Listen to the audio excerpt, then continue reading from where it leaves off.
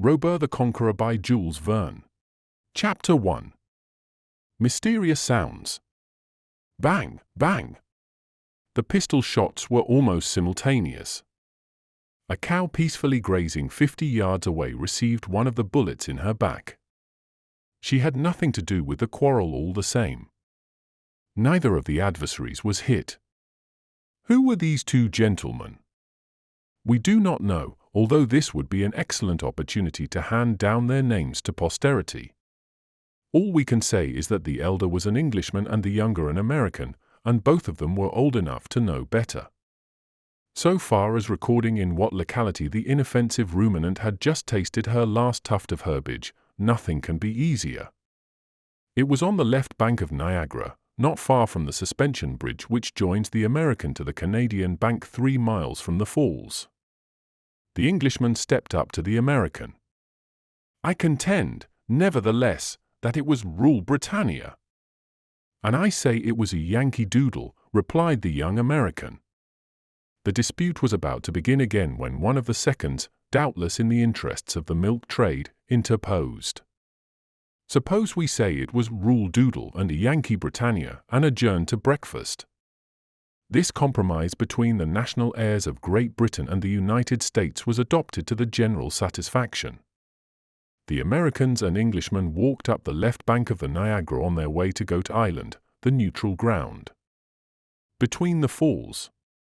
Let us leave them in the presence of the boiled eggs and traditional ham, and floods enough of tea to make the cataract jealous, and trouble ourselves no more about them. It is extremely unlikely that we shall again meet with them in this story. Which was right, the Englishman or the American? It is not easy to say. Anyhow, the duel shows how great was the excitement, not only in the new but also in the old world, with regard to an inexplicable phenomenon which for a month or more had driven everybody to distraction. Never had the sky been so much looked at since the appearance of man on the terrestrial globe. The night before, an aerial trumpet had blared its brazen notes through space immediately over that part of Canada between Lake Ontario and Lake Erie. Some people had heard those notes as a Yankee Doodle, others had heard them as Rule Britannia, and hence the quarrel between the Anglo-Saxons, which ended with a breakfast on Goat Island. Perhaps it was neither one nor the other of these patriotic tunes, but what was undoubted by all was that these extraordinary sounds had seemed to descend from the sky to the earth. What could it be? Was it some exuberant aeronaut rejoicing on that sonorous instrument of which the Rennemi make such obstreperous use? No. There was no balloon and there were no aeronauts. Some strange phenomenon had occurred in the higher zones of the atmosphere, a phenomenon of which neither the nature nor the cause could be explained. Today it appeared over America, 48 hours afterwards it was over Europe, a week later it was in Asia over the Celestial Empire. Hence in every country of the world, empire, kingdom, or republic, there was anxiety which it was important to allay. If you hear in your house strange and inexplicable noises, do you not at once endeavor to discover the cause? And if your search is in vain, do you not leave your house and take up your quarters in another? But in this case the house was the terrestrial globe. There are no means of leaving that house for the Moon or Mars, or Venus, or Jupiter, or any other planet of the solar system. And so of necessity we have to find out what it is that takes place, not in the infinite void, but within the atmospherical zones. In fact, if there is no air there is no noise, and as there was a noise, that famous trumpet, to wit, the phenomenon must occur in the air, the density of which invariably diminishes, and which does not extend for more than 6 miles round our spheroid. Naturally the newspapers took up the question in their thousands, and treated it in every form, throwing on it both light and darkness, recording many things about it true or false, alarming and tranquilizing their readers, as the sale required, and almost driving ordinary people mad. At one blow party politics dropped unheeded, and the affairs of the world went on none the worse for it. But what could this thing be? There was not an observatory that was not applied to. If an observatory could not give a satisfactory answer, what was the use of observatories? If astronomers, who doubled and tripled the stars 100,000 million miles away, could not explain a phenomenon occurring only a few miles off, what was the use of astronomers? The observatory at Paris was very guarded in what it said. In the mathematical section they had not thought the statement worth noticing, in the meridional section they knew nothing about it, in the physical observatory they had not come across it, in the geodetic section they had had no observation, in the meteorological section there had been no record, in the calculating room they had had nothing to deal with. At any rate this confession was a frank one, and the same frankness characterized the replies from the observatory of Montsouris and the magnetic station in the park of St. Maur. The same respect for the truth distinguished the Bureau des Longitudes. The provinces were slightly more affirmative. Perhaps in the night of the 5th and the morning of the 6th of May there had appeared a flash of light of electrical origin which lasted about 20 seconds. At the Pic du Midi this light appeared between 9 and 10 in the evening. At the Meteorological Observatory on the Puy de Dôme the light had been observed between 1 and 2 o'clock in the morning. At Mont Ventoux in Provence it had been seen between 2 and 3 o'clock, at Nice it had been noticed between 3 and 4 o'clock, while at the Semnoz Alps between Annecy, Le Bourget, and Le Léman it had been detected just as the zenith was paling with the dawn. Now it evidently would not do to disregard these observations altogether. There could be no doubt that a light had been observed at different places, in succession, at intervals, during some hours. Hence, whether it had been produced from many centers in the terrestrial atmosphere, or from one center, it was plain that the light must have traveled at a speed of over 120 miles an hour. In the United Kingdom there was much perplexity. The observatories were not in agreement. Greenwich would not consent to the proposition of Oxford. They were agreed on one point, however, and that was, it was nothing at all. But, said one, it was an optical illusion, while the other contended that it was an acoustical illusion. And so they disputed. Something, however, was, it will be seen, common to both. It was an illusion.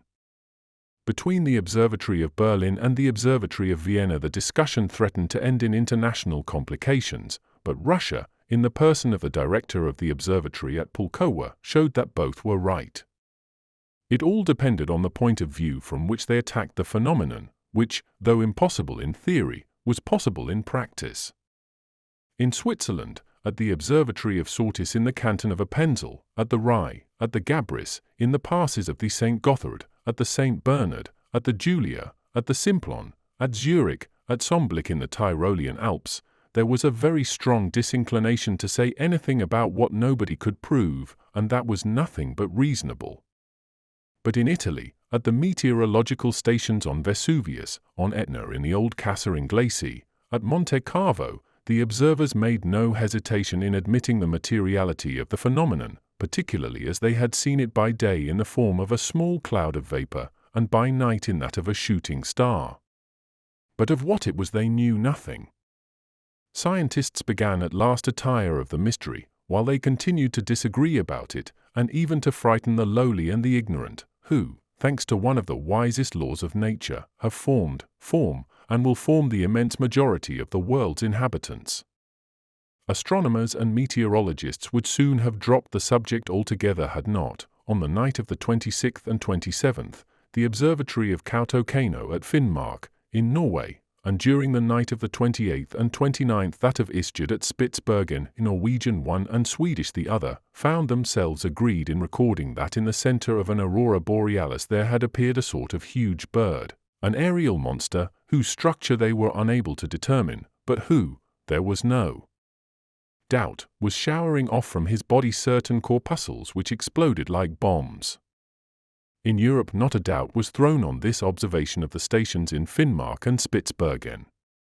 But what appeared the most phenomenal about it was that the Swedes and Norwegians could find themselves in agreement on any subject whatever. There was a laugh at the asserted discovery in all the observatories of South America, in Brazil, Peru, and La Plata, and in those of Australia at Sydney, Adelaide, and Melbourne. An Australian laughter is very catching. To sum up, only one chief of a meteorological station ventured on a decided answer to this question, notwithstanding the sarcasms that his solution provoked. This was a Chinaman, the director of the observatory at Zkawi, which rises in the center of a vast plateau less than 30 miles from the sea, having an immense horizon and wonderfully pure atmosphere. It is possible, said he, that the object was an aviform apparatus, a flying machine. What nonsense! But if the controversy was keen in the Old World, we can imagine what it was like in that portion of the New of which the United States occupies so vast an area. A Yankee, we know, does not waste time on the road. He takes the street that leads him straight to his end. And the observatories of the American Federation did not hesitate to do their best. If they did not hurl their objectives at each other's heads, it was because they would have had to put them back just when they most wanted to use them.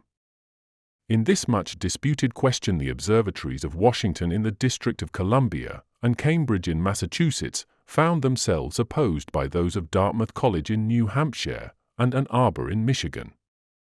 The subject of their dispute was not the nature of the body observed, but the precise moment of its observation.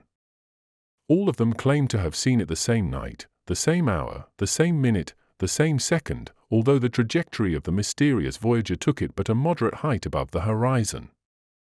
Now from Massachusetts to Michigan, from New Hampshire to Columbia, the distance is too great for this double observation, made at the same moment, to be considered possible. Dudley at Albany, in the state of New York, and West Point, the military academy, showed that their colleagues were wrong by an elaborate calculation of the right ascension and declination of the aforesaid body. But later on it was discovered that the observers had been deceived in the body, and that what they had seen was an aerolite. This aerolite could not be the object in question, for how could an aerolite blow a trumpet? It was in vain that they tried to get rid of this trumpet as an optical illusion. The ears were no more deceived than the eyes. Something had assuredly been seen, and something had assuredly been heard. In the night of the 12th and 13th of May, a very dark night, the observers at Yale College, in the Sheffield Science School, had been able to take down a few bars of a musical phrase in D major, common time, which gave note for note, rhythm for rhythm, the chorus of the chant "Do Depart." "Good," said the Yankee wags. "There is a French band well up in the air." But to joke is not to answer. Thus said the observatory at Boston, founded by the Atlantic Iron Works Society, whose opinions in matters of astronomy and meteorology began to have much weight in the world of science. Then there intervened the observatory at Cincinnati, founded in 1870, on Mount Lookout, thanks to the generosity of Mr. Kilger, and known for its micrometrical measurements of double stars. Its director declared with the utmost good faith that there had certainly been something, that a traveling body had shown itself at very short periods at different points in the atmosphere, but what were the nature of this body, its dimensions, its speed, and its trajectory, it was impossible to say. It was then a journal whose publicity is immense, the New York Herald, received the anonymous contribution hereunder. There will be in the recollection of most people the rivalry which existed a few years ago between the two heirs of the Begum of Raganara, the French Dr. Saracen, the city of Frankville, and the German engineer Schulze, in the city of Steeltown, both in the south of Oregon in the United States. It will not have been forgotten that, with the object of destroying Frankville, Herr Schulze launched a formidable engine, intended to beat down the town and annihilate it at a single blow. Still less will it be forgotten that this engine, whose initial velocity as it left the mouth of the monster cannon had been erroneously calculated, had flown off at a speed exceeding by 16 times that of ordinary projectiles, or about 450 miles an hour, that it did not fall to the ground, and that it passed into an aerolytic stag, so as to circle forever round our globe. Why should not this be the body in question? Very ingenious, Mr. Correspondent on the New York Herald, but how about the trumpet? There was no trumpet in Herr Schulze's projectile. So all the explanations explained nothing, and all the observers had observed in vain. There remained only the suggestion offered by the director of ZKAW. But the opinion of a Chinaman! The discussion continued, and there was no sign of agreement. Then came a short period of rest. Some days elapsed without any object, aerolite or otherwise, being described, and without any trumpet notes being heard in the atmosphere. The body then had fallen on some part of the globe where it had been difficult to trace it, in the sea, perhaps. Had it sunk in the depths of the Atlantic, the Pacific, or the Indian Ocean? What was to be said in this matter? But then, between the 2nd and 9th of June, there came a new series of facts which could not possibly be explained by the unaided existence of a cosmic phenomenon. In a week the Hamburgers at the top of St. Michael's Tower, the Turks on the highest minaret of St. Sophia, the Rouennais at the end of the metal spire of their cathedral, the Strasburgers at the summit of their minster, the Americans on the head of the Liberty statue at the entrance of the Hudson and on the Bunker Hill Monument at Boston, the Chinese at the spike of the Temple of the 400 Genii at Canton, the Hindus on the 16th terrace of the Pyramid of the Temple at Tanger, the San Pietrini at the Cross of St. Peter's at Rome, the English at the Cross of St. Paul's in London, the Egyptians at the apex of the Great Pyramid of Gizeh, the Parisians at the lighting conductor of the Iron Tower of the Exposition of 1889, 1,000 feet high, all of them beheld a flag floating from some one of these inaccessible points. And the flag was black, dotted with stars, and it bore a golden sun in its center. Chapter 2. Agreement impossible. And the first who says the contrary, indeed. But we will say the contrary so long as there is a place to say it in. And in spite of your threats, mind what you are saying, but FYNN. Mind what you are saying, Uncle Prudent. I maintain that the screw ought to be behind. And so do we. And so do we, replied 100 voices confounded in one. No. It ought to be in front, shouted Phil Evans. In front, roared 50 other voices, with a vigor in no whit less remarkable. We shall never agree. Never. Never. Then what is the use of a dispute? It is not a dispute. It is a discussion. One would not have thought so to listen to the taunts, objurgations, and vociferations which filled the lecture room for a good quarter of an hour. The room was one of the largest in the Weldon Institute, the well-known club in Walnut Street, Philadelphia, Pennsylvania, USA. The evening before there had been an election of a lamplighter, occasioning many public manifestations, noisy meetings, and even interchanges of blows, resulting in an effervescence which had not yet subsided, and which would account for some of the excitement just exhibited by the members of the Weldon Institute. For this was merely a meeting of balloonists, discussing the burning question of the direction of balloons. In this great saloon there were struggling, pushing, gesticulating, shouting, arguing, disputing, 100 balloonists, all with their hats on, under the authority of a president, assisted by a secretary and treasurer. They were not engineers by profession, but simply amateurs of all that appertained to aerostatics, and they were amateurs in a fury, and especially foes of those who would oppose to aerostats apparatuses heavier than the air, flying machines, aerial ships, or what not.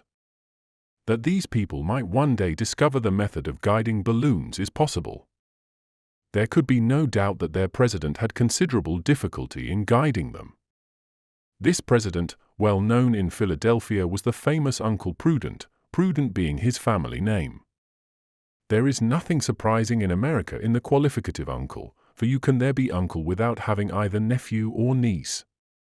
There they speak of uncle as in other places they speak of father, though the father may have had no children. Uncle Prudent was a personage of consideration, and in spite of his name was well known for his audacity. He was very rich, and that is no drawback even in the United States, and how could it be otherwise when he owned the greater part of the shares in Niagara Falls? A society of engineers had just been founded at Buffalo for working the cataract. It seemed to be an excellent speculation. The 7,500 cubic meters that pass over Niagara in a second would produce 7 millions of horsepower. This enormous power, distributed amongst all the workshops within a radius of 300 miles, would return an annual income of $300 million, of which the greater part would find its way into the pocket of Uncle Prudent. He was a bachelor, he lived quietly, and for his only servant had his valet Fry Colin, who was hardly worthy of being the servant to so audacious a master. Uncle Prudent was rich, and therefore he had friends, as was natural, but he also had enemies, although he was president of the club, among others all those who envied his position. Amongst his bitterest foes we may mention the secretary of the Weldon Institute. This was Phil Evans, who was also very rich, being the manager of the Wheelton Watch Company, an important manufactory, which makes every day 500 movements equal in every respect to the best Swiss workmanship. Phil Evans would have passed for one of the happiest men in the world, and even in the United States, if it had not been for Uncle Prudent. Like him, he was in his 46th year, like him of invariable health, like him of undoubted boldness. They were two men made to understand each other thoroughly, but they did not, for both were of extreme violence of character. Uncle Prudent was furiously hot, Phil Evans was abnormally cool. And why had not Phil Evans been elected president of the club? The votes were exactly divided between Uncle Prudent and him. 20 times there had been a scrutiny, and 20 times the majority had not declared for either one or the other. The position was embarrassing, and it might have lasted for the lifetime of the candidates. One of the members of the club then proposed a way out of the difficulty. This was Jem Chip, the treasurer of the Weldon Institute. Chip was a confirmed vegetarian, a proscriber of all animal nourishment, of all fermented liquors, half a Mussulman, half a Brahmin. On this occasion Jem Chip was supported by another member of the club, William T. Forbes, the manager of a large factory where they made glucose by treating rags with sulfuric acid. A man of good standing was this William T. Forbes, the father of two charming girls, Miss Dorothy, called Doll, and Miss Martha, called Matt, who gave the tone to the best society in Philadelphia. It followed, then, on the proposition of Jem Chip, supported by William T. Forbes and others, that it was decided to elect the president on the center point. This mode of election can be applied in all cases when it is desired to elect the most worthy, and a number of Americans of high intelligence are already thinking of employing it in the nomination of the President of the Republic of the United States. On two boards of perfect whiteness a black line is traced. The length of each of these lines is mathematically the same, for they have been determined with as much accuracy as the base of the first triangle in a trigonometrical survey. That done, the two boards were erected on the same day in the center of the conference room, and the two candidates, each armed with a fine needle, marched towards the board that had fallen to his lot. The man who planted his needle nearest the center of the line would be proclaimed president of the Weldon Institute. The operation must be done at once, no guide marks or trial shots allowed, nothing but sureness of eye. The man must have a compass in his eye, as the saying goes, that was all. Uncle Prudent stuck in his needle at the same moment as Phil Evans did his. Then there began the measurement to discover which of the two competitors had most nearly approached the center. Wonderful! Such had been the precision of the shots that the measures gave no appreciable difference. If they were not exactly in the mathematical center of the line, the distance between the needles was so small as to be invisible to the naked eye. The meeting was much embarrassed. Fortunately, one of the members, Truck Milner, insisted that the measurement should be remade by means of a rule graduated by the micrometrical machine of M. Perot, which can divide a millimeter into 15/100ths of a millimeter with a diamond splinter, was brought to bear on the lines, and on reading the divisions through a microscope the following were the results. Uncle Prudent had approached the center within less than 6/1500ths of a millimeter. Phil Evans was within 9/1500ths. And that is why Phil Evans was only secretary of the Weldon Institute, whereas Uncle Prudent was president. A difference of 3/1500ths of a millimeter. And on account of it Phil Evans vowed against Uncle Prudent one of those hatreds which are none the less fierce for being latent. Chapter 3.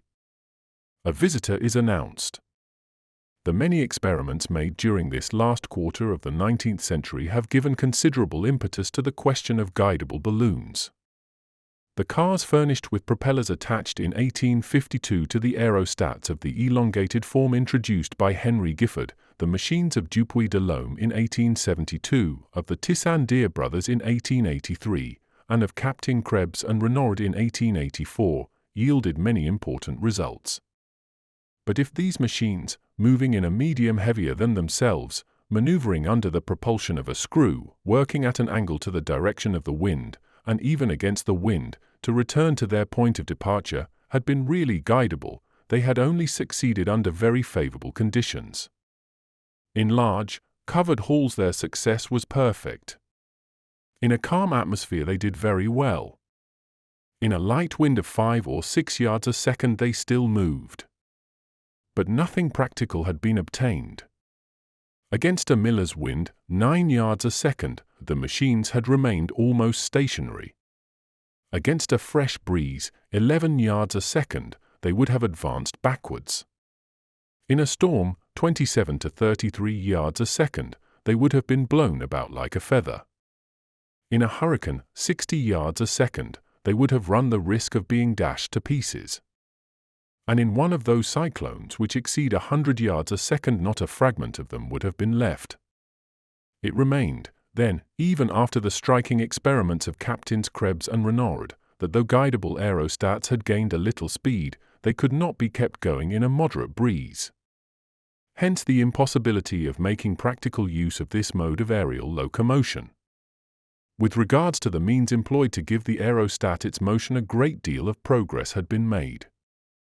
For the steam engines of Henry Giffard and the muscular force of Dupuy de Lome, electric motors had gradually been substituted. The batteries of bichromate of potassium of the Tissandier brothers had given a speed of 4 yards a second. The dynamo-electric machines of Captain Krebs and Renaud had developed a force of 12 horsepower and yielded a speed of 6.5 yards per second. With regard to this motor, engineers and electricians had been approaching more and more to that desideratum which is known as a steam horse in a watch case. Gradually the results of the pile of which Captains Krebs and Renaud had kept the secret had been surpassed, and aeronauts had become able to avail themselves of motors whose lightness increased at the same time as their power. In this there was much to encourage those who believed in the utilization of guidable balloons. But yet how many good people there are who refuse to admit the possibility of such a thing?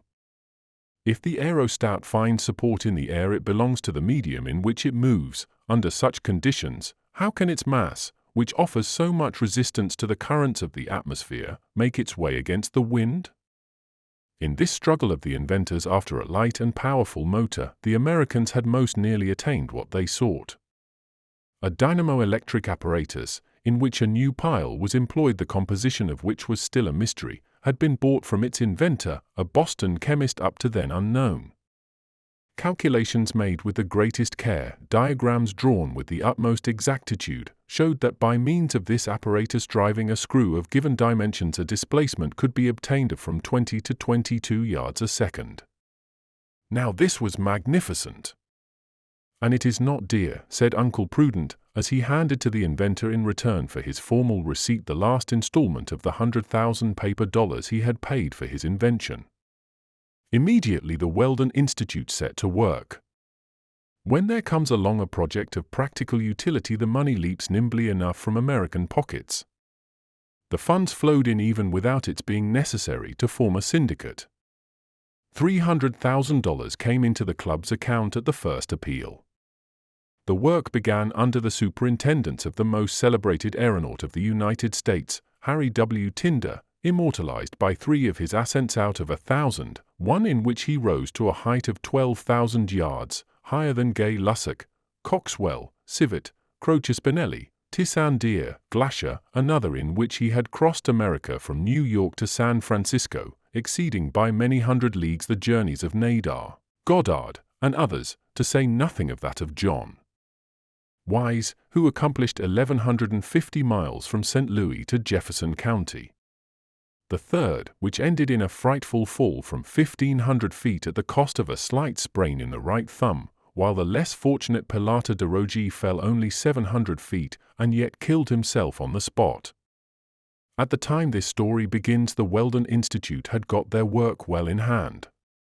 In the Turner Yard at Philadelphia there reposed an enormous aerostat, whose strength had been tried by highly compressed air. It well merited the name of the monster balloon. How large was Nadar's giant? 6,000 cubic meters. How large was John Wise's balloon? 20,000 cubic meters. How large was the Gifford balloon at the 1878 exhibition? 25,000 cubic meters. Compare these three aerostats with the aerial machine of the Weldon Institute, whose volume amounted to 40,000 cubic meters, and you will understand why Uncle Prudent and his colleagues were so justifiably proud of it. This balloon, not being destined for the exploration of the higher strata of the atmosphere, was not called the Excelsior, a name which is rather too much held in honor among the citizens of America. No. It was called, simply, the Go-Ahead, and all it had to do was to justify its name by going ahead obediently to the wishes of its commander. The dynamo-electric machine, according to the patent purchased by the Weldon Institute, was nearly ready. In less than 6 weeks the Go-Ahead it would start for its first cruise through space. But, as we have seen, all the mechanical difficulties had not been overcome. Many evenings had been devoted to discussing, not the form of its screw nor its dimensions, but whether it ought to be put behind, as the Tissandier brothers had done, or before, as Captains Krebs and Renaud had done. It is unnecessary to add that the partisans of the two systems had almost come to blows. The group of beforists were equalled in number by the group of behindists. Uncle Prudent, who ought to have given the casting vote, Uncle Prudent, brought up doubtless in the school of Professor Buridan, could not bring himself to decide. Hence the impossibility of getting the screw into place. The dispute might last for some time, unless the government interfered. But in the United States the government meddles with private affairs as little as it possibly can. And it is right. Things were in this state at this meeting on the 13th of June, which threatened to end in a riot, insults exchanged, fisticuffs succeeding the insults, cane thrashing succeeding the fisticuffs, revolver shots succeeding the cane thrashings, when at 37 minutes past 8 there occurred a diversion. The porter of the Weldon Institute coolly and calmly, like a policeman amid the storm of the meeting, approached the presidential desk. On it he placed a card. He awaited the orders that Uncle Prudent found it convenient to give. Uncle Prudent turned on the steam whistle, which did duty for the presidential bell, for even the Kremlin clock would have struck in vain. But the tumult slackened not. Then the president removed his hat. Thanks to this extreme measure a semi-silence was obtained. "A communication," said Uncle Prudent, after taking a huge pinch from the snuff-box which never left him. "Speak up," answered 89 voices, accidentally in agreement on this one point. "A stranger, my dear colleagues, asks to be admitted to the meeting." "Never," replied every voice. "He desires to prove to us, it would appear," continued Uncle Prudent, "that to believe in guiding balloons is to believe in the absurdest of utopias." "Let him in. Let him in." "What is the name of this singular personage?" asked Secretary Phil Evans. "Robur," replied Uncle Prudent. "Robur! Robur! Robur!" yelled the assembly. And the welcome accorded so quickly to the curious name was chiefly due to the Weldon Institute hoping to vent its exasperation on the head of him who bore it. Chapter 4, in which a new character appears. Citizens of the United States. My name is Robur. I am worthy of the name. I am 40 years old, although I look but 30, and I have a constitution of iron, a healthy vigor that nothing can shake, a muscular strength that few can equal, and a digestion that would be thought first class even in an ostrich. They were listening. Yes. The riot was quelled at once by the totally unexpected fashion of the speech. Was this fellow a madman or a hoaxer? Whoever he was, he kept his audience in hand. There was not a whisper in the meeting in which but a few minutes ago the storm was in full fury. And Robur looked the man he said he was. Of middle height and geometric breadth, his figure was a regular trapezium with the greatest of its parallel sides formed by the line of his shoulders. On this line, attached by a robust neck, there rose an enormous spheroidal head. The head of what animal did it resemble from the point of view of passional analogy? The head of a bull, but a bull with an intelligent face. Eyes which at the least opposition would glow like coals of fire, and above them a permanent contraction of the superciliary muscle, an invariable sign of extreme energy. Short hair, slightly woolly, with metallic reflections, large chest rising and falling like a smith's bellows, arms, hands, legs, feet, all worthy of the trunk. No mustaches, no whiskers, but a large American goatee, revealing the attachments of the jaw whose masseter muscles were evidently of formidable strength. It has been calculated, what has not been calculated? That the pressure of the jaw of an ordinary crocodile can reach 400 atmospheres, while that of a hound can only amount to 100. From this the following curious formula has been deduced: if a kilogram of dog produces 8 kilograms of masseteric force, a kilogram of crocodile could produce 12. Now, a kilogram of the aforesaid Robur would not produce less than 10, so that he came between the dog and the crocodile. From what country did this remarkable specimen come? It was difficult to say. One thing was noticeable, and that was that he expressed himself fluently in English without a trace of the drawling twang that distinguishes the Yankees of New England. He continued, "And now, honorable citizens, for my mental faculties. You see before you an engineer whose nerves are in no way inferior to his muscles. I have no fear of anything or anybody. I have a strength of will that has never had to yield. When I have decided on a thing, all America, all the world, may strive in vain to keep me from it. When I have an idea, I allow no one to share it, and I do not permit any contradiction. I insist on these details, honorable citizens, because it is necessary you should quite understand me. Perhaps you think I am talking too much about myself? It does not matter if you do.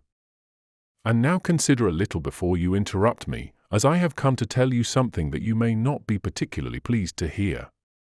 A sound as of the surf on the beach began to rise along the first row of seats, a sign that the sea would not be long in getting stormy again. "Speak, stranger," said Uncle Prudent, who had some difficulty in restraining himself.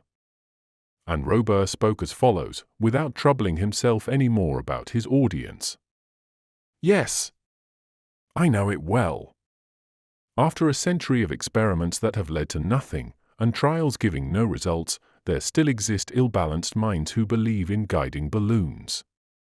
They imagine that a motor of some sort, electric or otherwise, might be applied to their pretentious skin bags which are at the mercy of every current in the atmosphere. They persuade themselves that they can be masters of an aerostat as they can be masters of a ship on the surface of the sea. Because a few inventors in calm or nearly calm weather have succeeded in working an angle with the wind, or even beating to windward in a gentle breeze, they think that the steering of aerial apparatus lighter than the air is a practical matter. Well, now, look here, you 100, who believe in the realization of your dreams, are throwing your thousands of dollars not into water but into space. You are fighting the impossible. Strange as it was that at this affirmation the members of the Weldon Institute did not move. Had they become as deaf as they were patient?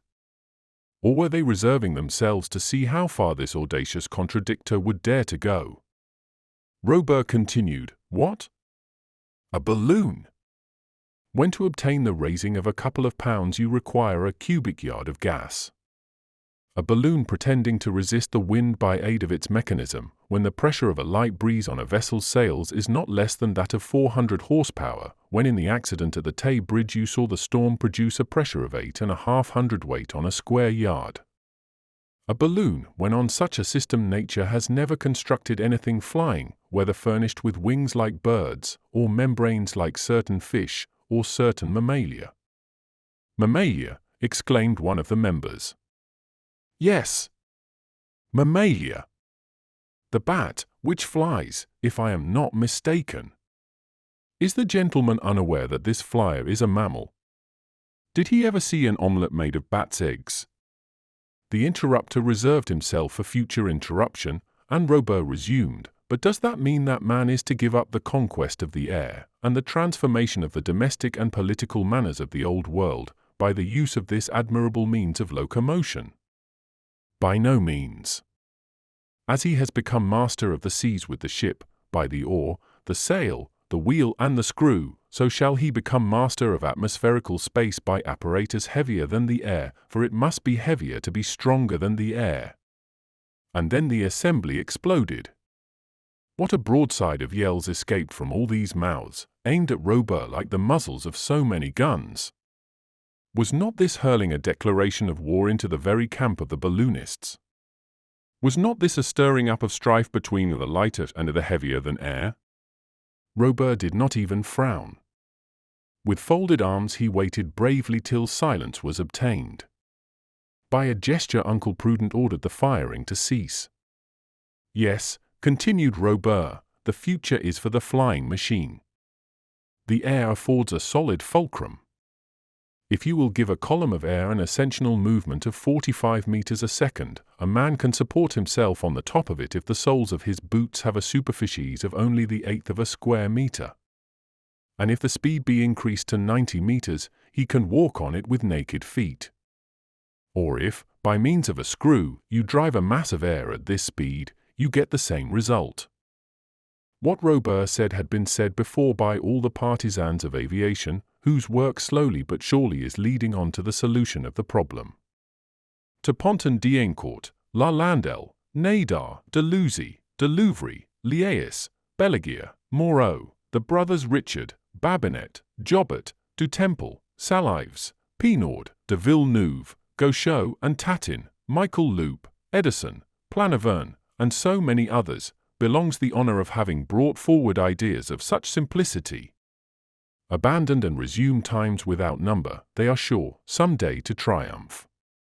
To the enemies of aviation, who urge that the bird only sustains himself by warming the air he strikes, their answer is ready. Have they not proved that an eagle weighing 5 kilograms would have to fill 50 cubic meters with his warm fluid merely to sustain himself in space? This is what Robur I demonstrated with undeniable logic amid the uproar that arose on all sides. And in conclusion, these are the words he hurled in the faces of the balloonists: with your aerostats you can do nothing, you will arrive at nothing, you dare do nothing. The boldest of your aeronauts, John Wise, although he has made an aerial voyage of 1,200 miles above the American continent, has had to give up his project of crossing the Atlantic. And you have not advanced one step, not one step, towards your end. Sir, said the President, who in vain endeavored to keep himself cool, you forget what was said by our immortal Franklin at the first appearance of the fire balloon: it is but a child, but it will grow.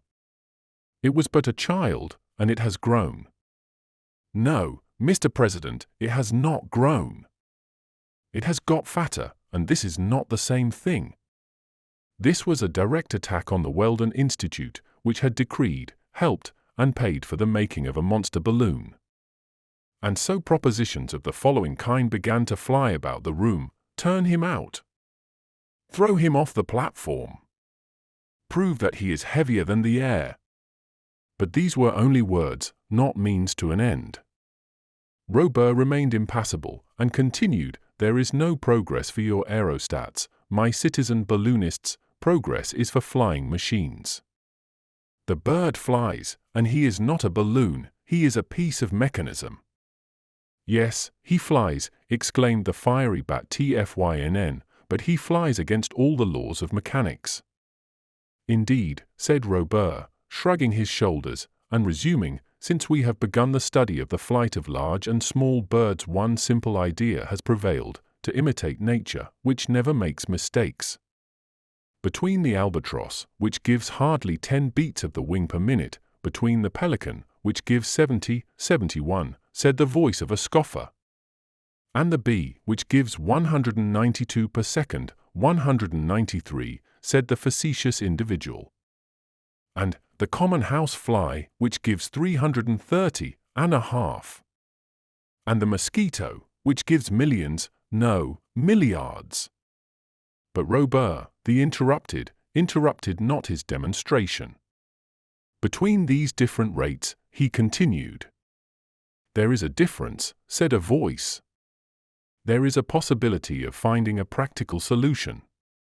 When DeLucy showed that the stag beetle, an insect weighing only 2 grams, could lift a weight of 400 grams, or 200 times its own weight, the problem of aviation was solved.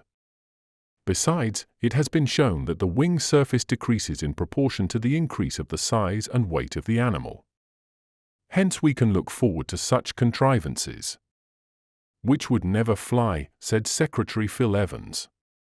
Which have flown, and which will fly, said Robur, without being in the least disconcerted, and which we can call striophores, helicopters, orthopters, or, in imitation of the word nef, which comes from naves, call them from blavis, fs, by means of which man will become the master of space.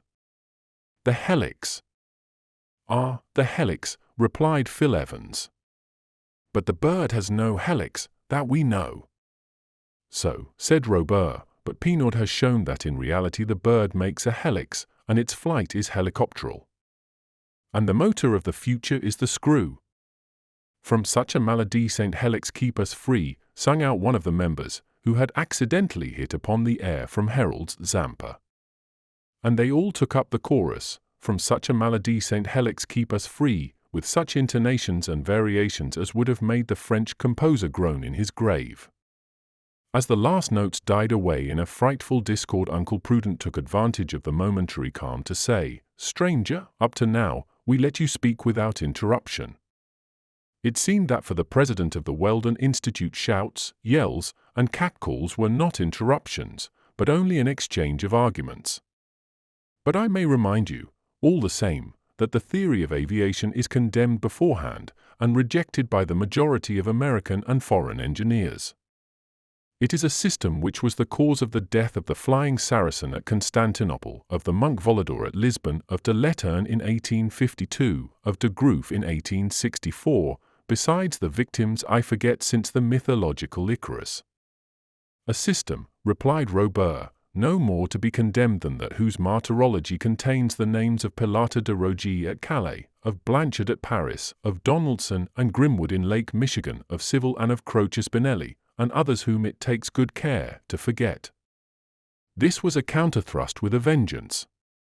Besides, continued Robur, with your balloons as good as you can make them, you will never obtain any speed worth mentioning. It would take you 10 years to go round the world, and a flying machine could do it in a week. Here arose a new tempest of protests and denials which lasted for 3 long minutes. And then Phil Evans looked up the word. "Mr. Aviator," he said, "you who talk so much of the benefits of aviation, have you ever aviated?" "I have."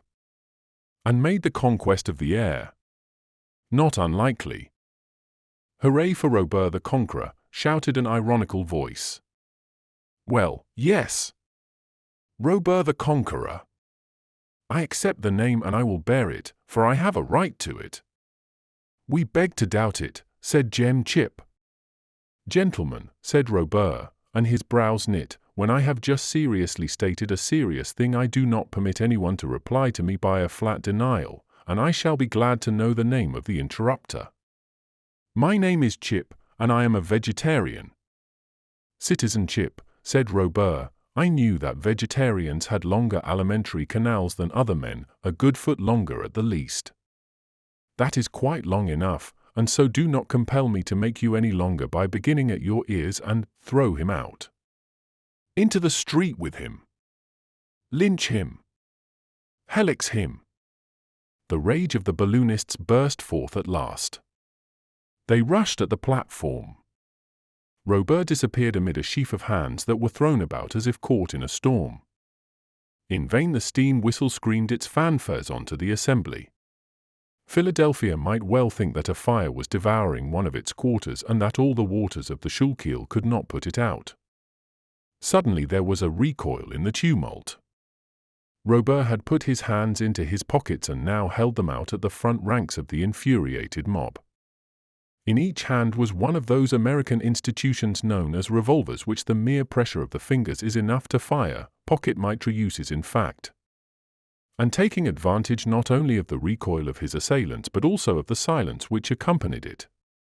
"Decidedly," said he, "it was not Amerigo that discovered the New World, it was Cabot. You are not Americans, citizen balloonists. You are only Cabot dash." 4 or 5 shots cracked out, fired into space. They hurt nobody. Amid the smoke, the engineer vanished, and when it had thinned away there was no trace of him. Robur the Conqueror had flown, as if some apparatus of aviation had borne him into the air. Chapter 5. Another disappearance. This was not the first occasion on which, at the end of their stormy discussions, the members of the Weldon Institute had filled Walnut Street and its neighborhood with their tumult. Several times had the inhabitants complained of the noisy way in which the proceedings ended, and more than once had the policemen had to interfere to clear the thoroughfare for the passers-by, who for the most part were supremely indifferent on the question of aerial navigation. But never before had the tumult attained such proportions, never had the complaints been better founded, never had the intervention of the police been more necessary. But there was some excuse for the members of the Weldon Institute. They had been attacked in their own house. To these enthusiasts for lighter than air, no less enthusiast for heavier than air had said things absolutely abhorrent. And at the moment they were about to treat him as he deserved, he had disappeared. So they cried aloud for vengeance. To leave such insults unpunished was impossible to all with American blood in their veins. Had not the sons of Amerigo been called the sons of Cabot? Was not that an insult as unpardonable as it happened to be just, historically? The members of the club in several groups rushed down Walnut Street, then into the adjoining streets, and then all over the neighborhood. They woke up the householders, they compelled them to search their houses, prepared to indemnify them later on for the outrage on their privacy. Vain were all their trouble and searching. Robur was nowhere to be found, there was no trace of him. He might have gone off in the go-ahead, the balloon of the Institute, for all they could tell. After an hour's hunt the members had to give in and separate, not before they had agreed to extend their search over the whole territory of the twin Americas that form the new continent. By 11 o'clock quiet had been restored in the neighborhood of Walnut Street. Philadelphia was able to sink again into that sound sleep which is the privilege of non-manufacturing towns. The different members of the club parted to seek their respective houses. To mention the most distinguished amongst them, William T. Forbes sought his large sugar establishment, where Miss Doll and Miss Matt had prepared for him his evening tea, sweetened with his own glucose. Truck Milner took the road to his factory in the distant suburb, where the engines worked day and night. Treasurer Jim Chip, publicly accused of possessing an alimentary canal 12 inches longer than that of other men, returned to the vegetable soup that was waiting for him. 2 of the most important balloonists, 2 only, did not seem to think of returning so soon to their domicile. They availed themselves of the opportunity to discuss the question with more than usual acrimony. These were the irreconcilables, Uncle Prudent and Phil Evans, the president and secretary of the Weldon Institute. At the door of the club the valet Fry Colin waited for Uncle Prudent, his master, and at last he went after him, though he cared but little for the subject which had set the 2 colleagues at loggerheads. It is only in euphemism that the verb discuss can be used to express the way in which the duet between the president and secretary was being performed. As a matter of fact they were in full wrangle with an energy born of their old rivalry. "No, sir, no," said Phil Evans.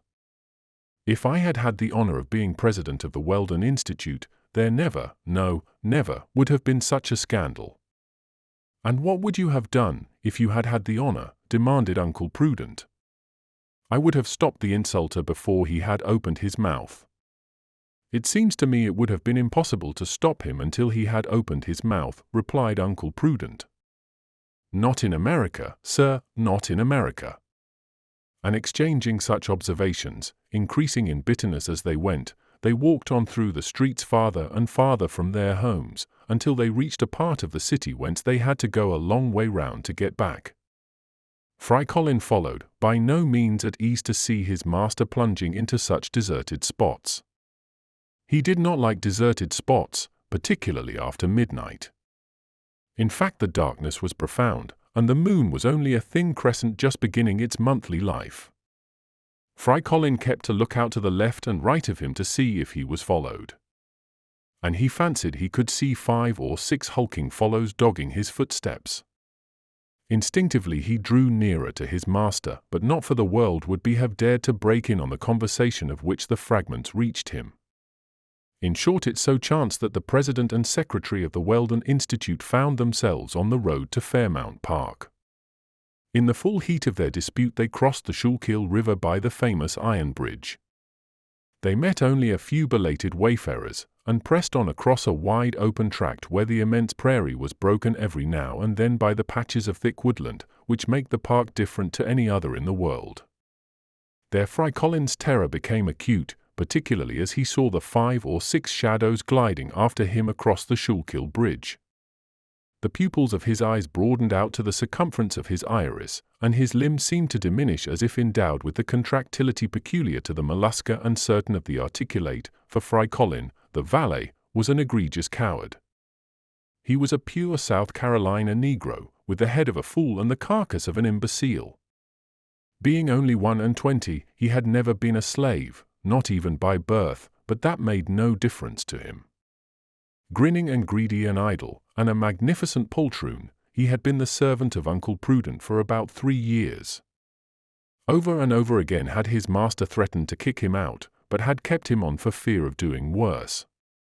With a master ever ready to venture on the most audacious enterprises, Fry Colin's cowardice had brought him many arduous trials. But he had some compensation. Very little had been said about his gluttony, and still less about his laziness.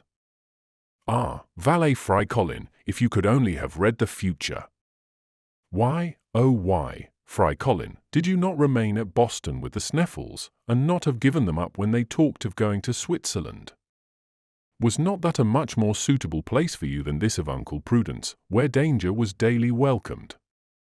But here he was, and his master had become used to his faults. He had one advantage, and that was a consideration. Although he was a Negro by birth, he did not speak like a Negro, and nothing is so irritating as that hateful jargon in which all the pronouns are possessive and all the verbs infinitive.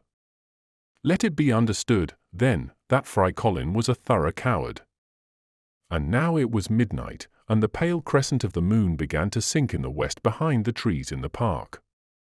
The rays streaming fitfully through the branches made the shadows darker than ever. Fry Colin looked around him anxiously. "Brrr," he said, "there are those fellows there all the time. Positively they're getting nearer. Master Uncle," he shouted. It was thus he called the president of the Weldon Institute, and thus did the president desire to be called. At the moment the dispute of the rivals had reached its maximum, and as they hurled their epithets at each other they walked faster and faster, and drew farther and farther away from the Schuylkill Bridge.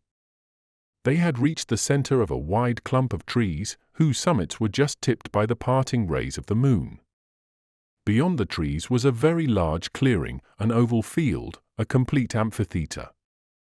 Not a hillock was there to hinder the gallop of the horses, not a bush to stop the view of the spectators. And if Uncle Prudent and Phil Evans had not been so deep in their dispute, and had used their eyes as they were accustomed to, they would have found the clearing was not in its usual state. Was it a flour mill that had anchored on it during the night? It looked like it, with its wings and sails, motionless and mysterious in the gathering gloom. But neither the president nor the secretary of the Weldon Institute noticed the strange modification in the landscape of Fairmount Park, and neither did Fry Colin. It seemed to him that the thieves were approaching, and preparing for their attack, and he was seized with convulsive fear, paralyzed in his limbs, with every hair he could boast of on the bristle. His terror was extreme. His knees bent under him, but he had just strength enough to exclaim for the last time, "Master Uncle! Master Uncle!" "What is the matter with you?" asked Uncle Prudent. Perhaps the disputants would not have been sorry to have relieved their fury at the expense of the unfortunate valet. But they had no time, and neither even had he time to answer. A whistle was heard. A flash of electric light shot across the clearing. A signal, doubtless. The moment had come for the deed of violence. In less time than it takes to tell, 6 men came leaping across from under the trees, 2 onto Uncle Prudent, 2 onto Phil Evans, 2 onto Fry Colin. There was no need for the last 2, for the Negro was incapable of defending himself. The president and secretary of the Weldon Institute, although taken by surprise, would have resisted. They had neither time nor strength to do so. In a second they were rendered speechless by a gag, blind by a bandage, thrown down, pinioned and carried bodily off across the clearing. What could they think except that they had fallen into the hands of people who intended to rob them? The people did nothing of the sort, however.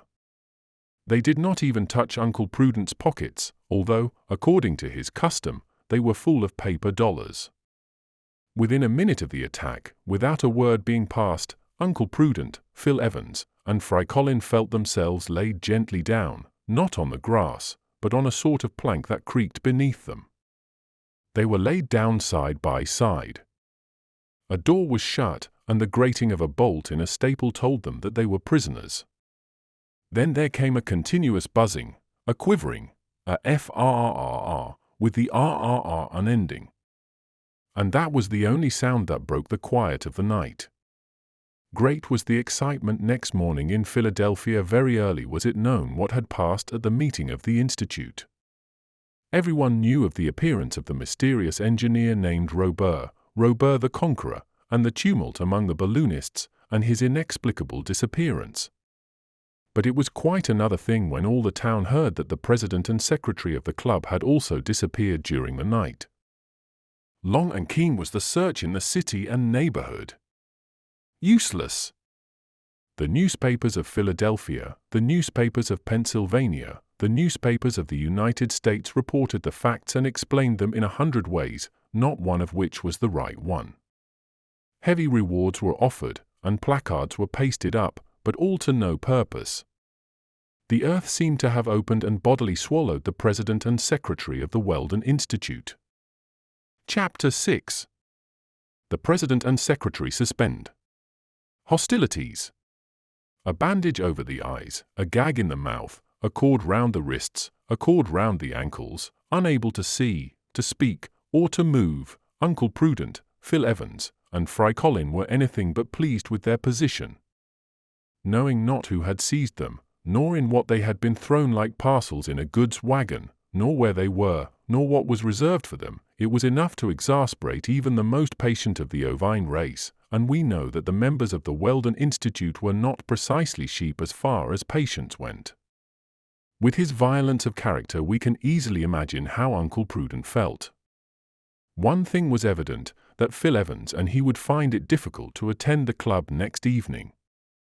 As to Fry Colin, with his eyes shut and his mouth closed, it was impossible for him to think of anything.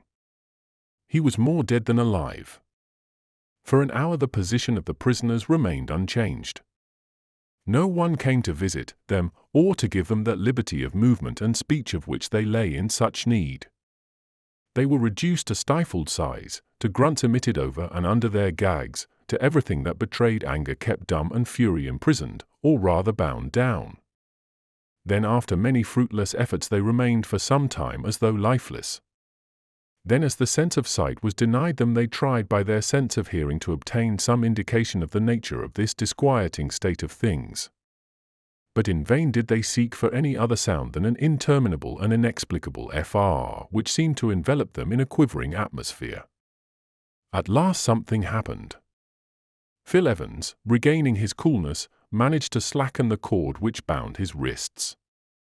Little by little the knot slipped, his fingers slipped over each other, and his hands regained their usual freedom. A vigorous rubbing restored the circulation. A moment after he had slipped off the bandage which bound his eyes, taken the gag out of his mouth, and cut the cords round his ankles with his knife. An American who has not a Bowie knife in his pocket is no longer an American.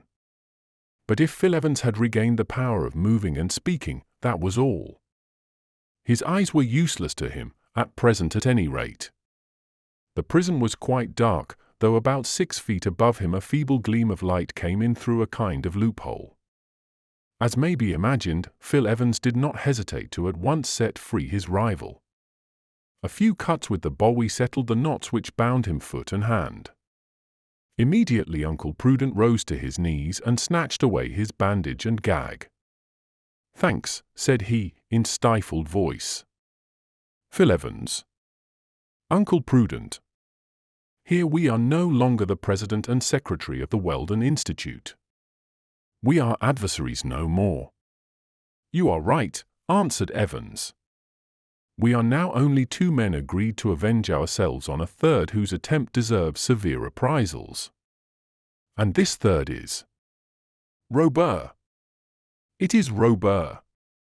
On this point both were absolutely in accord. On this subject there was no fear of dispute. "And your servant," said Phil Evans, pointing to Fry Colin, who was puffing like a grampus. "We must set him free." "Not yet," said Uncle Prudent. "He would overwhelm us with his jeremiads, and we have something else to do than abuse each other." "What is that, Uncle Prudent?" "To save ourselves if possible." "You are right, even if it is impossible." "And even if it is impossible." There could be no doubt that this kidnapping was due to Robur, for an ordinary thief would have relieved them of their watches, jewelry, and purses, and thrown their bodies into the Schuylkill with a good gash in their throats instead of throwing them to the bottom of what. That was a serious question, which would have to be answered before attempting an escape with any chance of success. "Phil Evans," began Uncle Prudent, "if, when we came away from our meeting, instead of indulging in amenities to which we need not recur, we had kept our eyes more open, this would not have happened. Had we remained in the streets of Philadelphia there would have been none of this." Evidently Robur foresaw what would happen at the club, and had placed some of his bandits on guard at the door. When we left Walnut Street these fellows must have watched us and followed us, and when we imprudently ventured into Fairmount Park they went in for their little game. "Agreed," said Evans. "We were wrong not to go straight home." "It is always wrong not to be right," said Prudent. Here a long-drawn sigh escaped from the darkest corner of the prison. "What is that?" asked Evans. "Nothing. Fry Colin is dreaming." Between the moment we were seized a few steps out into the clearing and the moment we were thrown in here only 2 minutes elapsed. It is thus evident that those people did not take us out of Fairmount Park. And if they had done so we should have felt we were being moved. Undoubtedly, and consequently we must be in some vehicle, perhaps some of those long prairie wagons, or some show caravan. Evidently. For if we were in a boat moored on the Schuylkill we should have noticed the movement due to the current. That is so, and as we are still in the clearing, I think that now is the time to get away, and we can return later to settle with this Robur, and make him pay for this attempt on the liberty of 2 citizens of the United States.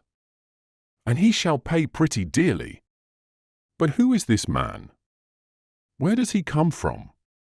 Is he English, or German, or French? He is a scoundrel, that is enough, said Uncle Prudent. Now to work. And then the 2 men, with their hands stretched out and their fingers wide apart, began to feel round the walls to find a joint or crack. Nothing. Nothing, not even at the door. It was closely shut and it was impossible to shoot back the lock. All that could be done was to make a hole and escape through the hole. It remained to be seen if the knives could cut into the walls.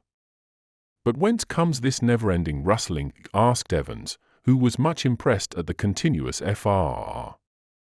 The wind, doubtless, said Uncle Prudent. The wind. But I thought the night was quite calm. So it was. But if it isn't the wind, what can it be? Phil Evans got out the best blade of his knife and set to work on the wall near the door. Perhaps he might make a hole which would enable him to open it from the outside should it be only bolted or should the key have been left in the lock. He worked away for some minutes. The only result was to nip up his knife, to snip off its point, and transform what was left of the blade into a saw. "Doesn't it cut?" asked Uncle Prudent. "No." "Is the wall made of sheet iron?" "No, it gives no metallic sound when you hit it." "Is it of ironwood?" "No, it isn't iron and it isn't wood." "What is it then?" "Impossible to say. But anyhow, steel doesn't touch it." Uncle Prudent, in a sudden outburst of fury, began to rave and stamp on the sonorous planks, while his hand sought to strangle an imaginary Robur. "Be calm, Prudent, he calm. You have a try." Uncle Prudent had a try, but the bowie knife could do nothing against a wall which its best blades could not even scratch. The wall seemed to be made of crystal. So it became evident that all flight was impracticable except through the door, and for a time they must resign themselves to their fate, not a very pleasant thing for the Yankee temperament, and very much to the disgust of these eminently practical men. But this conclusion was not arrived at without many objurgations and loud-sounding phrases hurled at this Robur, who, from what had been seen of him at the Weldon Institute, was not the sort of man to trouble himself much about them. Suddenly Fry Colin began to give unequivocal signs of being unwell. He began to writhe in a most lamentable fashion, either with cramp in his stomach or in his limbs, and Uncle Prudent, thinking it his duty to put an end to these gymnastics, cut the cords that bound him. He had cause to be sorry for it. Immediately there was poured forth an interminable litany, in which the terrors of fear were mingled with the tortures of hunger. Fry Colin was no worse in his brain than in his stomach, and it would have been difficult to decide to which organ the chief cause of the trouble should be assigned. "Fry Colin," said Uncle Prudent. "Master Uncle." "Master Uncle," answered the negro between two of his lugubrious howls. "It is possible that we are doomed to die of hunger in this prison, but we have made up our minds not to succumb until we have availed ourselves of every means of alimentation to prolong our lives." "To eat me," exclaimed Fry Colin, "as is always done with a negro under such circumstances. So you had better not make yourself too obvious, or you'll have your bones picked," said Evans. And as Fry Colin saw he might be used to prolong two existences more precious than his own, he contented himself thenceforth with groaning in quiet. The time went on and all attempts to force the door or get through the wall proved fruitless. What the wall was made of was impossible to say. It was not metal, it was not wood, it was not stone, and all the cell seemed to be made of the same stuff. When they stamped on the floor it gave a peculiar sound that Uncle Prudent found it difficult to describe. The floor seemed to sound hollow, as if it was not resting directly on the ground of the clearing. And the inexplicable FRR seemed to sweep along below it. All of which was rather alarming. "Uncle Prudent," said Phil Evans. "Well, do you think our prison has been moved at all?" "Not that I know of.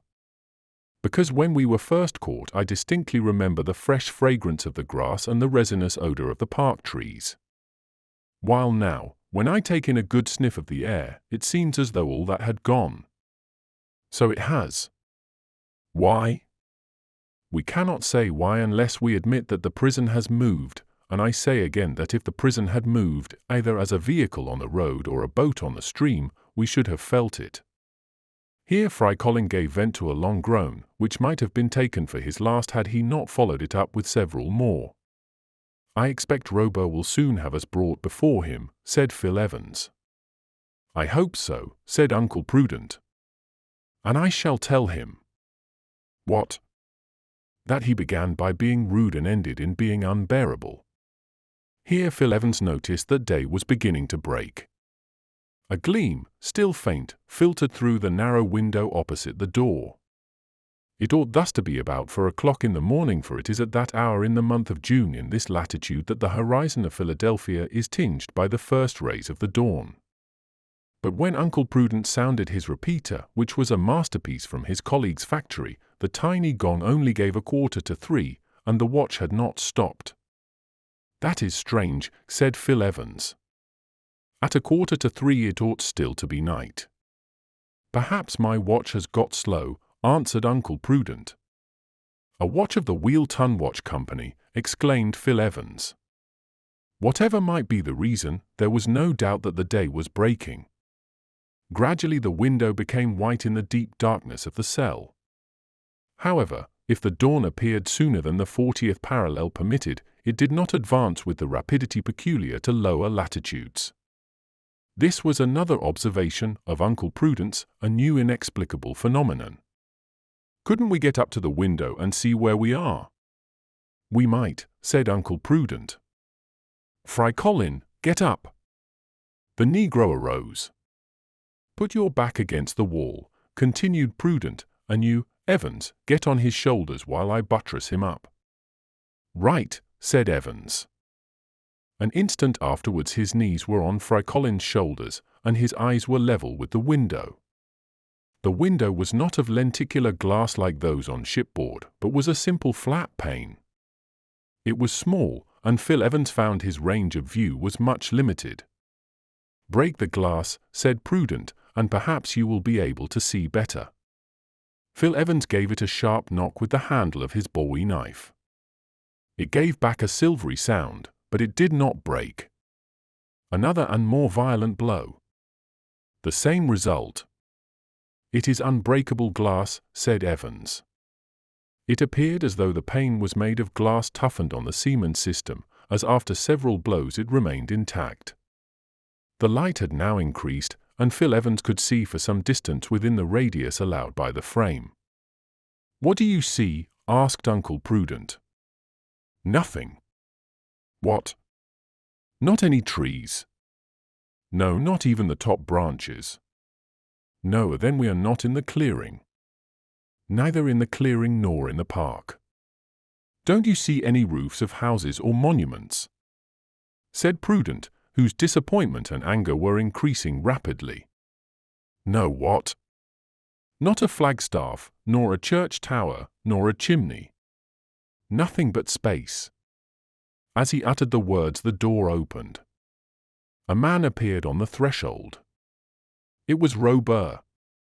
Honorable balloonists, he said, in a serious voice, you are now free to go and come as you like. Free, exclaimed Uncle Prudent. Yes, within the limits of the albatross. Uncle Prudent and Phil Evans rushed out of their prison. And what did they see? 4,000 feet below them the face of a country they sought in vain to recognize. Chapter 7. On board the Albatross. When will man cease to crawl in the depths to live in the azure and quiet of the sky? To this question of Camille Flammarion's the answer is easy. It will be when the progress of mechanics has enabled us to solve the problem of aviation. And in a few years, as we can foresee, a more practical utilization of electricity will do much towards that solution. In 1783, before the Montgolfier brothers had built their fire balloon, and Charles, the physician, had devised his first aerostat, a few adventurous spirits had dreamt of the conquest of space by mechanical means. The first inventors did not think of apparatus lighter than air, for that the science of their time did not allow them to imagine. It was to contrivances heavier than air, to flying machines in imitation of the birds, that they trusted to realize aerial locomotion. This was exactly what had been done by that madman Icarus, the son of Daedalus, whose wings, fixed together with wax, had melted as they approached the sun. But without going back to mythological times, without dwelling on Archytas of Tarentum, we find, in the works of Dante of Perugia, of Leonardo da Vinci and Guidotti, the idea of machines made to move through the air. 2 centuries and a half afterwards inventors began to multiply. In 1742 the Marquis de Bacqueville designed a system of wings, tried it over the Seine, and fell and broke his arm. In 1768 Paucton conceived the idea of an apparatus with 2 screws, suspensive and propulsive. In 1781 Meerwein, the architect of the Prince of Baden, built an orthopteric machine, and protested against the tendency of the aerostats which had just been invented. In 1784 Launoy and Bienvenu had maneuvered a helicopter worked by springs. In 1808 there were the attempts at flight by the Austrian Jacques Deegan. In 1810 came the pamphlet by Denien of Nantes, in which the principles of heavier than air are laid down.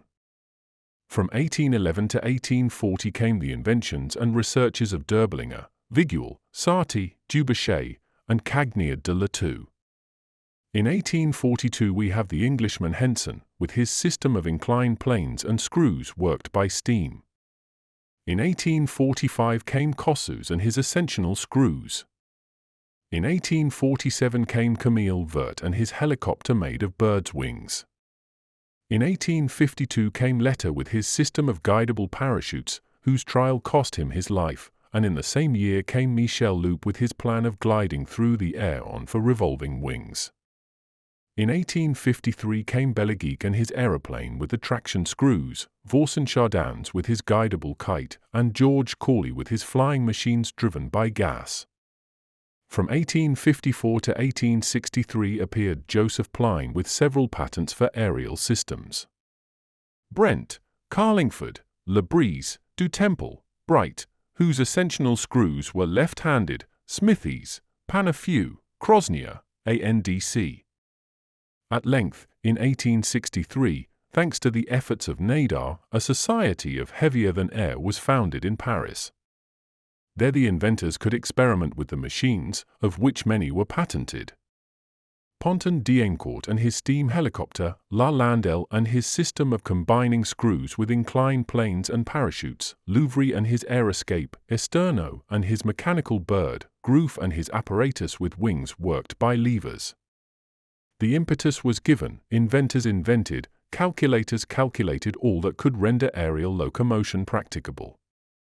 Beccard, Labrise, Kaufmann, Smith, Stringfellow, Prigent, Danjard, Pomes, Andelard Pors, Moe, Pinaud, Jobert, Horo de Villeneuve, Achenbach, Garapin, Deschênes, Dandurand, Paracel, de Uade, Melkisef, Folanini, Bay, Tatin, Dandreux, Edison, some with wings or screws, others with inclined planes, imagined, created, constructed, perfected, their flying machines, ready to do their work, once there came to be applied to thereby some inventor a motor of adequate power and excessive lightness.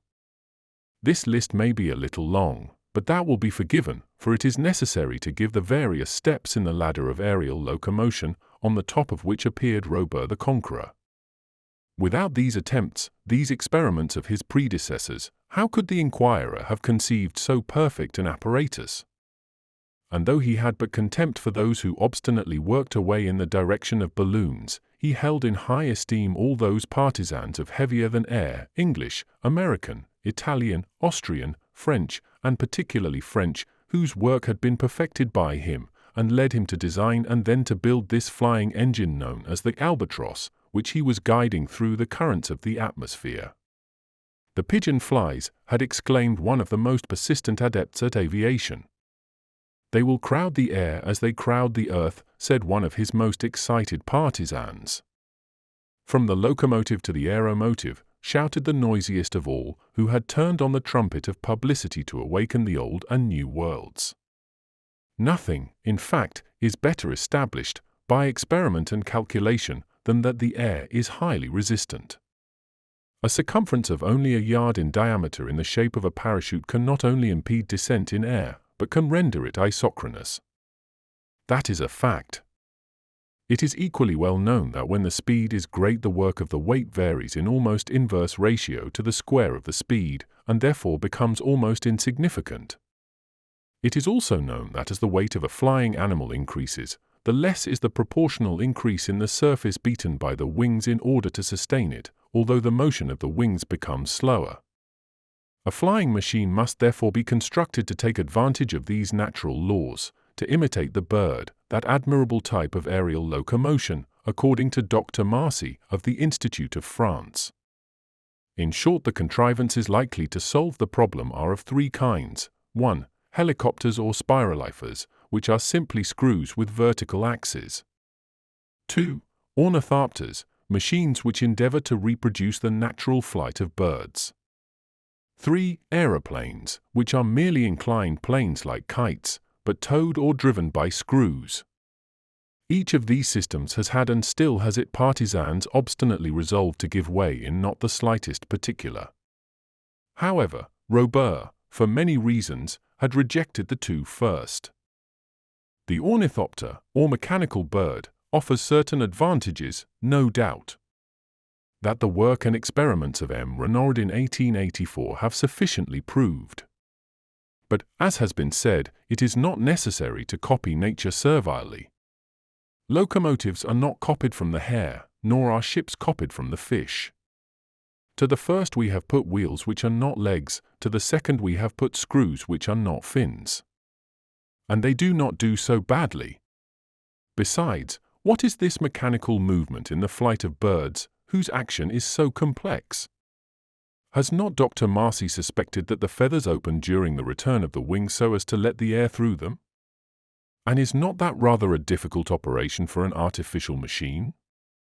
On the other hand, aeroplanes have given many good results. Screws opposing a slanting plane to the bed of air will produce an ascensional movement, and the models experimented on have shown that the disposable weight, that is to say the weight it is possible to deal with as distinct from that of the apparatus, increases with the square of the speed. Herein the aeroplane has the advantage over the aerostat even when the aerostat is furnished with the means of locomotion. Nevertheless, Robur had thought that the simpler his contrivance the better. And the screws, the St. Helices that had been thrown in his teeth at the Weldon Institute, had sufficed for all the needs of his flying machine. One series could hold it suspended in the air, the other could drive it along under conditions that were marvelously adapted for speed and safety. If the ornithopter, striking like the wings of a bird, raised itself by beating the air, the helicopter raised itself by striking the air obliquely, with the fins of the screw as it mounted on an inclined plane. These fins, or arms, are in reality wings, but wings disposed as a helix instead of as a paddle wheel. The helix advances in the direction of its axis. Is the axis vertical? Then it moves vertically. Is the axis horizontal? Then it moves horizontally. The whole of Robur's flying apparatus depended on these two movements, as will be seen from the following detailed description, which can be divided under three heads: the platform, the engines of suspension and propulsion, and the machinery. Platform. This was a framework 100 feet long and 12 wide, a ship's deck in fact, with a projecting prow. Beneath was a hull solidly built, enclosing the engines, stores, and provisions of all sorts, including the water tanks. Round the deck a few light uprights supported a wire trellis that did duty for bulwarks. On the deck were 3 houses, whose compartments were used as cabins for the crew, or as machine rooms. In the center house was the machine which drove the suspensory helices, in that forward was the machine that drove the bow screw, in that aft was the machine that drove the stern screw. In the bow were the cook's galley and the crew's quarters, in the stern were several cabins, including that of the engineer, the saloon, and above them all a glass house in which stood the helmsman, who steered the vessel by means of a powerful rudder. All these cabins were lighted by portholes filled with toughened glass, which has 10 times the resistance of ordinary glass. Beneath the hull was a system of flexible springs to ease off the concussion when it became advisable to land. Engines of suspension and propulsion. Above the deck rose 37 vertical axes, 15 along each side, and 7, more elevated, in the center. The albatross might be called a clipper with 37 masts. But these masts instead of sails bore each 2 horizontal screws, not very large in spread or diameter, but driven at prodigious speed. Each of these axes had its own movement independent of the rest, and each alternate one spun round in a different direction from the others, so as to avoid any tendency to gyration. Hence the screws as they rose on the vertical column of air retained their equilibrium by their horizontal resistance. Consequently the apparatus was furnished with 74 suspensory screws, whose 3 branches were connected by a metallic circle which economized their motive force. In front and behind, mounted on horizontal axes, were 2 propelling screws, each with 4 arms.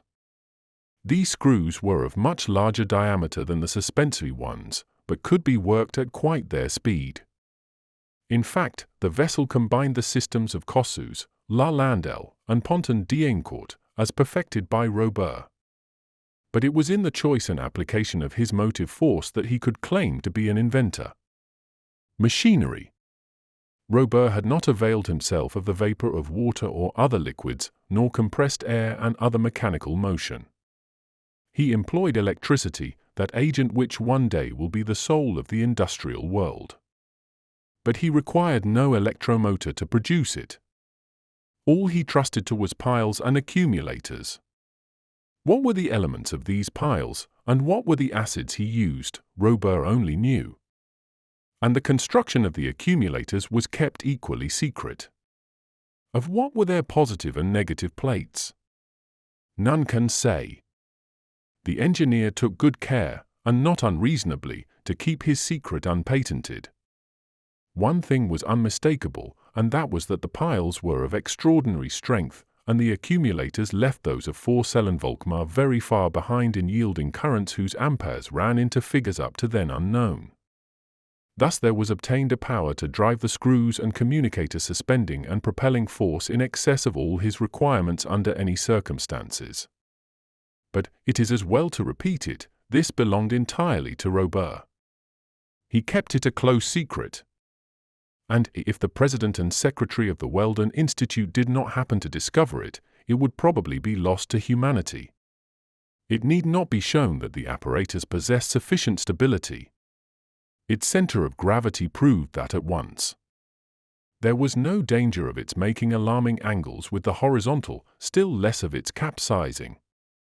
And now for the metal used by Robur in the construction of his aeronef, a name which can be exactly applied to the albatross.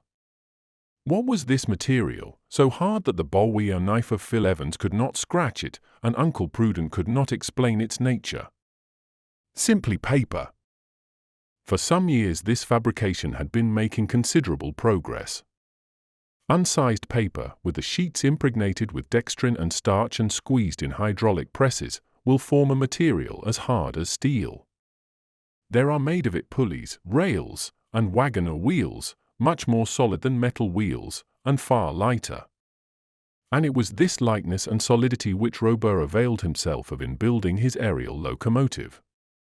Everything, framework, hull, houses, cabins, were made of straw paper turned hard as metal by compression, and, what was not to be despised in an apparatus flying at great heights, incombustible.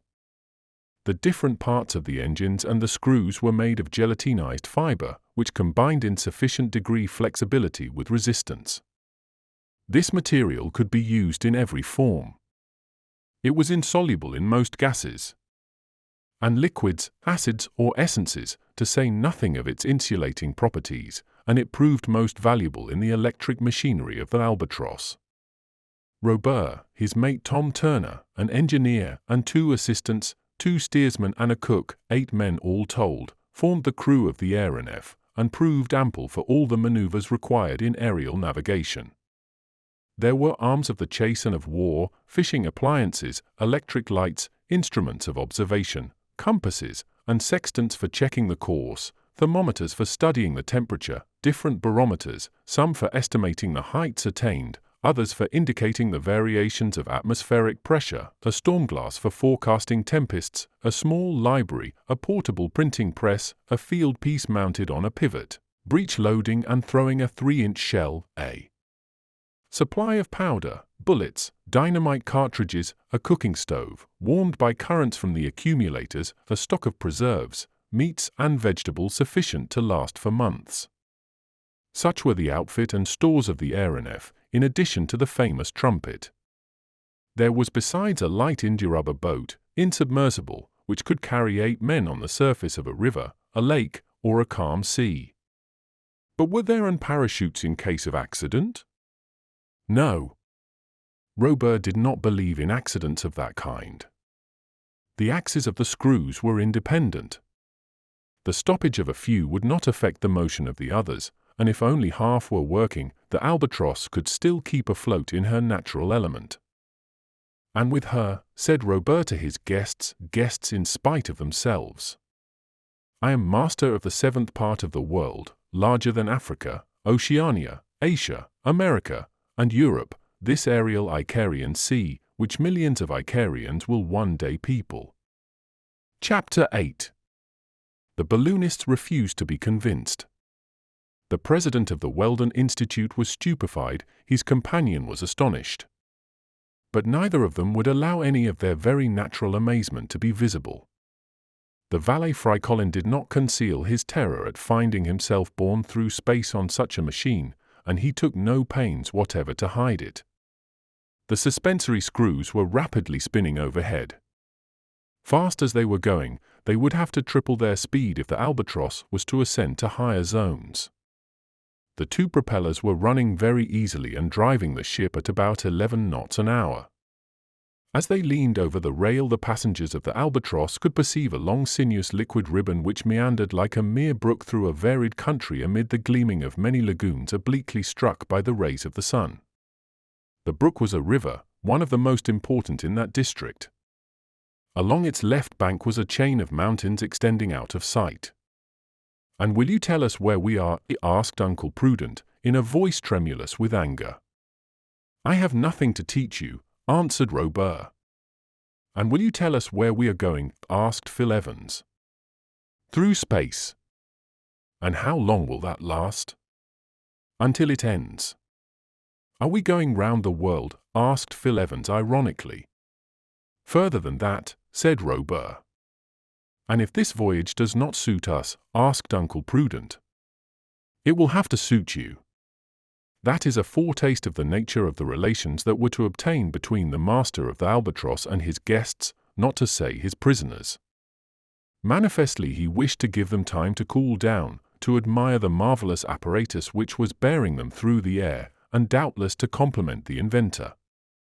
And so he went off to the other end of the deck, leaving them to examine the arrangement of the machinery and the management of the ship, or to give their whole attention to the landscape which was unrolling beneath them.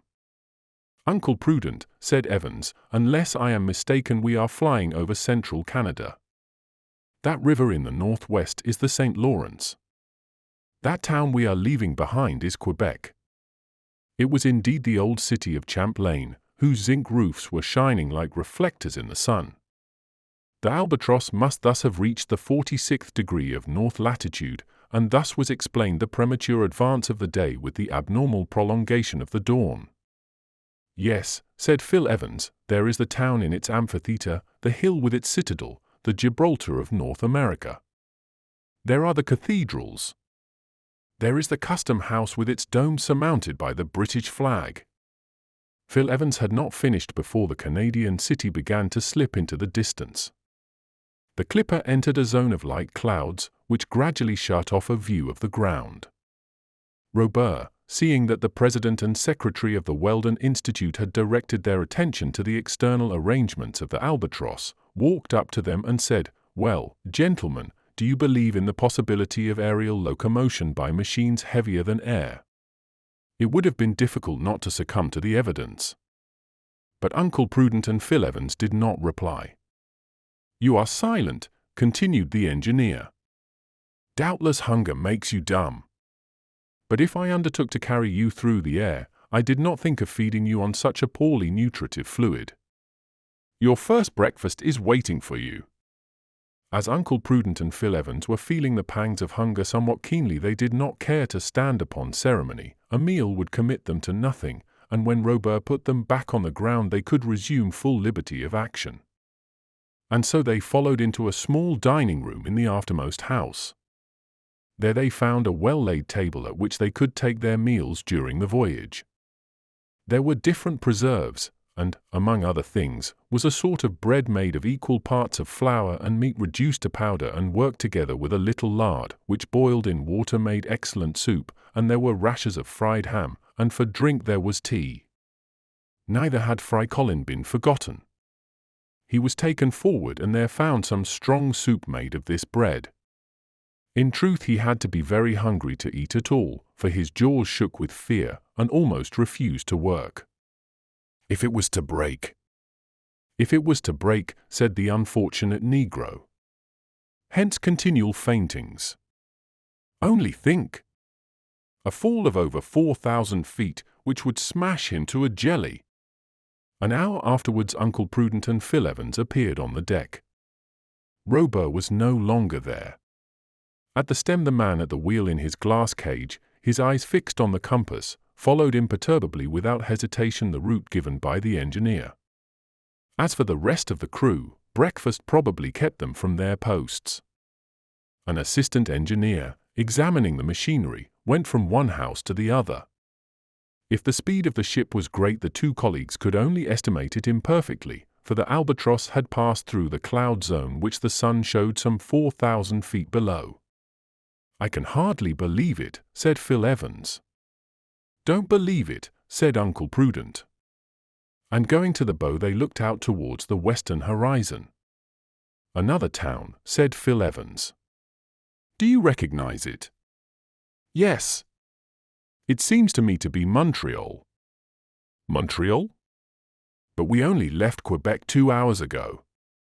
"That proves that we must be going at a speed of 75 miles an hour."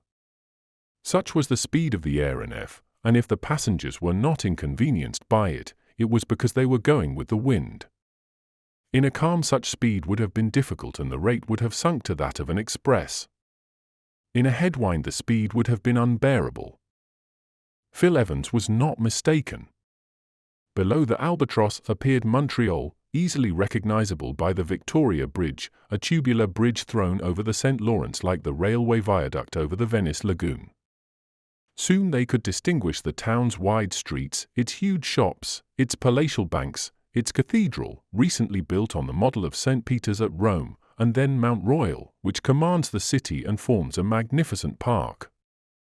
Luckily Phil Evans had visited the chief towns of Canada, and could recognize them without asking Robur. After Montreal they passed Ottawa, whose falls, seen from above, looked like a vast cauldron in ebullition, throwing off masses of steam with grand effect. "There is the Parliament House." And he pointed out a sort of Nuremberg toy planted on a hill top. This toy with its polychrome architecture resembled the House of Parliament in London much as the Montreal Cathedral resembles St. Peter's at Rome. But that was of no consequence, there could be no doubt it was Ottawa. Soon the city faded off towards the horizon, and formed but a luminous spot on the ground. It was almost 2 hours before Robur appeared. His mate, Tom Turner, accompanied him. He said only 3 words. These were transmitted to the 2 assistant engineers in the fore and aft engine houses. At a sign the helmsman changed the direction of the Albatross a couple of points to the southwest. At the same time Uncle Prudent and Phil Evans felt that a greater speed had been given to the propellers. In fact, the speed had been doubled, and now surpassed anything that had ever been attained by terrestrial engines. Torpedo boats do their 22 knots an hour, railway trains do their 60 miles an hour, the ice boats on the frozen Hudson do their 65 miles an hour, a machine built by the Patterson Company, with a carved wheel, has done its 80 miles, and another locomotive between Trenton and Jersey City has done its 84. But the Albatross, at full speed, could do her 120 miles an hour, or 176 feet per second. This speed is that of the storm which tears up trees by the roots. It is the mean speed of the carrier pigeon, and is only surpassed by the flight of the swallow, 220 feet per second, and that of the swift, 274 feet per second. In a word, as Robur had said, the Albatross, by using the whole force of her screws, could make the tour of the globe in 200 hours, or less than 8 days. Is it necessary to say so? The phenomenon whose appearance had so much puzzled the people of both worlds was the aeronef of the engineer. The trumpet which blared its startling fanfares through the air was that of the mate, Tom Turner. The flag planted on the chief monuments of Europe, Asia, America, was the flag of Robur the Conqueror and his Albatross. And if up to then the engineer had taken many precautions against being recognized, if by preference he traveled at night, clearing the way with his electric lights, and during the day vanishing into the zones above the clouds, he seemed now to have no wish to keep his secret hidden. And if he had come to Philadelphia and presented himself at the meeting of the Weldon Institute, was it not that they might share in his prodigious discovery and convince ipso facto the most incredulous? We know how he had been received, and we see what reprisals he had taken on the president and secretary of the club. Again did Robur approach his prisoners, who affected to be in no way surprised at what they saw, of what had succeeded in spite of them. Evidently beneath the cranium of these two Anglo-Saxon heads there was a thick crust of obstinacy, which would not be easy to remove. On his part, Robur did not seem to notice anything particular, and coolly continued the conversation which he had begun 2 hours before. "Gentlemen," said he, "you ask yourselves doubtless if this apparatus, so marvelously adapted for aerial locomotion, is susceptible of receiving greater speed. It is not worth while to conquer space if we cannot devour it. I wanted the air to be a solid support to me, and it is. I saw that to struggle against the wind I must be stronger than the wind, and I am. I had no need of sails to drive me, nor oars nor wheels to push me, nor rails to give me a faster road. Air is what I wanted, that was all. Air surrounds me as it surrounds the submarine boat, and in it my propellers act like the screws of a steamer. That is how I solved the problem of aviation. That is what a balloon will never do, nor will any machine that is lighter than air." Silence, absolute, on the part of the colleagues, which did not for a moment disconcert the engineer.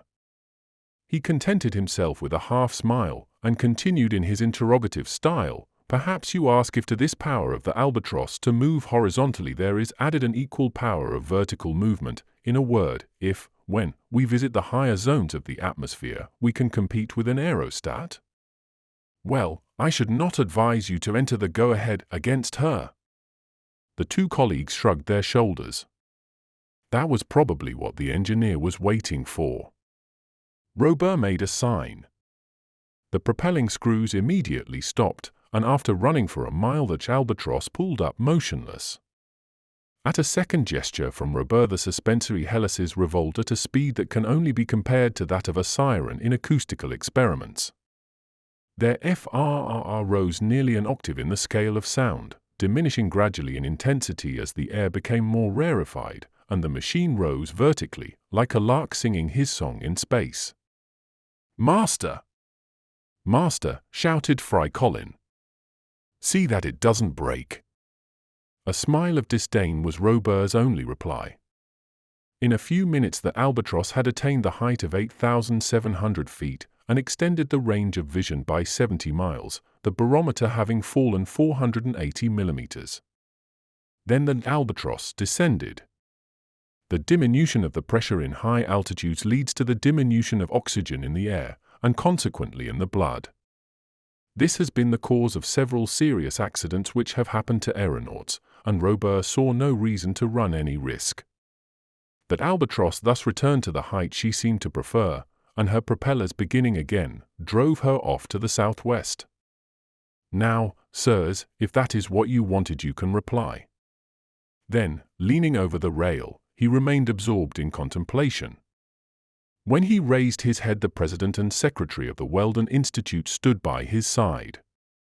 "Engineer Robur," said Uncle Prudent, in vain endeavoring to control himself, "we have nothing to ask about what you seem to believe, but we wish to ask you a question which we think you would do well to answer. Speak. By what right did you attack us in Philadelphia in Fairmount Park? By what right did you shut us up in that prison? By what right have you brought us against our will on board this flying machine? And by what right, Messrs. Balloonists, did you insult and threaten me in your club in such a way that I am astonished I came out of it alive? To ask is not to answer, said Phil Evans, and I repeat, by what right? Do you wish to know? If you please. Well, by the right of the strongest. That is cynical. But it is true. And for how long, citizen engineer, asked Uncle Prudent, who was nearly exploding, for how long do you intend to exercise that right? How can you, said Robur, ironically, how can you ask me such a question when you have only to cast down your eyes to enjoy a spectacle unparalleled in the world? The Albatross was then sweeping across the immense expanse of Lake Ontario. She had just crossed the country so poetically described by Cooper. Then she followed the southern shore and headed for the celebrated river which pours into it the waters of Lake Erie, breaking them to powder in its cataracts. In an instant a majestic sound, a roar as of the tempest, mounted towards them, and, as if a humid fog had been projected into the air, the atmosphere sensibly freshened. Below were the liquid masses. They seemed like an enormous flowing sheet of crystal amid 1,000 rainbows due to refraction as it decomposed the solar rays. The sight was sublime. Before the falls a footbridge, stretching like a thread, united one bank to the other. 3 miles below was a suspension bridge, across which a train was crawling from the Canadian to the American bank. "The Falls of Niagara," exclaimed Phil Evans. And as the exclamation escaped him, Uncle Prudent was doing all could do to admire nothing of these wonders. A minute afterwards the Albatross had crossed the river which separates the United States from Canada, and was flying over the vast territories of the West. Chapter 9. Across the Prairie. In one of the cabins of the after-house Uncle Prudent and Phil Evans had found 2 excellent berths, with clean linen, change of clothes, and traveling cloaks and rugs. No Atlantic liner could have offered them more comfort. If they did not sleep soundly, it was that they did not wish to do so, or rather that their very real anxiety prevented them. In what adventure had they embarked? To what series of experiments had they been invited? How would the business end? And above all, what was Robur going to do with them? Fry Colin, the valet, was quartered forward in a cabin adjoining that of the cook. The neighborhood did not displease him. He liked to rub shoulders with the great in this world. But if he finally went to sleep, it was to dream of fall after fall, of projections through space, which made his sleep a horrible nightmare. However, nothing could be quieter than this journey through the atmosphere, whose currents had grown weaker with the evening. Beyond the rustling of the blades of the screws there was not a sound, except now and then the whistle from some terrestrial locomotive, or the calling of some animal. Strange instinct! These terrestrial beings felt the aeronef glide over them, and uttered cries of terror as it passed. On the morrow, the 14th of June, at 5 o'clock, Uncle Prudent and Phil Evans were walking on the deck of the Albatross. Nothing had changed since the evening. There was a lookout forward, and the helmsman was in his glass cage. Why was there a lookout? Was there any chance of collision with another such machine? Certainly not.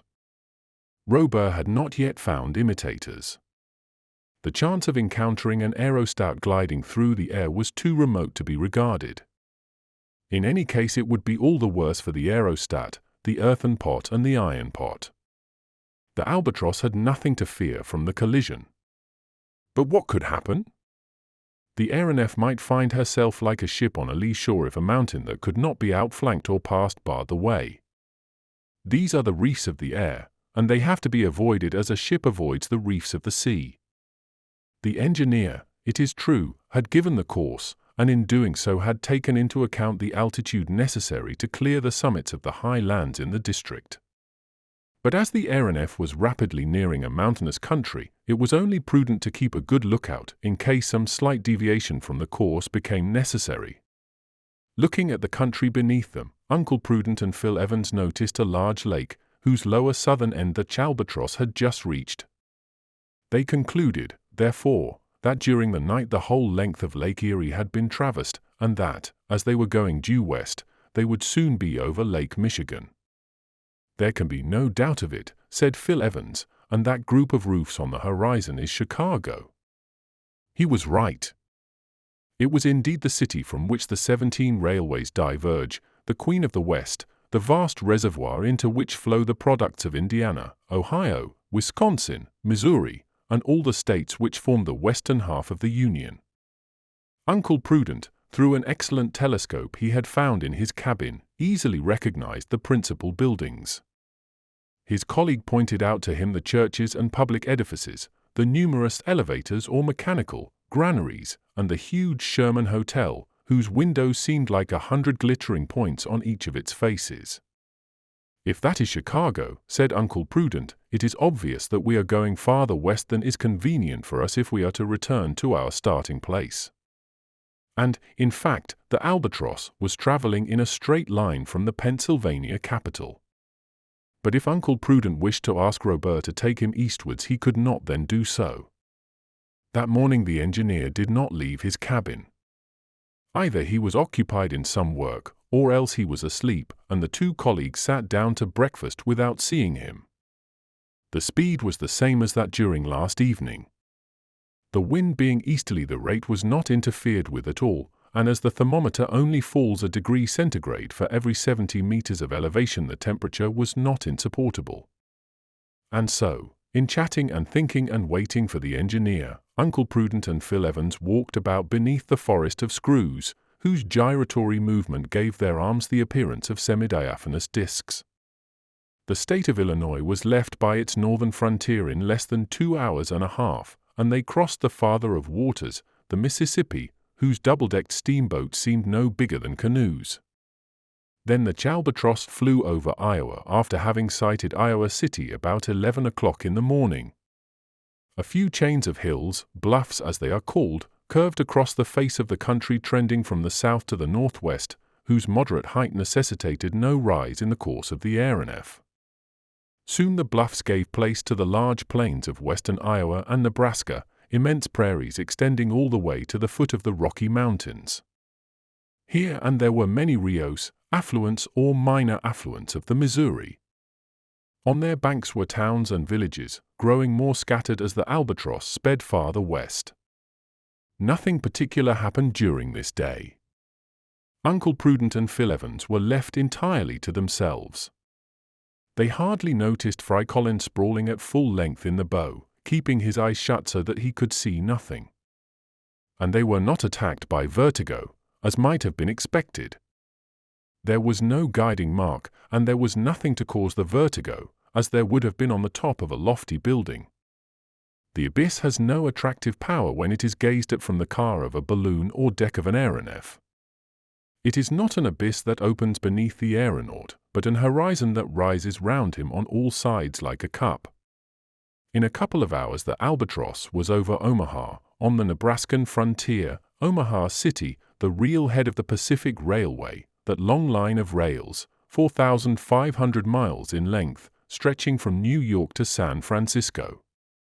For a moment they could see the yellow waters of the Missouri, then the town, with its houses of wood and brick in the center of a rich basin, like a buckle in the iron belt which clasps North America round the waist. Doubtless, also, as the passengers in the aeronef could observe all these details, the inhabitants of Omaha noticed the strange machine. Their astonishment at seeing it gliding overhead could be no greater than that of the president and secretary of the Weldon Institute at finding themselves on board. Anyhow, the journals of the Union would be certain to notice the fact. It would be the explanation of the astonishing phenomenon which the whole world had been wondering over for some time. In an hour the Albatross had left Omaha and crossed the Platte River, whose valley is followed by the Pacific Railway in its route across the prairie. Things looked serious for Uncle Prudent and Phil Evans. It is serious, then, this absurd project of taking us to the Antipodes. And whether we like it or not, exclaimed the other, Robur had better take care. I am not the man to stand that sort of thing. Nor am I, replied Phil Evans. But be calm, Uncle Prudent, be calm. Be calm. And keep your temper until it is wanted. By 5 o'clock they had crossed the Black Mountains covered with pines and cedars, and that Albatross was over the appropriately named Badlands of Nebraska, a chaos of ochre-colored hills, of mountainous fragments fallen on the soil and broken in their fall. At a distance these blocks take the most fantastic shapes. Here and there amid this enormous game of knucklebones there could be traced the imaginary ruins of medieval cities with forts and dungeons, pepper-box turrets and machicolated towers. And in truth these badlands are an immense ossuary where lie bleaching in the sun myriads of fragments of pachyderms, chelonians, and even, some would have us believe, fossil men, overwhelmed by unknown cataclysms ages and ages ago. When evening came, the whole basin of the Platte River had been crossed, and the plain extended to the extreme limits of the horizon, which rose high owing to the altitude of the albatross. During the night there were no more shrill whistles of locomotives or deeper notes of the river steamers to trouble the quiet of the starry firmament. Long bellowing occasionally reached the aeronef from the herds of buffalo that roamed over the prairie in search of water and pasturage. And when they ceased, the trampling of the grass under their feet produced a dull roaring similar to the rushing of a flood, and very different from the continuous frrr of the screws. Then from time to time came the howl of a wolf, a fox, a wild cat, or a coyote, the Canis latrans, whose name is justified by his sonorous bark. Occasionally came penetrating odors of mint and sage, and absinthe, mingled with the more powerful fragrance of the conifers which rose floating through the night air. At last came a menacing yell, which was not due to the coyote. It was the shout of a redskin, which no tenderfoot would confound with the cry of a wild beast. Chapter 10. Westward, but whither? The next day, the 15th of June, about 5 o'clock in the morning, Phil Evans left his cabin. Perhaps he would today have a chance of speaking to Robur? Desirous of knowing why he had not appeared the day before, Evans addressed himself to the mate, Tom Turner.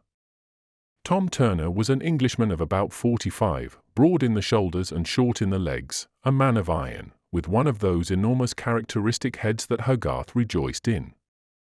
"Shall we see Mr. Robur today?" asked Phil Evans. "I don't know," said Turner. "I need not ask if he has gone out." "Perhaps he has." "And when will he come back?" "When he has finished his cruise." And Tom went into his cabin. With this reply they had to be contented. Matters did not look promising, particularly as on reference to the compass it appeared that the albatross was still steering southwest. Great was the contrast between the barren tract of the bad lands passed over during the night and the landscape then unrolling beneath them. The aeronef was now more than 600 miles from Omaha, and over a country which Phil Evans could not recognize because he had never been there before.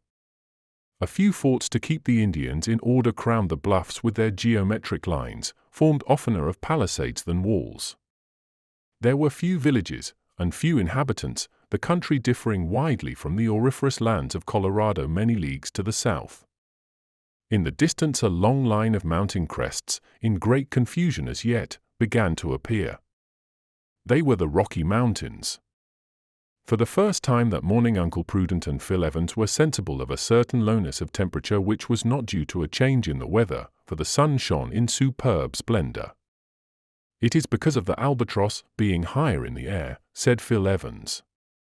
In fact, the barometer outside the central deck house had fallen 540 millimeters, thus indicating an elevation of about 10,000 feet above the sea. The aeronef was at this altitude owing to the elevation of the ground.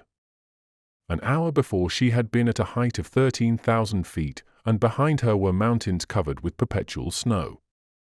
There was nothing Uncle Prudent and his companion could remember which would lead them to discover where they were.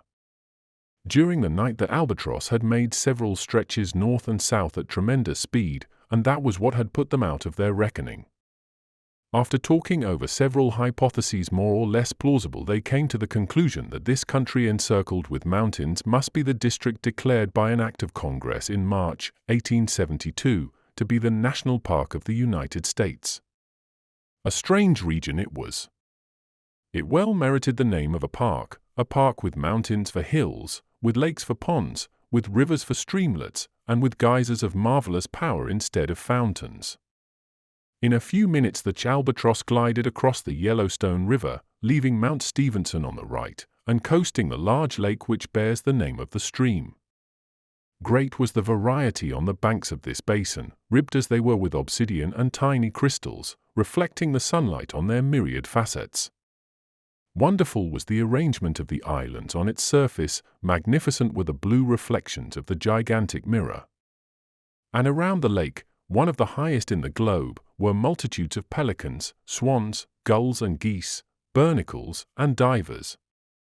In places the steep banks were clothed with green trees, pines, and larches, and at the foot of the escarpments there shot upwards innumerable white fumaroles, the vapor escaping from the soil as from an enormous reservoir in which the water is kept in permanent ebullition by subterranean fire. The cook might have seized the opportunity of securing an ample supply of trout, the only fish the Yellowstone Lake contains in myriads. But the albatross kept on at such a height that there was no chance of indulging in a catch which assuredly would have been miraculous. In 3/4 of an hour the lake was overpassed, and a little farther on the last was seen of the Giza region, which rivals the finest in Iceland. Leaning over the rail, Uncle Prudent and Phil Evans watched the liquid columns which leaped up as though to furnish the aeronef with a new element. There were the Fan, with the jets shot forth in rays, the Fortress, which seemed to be defended by waterspouts, the Faithful Friend, with her plume crowned with the rainbows, the Giant, spurting forth a vertical torrent 20 feet round and more than 200 feet high. Robur must evidently have been familiar with this incomparable spectacle, unique in the world, for he did not appear on deck. Was it, then, for the sole pleasure of his guests that he had brought the aeronef above the national domain? If so, he came not to receive their thanks. He did not even trouble himself during the daring passage of the Rocky Mountains, which the albatross approached at about 7 o'clock. By increasing the speed of her wings, as a bird rising in its flight, the albatross would clear the highest ridges of the chain, and sink again over Oregon or Utah, but the maneuver was unnecessary. The passes allow the barrier to be crossed without ascending for the higher ridges. There are many of these canyons, or steep valleys, more or less narrow, through which they could glide, such as Bridger Gap, through which runs the Pacific Railway into the Mormon Territory, and others to the north and south of it. It was through one of these that the albatross headed, after slackening speed so as not to dash against the walls of the canyon. The steersman, with a sureness of hand rendered more effective by the sensitivity of the rudder, maneuvered his craft as if she were a crack racer in a Royal Victoria match. It was really extraordinary. In spite of all the jealousy of the two enemies of lighter than air, they could not help being surprised at the perfection of this engine of aerial locomotion. In less than 2 hours and a half they were through the Rockies, and the albatross resumed her former speed of 62 miles an hour. She was steering southwest so as to cut across Utah diagonally as she neared the ground. She had even dropped several hundred yards when the sound of a whistle attracted the attention of Uncle Prudent and Phil Evans. It was a train on the Pacific Railway on the road to Salt Lake City. And then, in obedience to an order secretly given, the albatross dropped still lower so as to chase the train, which was going at full speed. She was immediately sighted. A few heads showed themselves at the doors of the cars. Then numerous passengers crowded the gangways. Some did not hesitate to climb on the roof to get a better view of the flying machine. Cheers came floating up through the air, but no Robur appeared in answer to them. The albatross continued her descent, slowing her suspensory screws and moderating her speed so as not to leave the train behind. She flew about it like an enormous beetle or a gigantic bird of prey. She headed off, to the right and left, and swept on in front, and hung behind, and proudly displayed her flag with the golden sun, to which the conductor of the train replied by waving the stars and stripes. In vain the prisoners, in their desire to take advantage of the opportunity, endeavored to make themselves known to those below. In vain the president of the Weldon Institute roared forth at the top of his voice, "I am Uncle Prudent of Philadelphia." And the secretary followed suit with, "I am Phil Evans, his colleague." Their shouts were lost in the 1,000 cheers with which the passengers greeted the aeronef. 3 or 4 of the crew of the Albatross had appeared on the deck, and one of them, like sailors when passing a ship less speedy than their own, held out a rope, an ironical way of offering to tow them. And then the Albatross resumed her original speed, and in half an hour the express was out of sight. About 1 o'clock there appeared a vast disk, which reflected the solar rays as if it were an immense mirror. "That ought to be the Mormon capital, Salt Lake City," said Uncle Prudent. And so it was, and the disk was the roof of the tabernacle, where 10,000 saints can worship at their ease. This vast dome, like a convex mirror, threw off the rays of the sun in all directions. It vanished like a shadow, and the albatross sped on her way to the southwest with a speed that was not felt, because it surpassed that of the chasing wind. Soon she was in Nevada over the silver regions, which the Sierra separates from the golden lands of California. "We shall certainly reach San Francisco before night," said Phil Evans. "And then?" asked Uncle Prudent. It was 6 o'clock precisely when the Sierra Nevada was crossed by the same pass as that taken by the railway. Only 180 miles then separated them from San Francisco, the Californian capital. At the speed the albatross was going, she would be over the dome by 8 o'clock. At this moment Robur appeared on deck. The colleagues walked up to him. "Engineer Robur," said Uncle Prudent, "we are now on the very confines of America. We think the time has come for this joke to end." "I never joke," said Robur. He raised his hand. The albatross swiftly dropped towards the ground, and at the same time such speed was given her as to drive the prisoners into their cabin. As soon as the door was shut, Uncle Prudent exclaimed, "I could strangle him." "We must try to escape," said Phil Evans. "Yes, cost what it may." A long murmur greeted their ears. It was the beating of the surf on the seashore. It was the Pacific Ocean. Chapter 11. The Wide Pacific. Uncle Prudent and Phil Evans had quite made up their minds to escape. If they had not had to deal with the 8 particularly vigorous men who composed the crew of the aeronef, they might have tried to succeed by main force. But as they were only 2, for Fry Colin could only be considered as a quantity of no importance, force was not to be thought of. Hence recourse must be had to strategy as soon as the albatross again took the ground. Such was what Phil Evans endeavored to impress on his irascible colleague, though he was in constant fear of Prudent aggravating matters by some premature outbreak. In any case, the present was not the time to attempt anything of the sort. The aeronef was sweeping along over the North Pacific. On the following morning, that of June 16th, the coast was out of sight. And as the coast curves off from Vancouver Island up to the Aleutians, belonging to that portion of America ceded by Russia to the United States in 1867, it was highly probable that the albatross would cross it at the end of the curve, if her course remained unchanged. How long the night appeared to be to the 2 friends! How eager they were to get out of their cabins! When they came on deck in the morning, the dawn had for some hours been silvering the eastern horizon. They were nearing the June solstice, the longest day of the year in the northern hemisphere, when there is hardly any night along the 60th parallel. Either from custom or intention, Robur was in no hurry to leave his deck-house. When he came out this morning, he contented himself with bowing to his 2 guests as he passed them in the stern of the aeronef. And now Fry Colin ventured out of his cabin. His eyes red with sleeplessness, and dazed in their look, he tottered along, like a man whose foot feels it is not on solid ground. His first glance was at the suspensory screws, which were working with gratifying regularity without any signs of haste.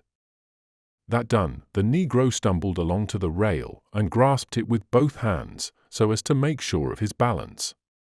Evidently he wished to view the country over which the albatross was flying at the height of 700 feet or more. At first he kept himself well back behind the rail. Then he shook it to make sure it was firm, then he drew himself up, then he bent forward, then he stretched out his head. It need not be said that while he was executing these different maneuvers he kept his eyes shut. At last he opened them. What a shout! And how quickly he fled! And how deeply his head sank back into his shoulders! At the bottom of the abyss he had seen the immense ocean. His hair would have risen on end if it had not been wool. "The sea! The sea!" he cried. And Fry Colin would have fallen on the deck had not the cook opened his arms to receive him. This cook was a Frenchman, and probably a Gascon, his name being François Tapage. If he was not a Gascon, he must in his infancy have inhaled the breezes of the Garonne. How did this Francois Tapage find himself in the service of the engineer? By what chain of accidents had he become one of the crew of the Albatross? We can hardly say, but in any case he spoke English like a Yankee. Stand up, he said, lifting the negro by a vigorous clutch at the waist. Master Tapage, said the poor fellow, giving a despairing look at the screws. At your service, Fry Colin. Did this thing ever smash? No, but it will end by smashing. Why? Why? Because everything must end. And the sea is beneath us. If we are to fall, it is better to fall in the sea. We shall be drowned. We shall be drowned, but we shall not be smashed to a jelly. The next moment Fry Colin was on all fours, creeping to the back of his cabin. During this day the aeronef was only driven at moderate speed. She seemed to skim the placid surface of the sea, which lay beneath. Uncle Prudent and his companion remained in their cabin, so that they did not meet with Robur, who walked about smoking alone or talking to the mate. Only half the screws were working, yet that was enough to keep the apparatus afloat in the lower zones of the atmosphere. The crew, as a change from the ordinary routine, would have endeavored to catch a few fish had there been any sign of them, but all that could be seen on the surface of the sea were a few of those yellow-bellied whales which measure about 80 feet in length. These are the most formidable cetaceans in the northern seas, and whalers are very careful in attacking them, for their strength is prodigious. However, in harpooning one of these whales, either with the ordinary harpoon, the Fletcher fuse, or the javelin bomb, of which there was an assortment on board, there would have been danger to the men of the Albatross. But what was the good of such useless massacre? Doubtless to show off the powers of the aeronef to the members of the Weldon Institute. And so Robur gave orders for the capture of one of these monstrous cetaceans. At the shout of "A whale! A whale!" Uncle Prudent and Phil Evans came out of their cabin. Perhaps there was a whaler in sight. In that case all they had to do to escape from their flying prison was to jump into the sea, and chance being picked up by the vessel. The crew were all on deck. "Shall we try, sir?" asked Tom Turner. "Yes," said Robur. In the engine room the engineer and his assistant were at their posts ready to obey the orders signaled to them. The Albatross dropped towards the sea, and remained about 50 feet above it. There was no ship in sight, of that the two colleagues soon assured themselves, nor was there any land to be seen to which they could swim, providing Robur made no attempt to recapture them.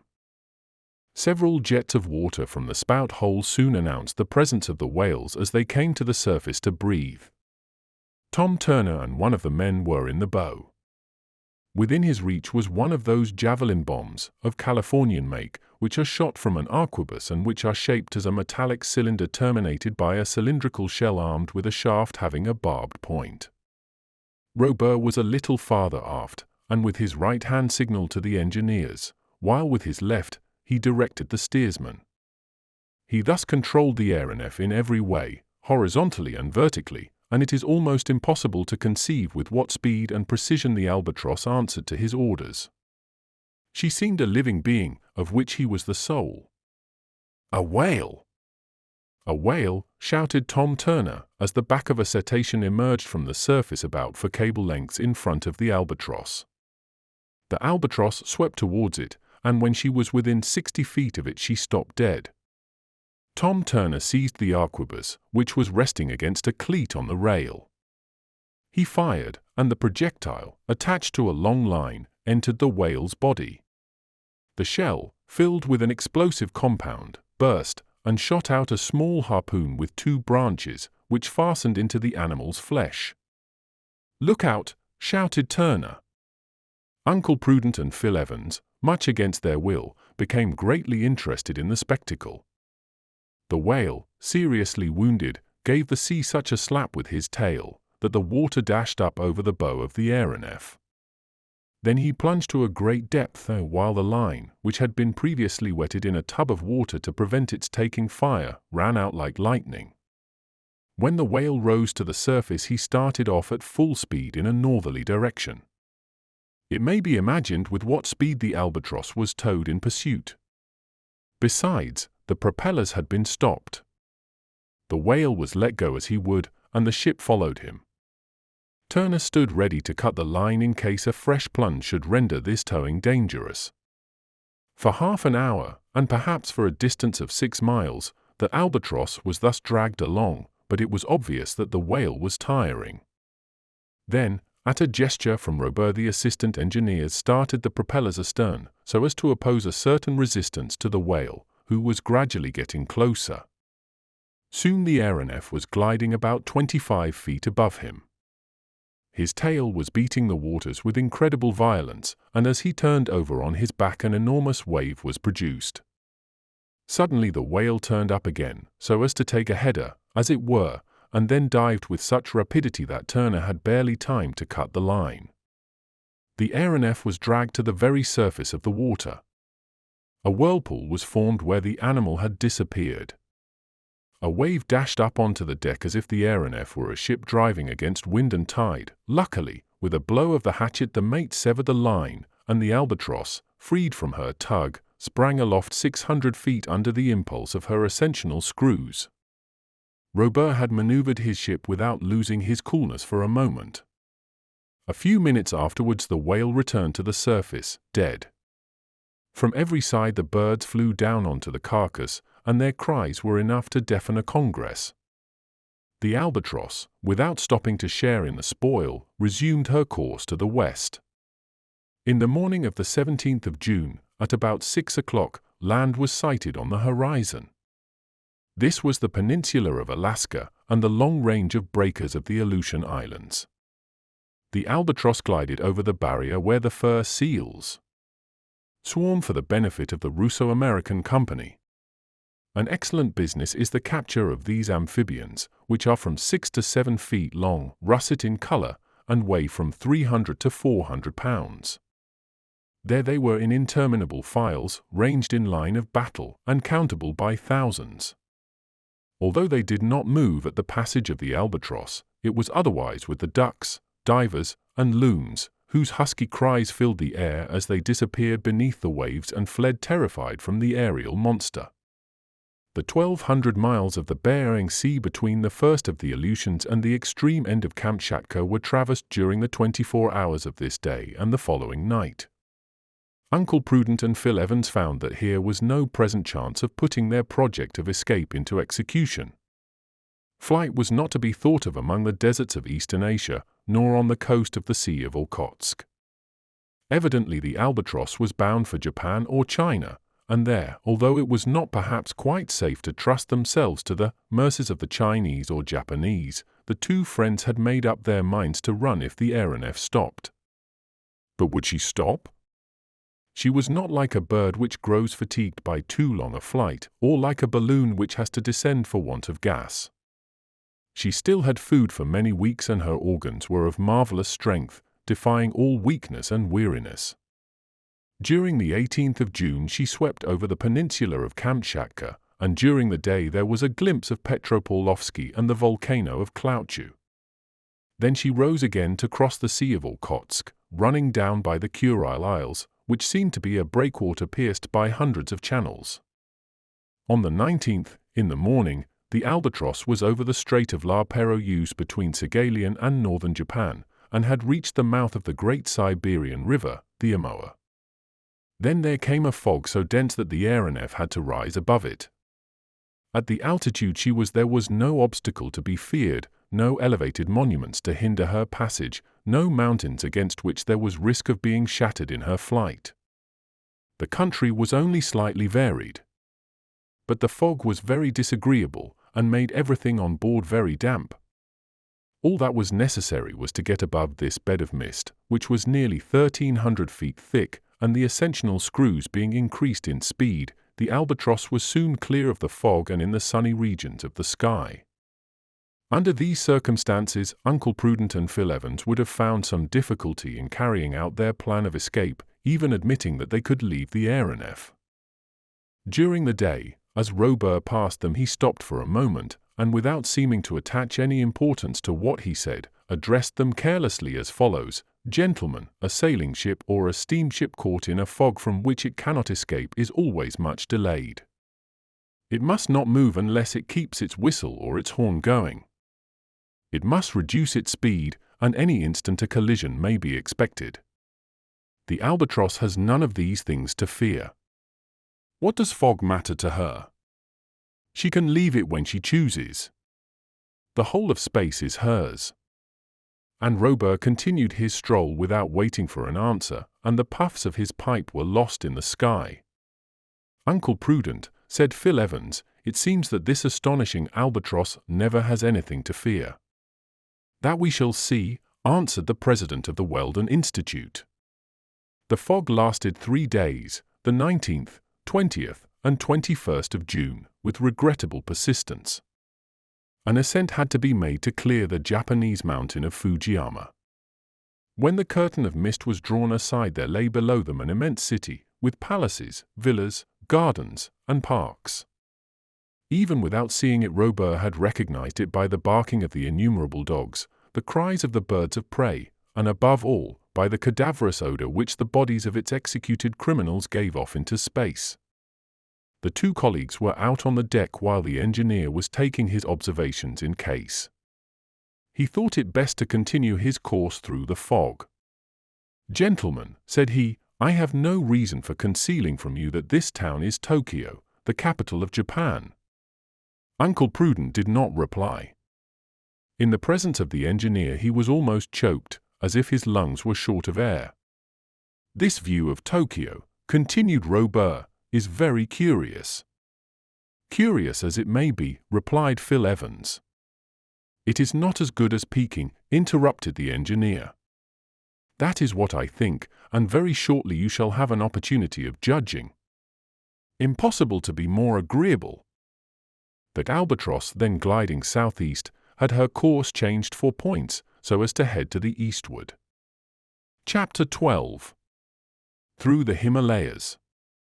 During the night the fog cleared off.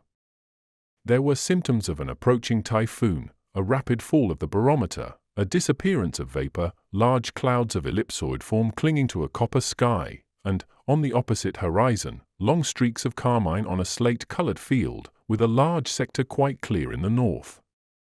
Then the sea was smooth and calm, and at sunset assumed a deep scarlet hue. Fortunately the typhoon broke more to the south, and had no other result than to sweep away the mist which had been accumulating during the last 3 days. In an hour they had traversed the 125 miles of the Korean Strait, and while the typhoon was raging on the coast of China, the albatross was over the Yellow Sea. During the 22nd and 23rd she was over the Gulf of Petchelee, and on the 24th she was ascending the valley of the Peiho on her way to the capital of the Celestial Empire. Leaning over the rail, the 2 colleagues, as the engineer had told them, could see distinctly the immense city, the wall which divides it into 2 parts, the Manchu town and the Chinese town, the 12 suburbs which surround it, the large boulevards which radiate from its center, the temples with their green and yellow roofs bathed in the rising sun, the grounds surrounding the houses of the mandarins. Then in the middle of the Manchu town the 1,800 acres of the Yellow Town, with its pagodas, its imperial gardens, its artificial lakes, its mountain of coal which towers above the capital, and in the center of the Yellow Town, like a square of Chinese puzzle enclosed in another, the Red Town, that is the imperial palace, with all the peaks of its outrageous architecture. Below that albatross the air was filled with a singular harmony. It seemed to be a concert of Aeolian harps. In the air were 100 kites of different forms, made of sheets of palm leaf, and having at their upper end a sort of bow of lightwood with a thin slip of bamboo beneath. In the breath of the wind these slips, with all their notes varied like those of a harmonicon, gave forth a most melancholy murmuring. It seemed as though they were breathing musical oxygen. It suited Robur's whim to run close up to this aerial orchestra, and the albatross slowed as she glided through the sonorous waves which the kites gave off through the atmosphere. But immediately an extraordinary effect was produced amongst the innumerable population. Beatings of the tom-toms and sounds of other formidable instruments of the Chinese orchestra, gun reports by the 1,000, mortars fired in hundreds, all were brought into play to scare away the aeronef. Although the Chinese astronomers may have recognized the aerial machine as the moving body that had given rise to such disputes, it was to the celestial million, from the humblest tankader to the best-buttoned mandarin, an apocalyptical monster appearing in the sky of Buddha. The crew of the Albatross troubled themselves very little about these demonstrations. But the strings which held the kites, and were tied to fixed pegs in the imperial gardens, were cut or quickly hauled in, and the kites were either drawn in rapidly, sounding louder as they sank, or else fell like a bird shot through both wings, whose song ends with its last sigh. A noisy fanfare escaped from Tom Turner's trumpet and drowned the final notes of the aerial concert. It did not interrupt the terrestrial fusillade. At last a shell exploded a few feet below the Albatross, and then she mounted into the inaccessible regions of the sky. Nothing happened during the few following days of which the prisoners could take advantage. The aeronef kept on her course to the southwest, thereby showing that it was intended to take her to India. 12 hours after leaving Peking, Uncle Prudent and Phil Evans caught a glimpse of the Great Wall in the neighborhood of Chensai. Then, avoiding the Lung Mountains, they passed over the valley of the Honghe and crossed the Chinese border on the Tibet side. Tibet consists of high tablelands without vegetation, with here and there snowy peaks and barren ravines, torrents fed by glacier, depressions with glittering beds of salt, lakes surrounded by luxurious forests, with icy wind sweeping over all. The barometer indicated an altitude of 13,000 feet above the level of the sea. At that height the temperature, although it was in the warmest months of the northern hemisphere, was only a little above freezing. This cold, combined with the speed of the Albatross, made the voyage somewhat trying, and although the friends had warm traveling wraps, they preferred to keep to their cabin. It need hardly be said that to keep the aeronef in this rarefied atmosphere the suspensory screws had to be driven at extreme speed. But they worked with perfect regularity, and the sound of their wings almost acted as a lullaby. During this day, appearing from below about the size of a carrier pigeon, she passed over Garlok, a town of western Tibet, the capital of the province of Karakoram. On the 27th of June, Uncle Prudent and Phil Evans sighted an enormous barrier, broken here and there by several peaks, lost in the snows that bounded the horizon. Leaning against the fore cabin, so as to keep their places notwithstanding the speed of the ship, they watched these colossal masses, which seemed to be running away from the aeronef. "The Himalayas, evidently," said Phil Evans, "and probably Robur is going round their base, so as to pass into India." "So much the worse," answered Uncle Prudent. "On that immense territory we shall perhaps be able to. Unless he goes round by Burma to the east, or Nepal to the west. Anyhow, I defy him to go through them." "Indeed," said a voice. The next day, the 28th of June, the Albatross was in front of the huge mass above the province of Zong. On the other side of the chain was the province of Nepal. These ranges blocked the road into India from the north. The two northern ones, between which the aeronef was gliding like a ship between enormous reefs, are the first steps of the Central Asian barrier. The first was the Kuen Lung, the other the Karakoram, bordering the longitudinal valley parallel to the Himalayas, from which the Indus flows to the west and the Brahmaputra to the east. What a superb orographical system! More than 200 summits have been measured, 17 of which exceed 25,000 feet. In front of the Albatross, at a height of 29,000 feet, towered Mount Everest. To the right was Dhawalagiri, reaching 26,800 feet, and relegated to second place since the measurement of Mount Everest. Evidently Robur did not intend to go over the top of these peaks, but probably he knew the passes of the Himalayas, among others that of Ganem, which the brothers Schlagintweit traversed in 1856 at a height of 22,000 feet. And towards it he went. Several hours of palpitation, becoming quite painful, followed, and although the rarefaction of the air was not such as to necessitate recourse being had to the special apparatus for renewing oxygen in the cabins, the cold was excessive. Robur stood in the bow, his sturdy figure wrapped in a greatcoat. He gave the orders, while Tom Turner was at the helm. The engineer kept an attentive watch on his batteries, the acid in which fortunately ran no risk of elation. The screws, running at the full strength of the current, gave forth a note of intense shrillness in spite of the trifling density of the air. The barometer showed 23,000 feet in altitude. Magnificent was the grouping of the chaos of mountains. Everywhere were brilliant white summits. There were no lakes, but glacier descending 10,000 feet towards the base. There was no herbage, only a few phanerogams on the limit of vegetable life. Down on the lower flanks of the range were splendid forests of pines and cedars. Here were none of the gigantic ferns and interminable parasites stretching from tree to tree as in the thickets of the jungle. There were no animals, no wild horses, or yaks, or Tibetan bulls. Occasionally a scared gazelle showed itself far down the slopes. There were no birds, save a couple of those crows which can rise to the utmost limits of the respirable air. The pass at last was traversed.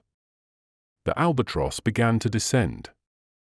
Coming from the hills out of the forest region, there was now beneath them an immense plain stretching far and wide. Then Robur stepped up to his guests and in a pleasant voice remarked, "India, gentlemen." Chapter 13. Over the Caspian. The engineer had no intention of taking his ship over the wondrous lands of Hindustan. To cross the Himalayas was to show how admirable was the machine he commanded, to convince those who would not be convinced was all he wished to do. But if in their hearts Uncle Prudent and his colleague could not help admiring so perfect an engine of aerial locomotion, they allowed none of their admiration to be visible. All they thought of was how to escape. They did not even admire the superb spectacle that lay beneath them as the albatross flew along the river banks of the Punjab.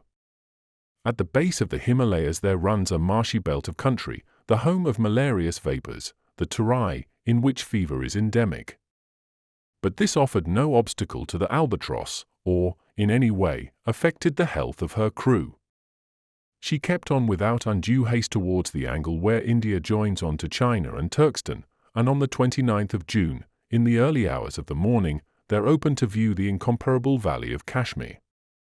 Yes, incomparable is this gorge between the major and the minor Himalayas, furrowed by the buttresses in which the mighty range dies out in the basin of the Hydaspes, and watered by the capricious windings of the river which saw the struggle between the armies of Porus and Alexander, when India and Greece contended for Central Asia.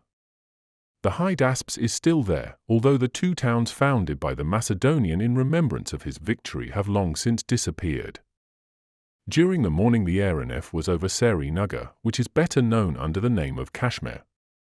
Uncle Prudent and his companion beheld the superb city clustered along both banks of the river, its wooden bridges stretching across like threads, its villas and their balconies standing out in bold outline, its hills shaded by tall poplars, its roofs grassed over and looking like mole hills, its numerous canals, with boats like nutshells and boatmen like ants, its palaces, temples, kiosks, mosques, and bungalows on the outskirts, and its old citadel of Haripawata on the slope of the hill like the most important of the forts of Paris on the slope of Mont Valérien. That would be Venice, said Phil Evans, if we were in Europe. And if we were in Europe, answered Uncle Prudent, we should know how to find the way to America. The albatross did not linger over the lake through which the river flows, but continued her flight down the valley of the Hydaspes. For half an hour only did she descend to within 30 feet of the river and remain stationary. Then, by means of an india-rubber pipe, Tom Turner and his men replenished their water supply, which was drawn up by a pump worked by the accumulators. Uncle Prudent and Phil Evans stood watching the operation. The same idea occurred to each of them. They were only a few feet from the surface of the stream. They were both good swimmers. A plunge would give them their liberty, and once they had reached the river, how could Robur get them back again?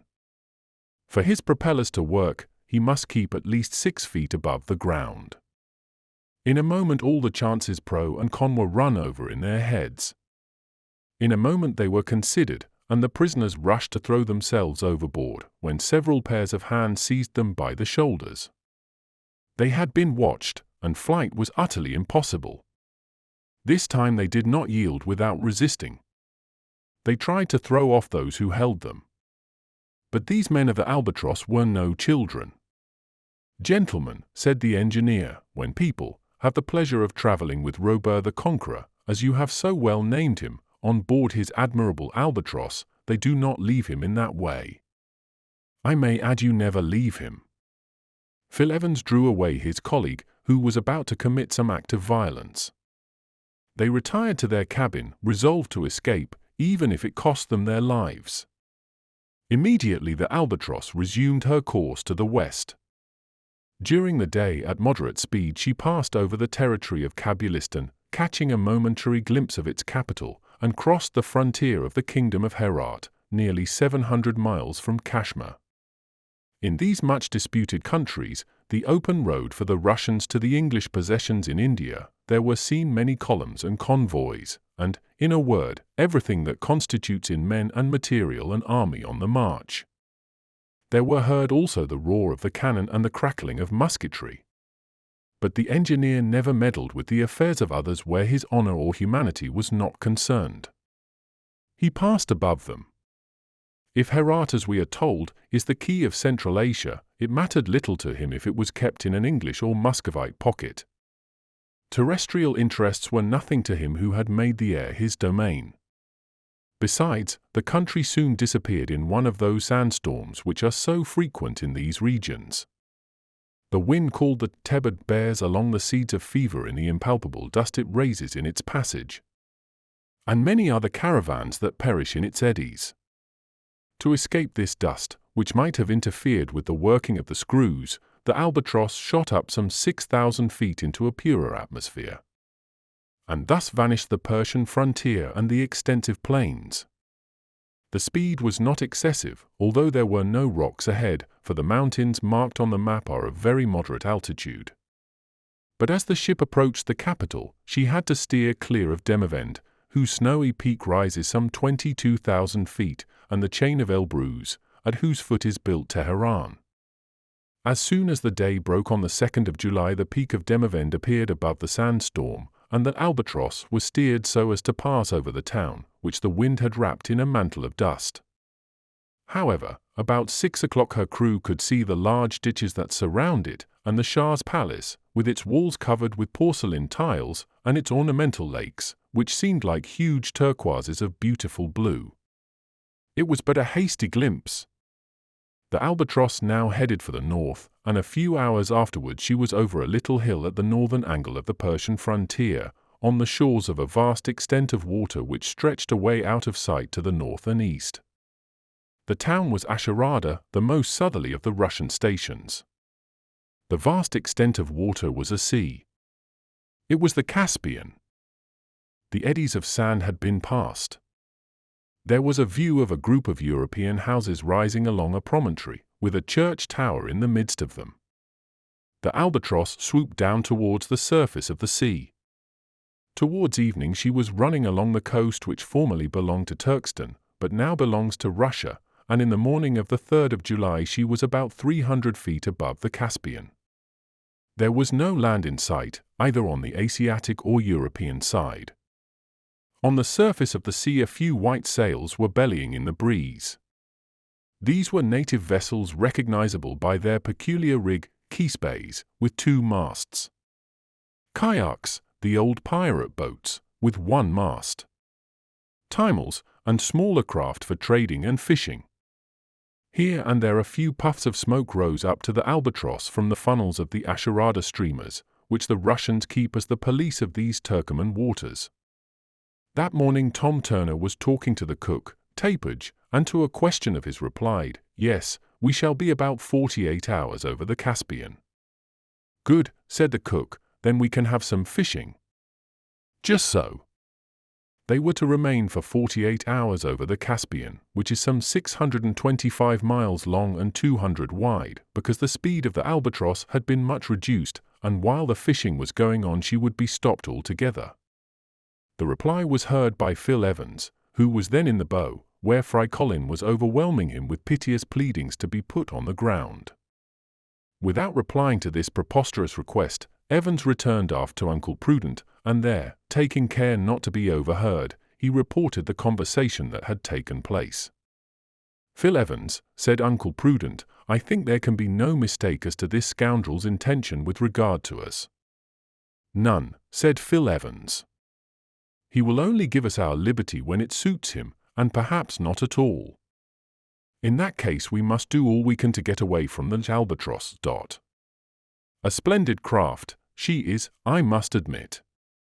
"Perhaps so," said Uncle Prudent, "but she belongs to a scoundrel who detains us on board in defiance of all right. For us and ours she is a constant danger. If we do not destroy her—" "Let us begin by saving ourselves," answered Phil Evans. "We can see about the destruction afterwards." "Just so," said Uncle Prudent. "And we must avail ourselves of every chance that comes along. Evidently the Albatross is going to cross the Caspian into Europe, either by the north into Russia or by the west into the southern countries. Well, no matter where we stop, before we get to the Atlantic, we shall be safe. And we ought to be ready at any moment." "But," asked Evans, "how are we to get out?" "Listen to me," said Uncle Prudent. "It may happen during the night that the Albatross may drop to within a few hundred feet of the ground. Now there are on board several ropes of that length, and, with a little pluck we might slip down them."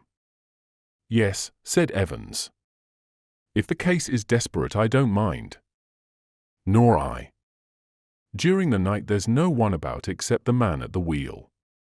And if we can drop one of the ropes forward without being seen or heard—" "Good. I am glad to see you are so cool. That means business. But just now we are over the Caspian. There are several ships in sight. The Albatross is going down to fish. Cannot we do something now?" "Sure." "They are watching us much more than you think," said Uncle Prudent. "You saw that when we tried to jump into the Hydaspes." "And who knows that they don't watch us at night?" asked Evans. "Well, we must end this, we must finish with this Albatross and her master." It will be seen how in the excitement of their anger the colleagues, Uncle Prudent in particular, were prepared to attempt the most hazardous things. The sense of their powerlessness, the ironical disdain with which Robur treated them, the brutal remarks he indulged in, all contributed towards intensifying the aggravation which daily grew more manifest. This very day something occurred which gave rise to another most regrettable altercation between Robur and his guests. This was provoked by Fry Colin, who, finding himself above the boundless sea, was seized with another fit of terror. Like a child, like the Negro he gave himself over to groaning and protesting and crying, and writhing in 1,000 contortions and grimaces. "I want to get out! I want to get out! I am not a bird! Boo-hoo! I don't want to fly, I want to get out!" Uncle Prudent, as may be imagined, did not attempt to quiet him. In fact, he encouraged him, and particularly as the incessant howling seemed to have a strangely irritating effect on Robur. When Tom Turner and his companions were getting ready for fishing, the engineer ordered them to shut up Fry Colin in his cabin. But the Negro never ceased his jumping about, and began to kick at the wall and yell with redoubled power. It was noon. The Albatross was only about 15 or 20 feet above the water. A few ships, terrified at the apparition, sought safety in flight. As may be guessed, a sharp lookout was kept on the prisoners, whose temptation to escape could not but be intensified. Even supposing they jumped overboard they would have been picked up by the India-rubber boat. As there was nothing to do during the fishing, in which Phil Evans intended to take part, Uncle Prudent, raging furiously as usual, retired to his cabin. The Caspian Sea is a volcanic depression. Into it flow the waters of the Volga, the Ural, the Kawa, the Kuma, the Jemba, and others. Without the evaporation which relieves it of its overflow, this basin, with an area of 17,000 square miles and a depth of from 60 to 400 feet, would flood the low marshy ground to its north and east. Although it is not in communication with the Black Sea or the Sea of Aral, being at a much lower level than they are, it contains an immense number of fish, such fish, be it understood, as can live in its bitter waters, the bitterness being due to the naphtha which pours in from the springs on the south. The crew of the Albatross made no secret of their delight at the change in their food the fishing would bring them. "Look out!" shouted Turner, as he harpooned a good-sized fish, not unlike a shark.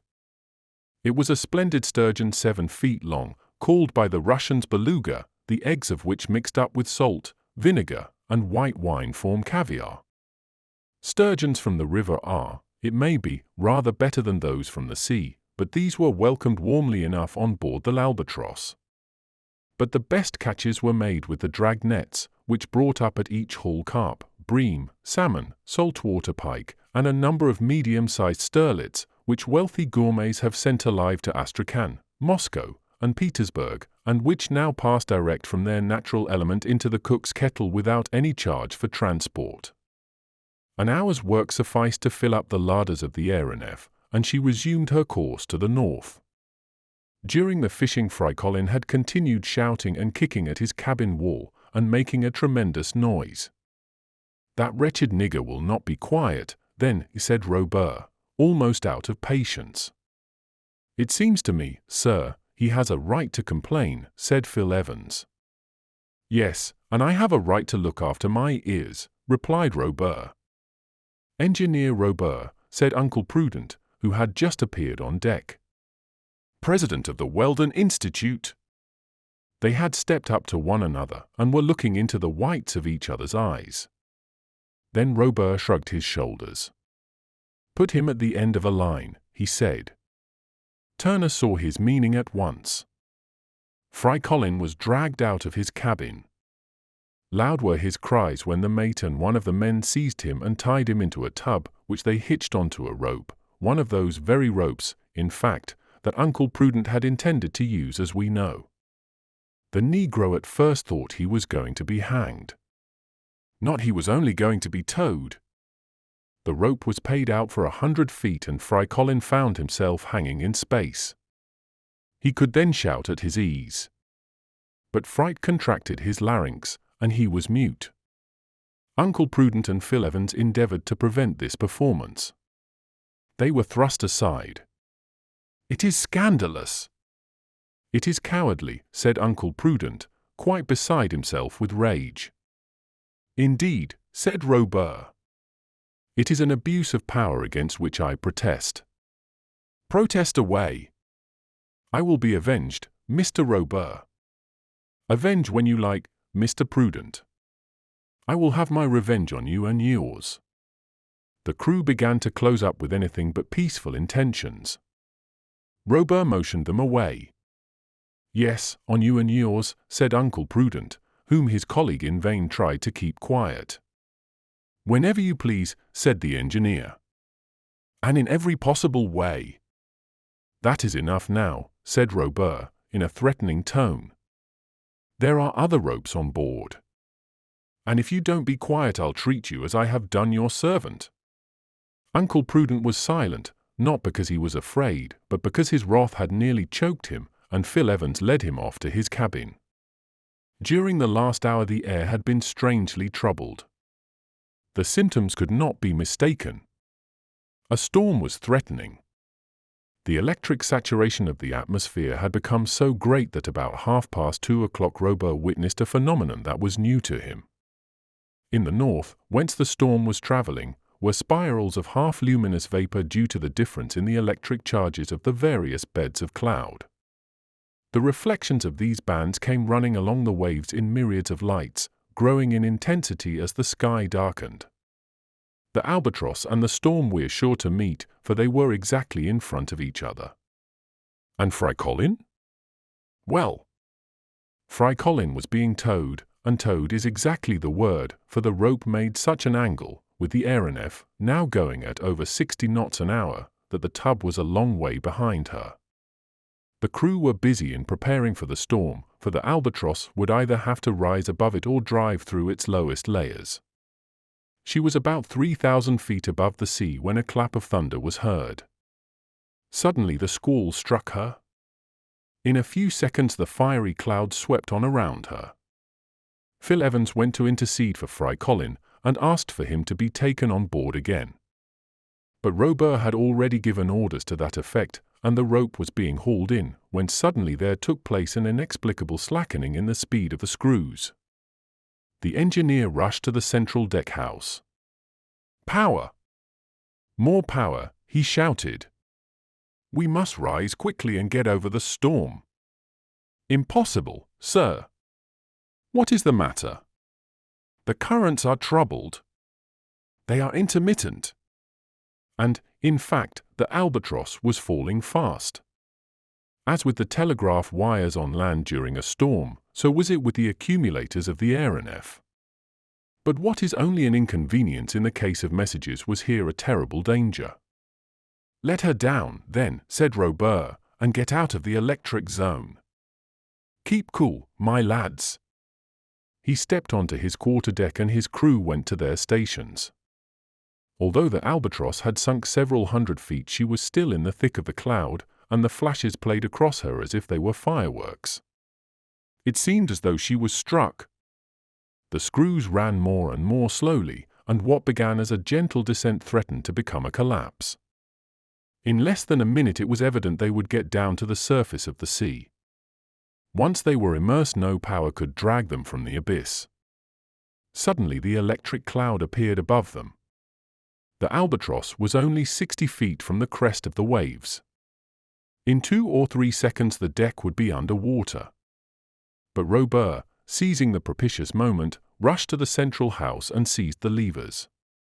He turned on the currents from the piles, no longer neutralized by the electric tension of the surrounding atmosphere. In a moment the screws had regained their normal speed and checked the descent, and the Albatross remained at her slight elevation while her propellers drove her swiftly out of reach of the storm.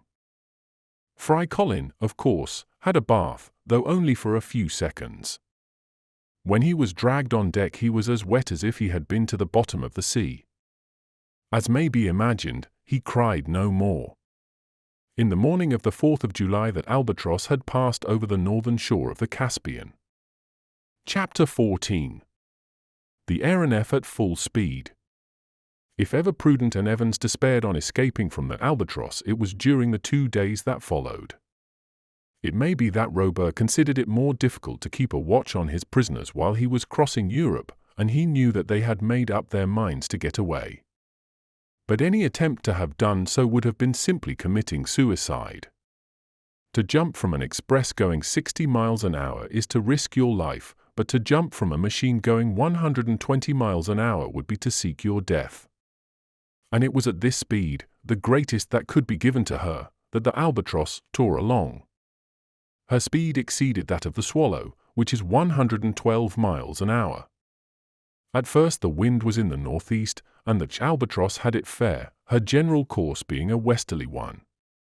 But the wind began to drop, and it soon became impossible for the colleagues to remain on the deck without having their breath taken away by the rapidity of the flight. And on one occasion they would have been blown overboard if they had not been dashed up against the deckhouse by the pressure of the wind. Luckily the steersman saw them through the windows of his cage, and by the electric bell gave the alarm to the men in the fore cabin. 4 of them came aft, creeping along the deck. Those who have been at sea, beating to windward in half a gale of wind, will understand what the pressure was like. But here it was the Albatross that by her incomparable speed made her own wind. To allow Uncle Prudent and Phil Evans to get back to their cabin the speed had to be reduced. Inside the deckhouse that Albatross bore with her a perfectly breathable atmosphere. To stand such driving the strength of the apparatus must have been prodigious. The propellers spun round so swiftly that they seemed immovable, and it was with irresistible power that they screwed themselves through the air. The last town that had been noticed was Astrakhan, situated at the north end of the Caspian Sea. The star of the desert, it must have been a poet who so called it, has now sunk from the 1st rank to the 5th or 6th. A momentary glance was afforded at its old walls, with their useless battlements, the ancient towers in the center of the city, the mosques and modern churches, the cathedral with its 5 domes, gilded and dotted with stars as if it were a piece of the sky, as they rose from the bank of the Volga, which here, as it joins the sea, is over a mile in width. Thenceforward the flight of the albatross became quite a race through the heights of the sky, as if she had been harnessed to one of those fabulous hippogriffs which cleared a league at every sweep of the wing. At 10 o'clock in the morning of the 4th of July the aeronef, heading northwest, followed for a little the valley of the Volga. The steppes of the Don and the Ural stretched away on each side of the river.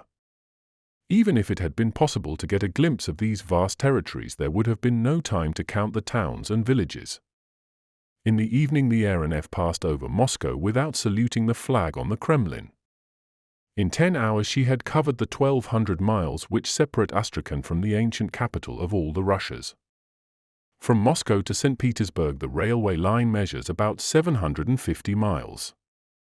This was but a half-day's journey, and the albatross, as punctual as the mail, reached St. Petersburg and the banks of the Neva at 2 o'clock in the morning. Then came the Gulf of Finland, the archipelago of Abo, the Baltic, Sweden in the latitude of Stockholm, and Norway in the latitude of Christiania. 10 hours only for these 1,200 miles. Verily it might be thought that no human power would henceforth be able to check the speed of the albatross, and as if the resultant of her force of projection and the attraction of the earth would maintain her in an unvarying trajectory round the globe. But she did stop nevertheless, and that was over the famous fall of the Rjukanfoss in Norway. Gusta, whose summit dominates this wonderful region of Telemarken, stood in the west like a gigantic barrier apparently impassable. And when the albatross resumed her journey at full speed her head had been turned to the south. And during this extraordinary flight what was Freikolin doing? He remained silent in a corner of his cabin, sleeping as well as he could, except at meal times. Tapage then favoured him with his company and amused himself at his expense. My boy," said he. "So you are not crying any more? Perhaps it hurt you too much? That 2 hours hanging cured you of it. At our present rate, what a splendid air bath you might have for your rheumatics. It seems to me we shall soon go to pieces." "Perhaps so, but we shall go so fast we shan't have time to fall." "That is some comfort." "Do you think so?" "I do." To tell the truth, and not to exaggerate like Tapage, it was only reasonable that owing to the excessive speed the work of the suspensory screws should be somewhat lessened. The albatross glided on its bed of air like a Congreve rocket. "And shall we last long like that?" asked Freikolin. "Long? Oh, no, only as long as we live." "Oh," said the Negro, beginning his lamentations. "Take care, Fry, take care. For, as they say in my country, the master may send you to the seesaw." And Freikolin gulped down his sobs as he gulped down the meat which, in double doses, he was hastily swallowing.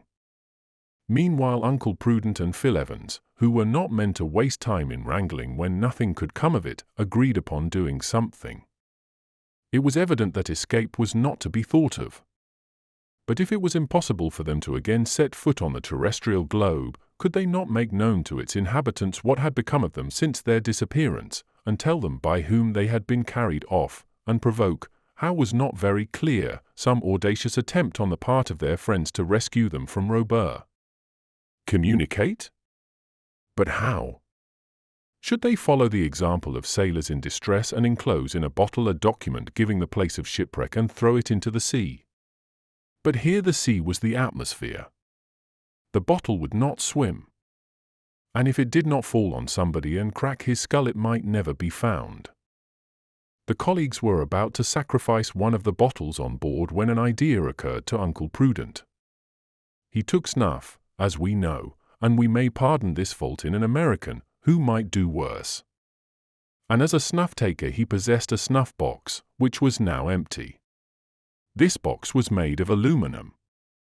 If it was thrown overboard, any honest citizen that found it would pick it up, and, being an honest citizen, he would take it to the police office, and there they would open it and discover from the document what had become of the 2 victims of Robur the Conqueror. And this is what was done. The note was short, but it told all, and it gave the address of the Weldon Institute, with a request that it might be forwarded. Then Uncle Prudent folded up the note, shut it in the box, bound the box round with a piece of worsted so as to keep it from opening it as it fell. And then all that had to be done was to wait for a favorable opportunity.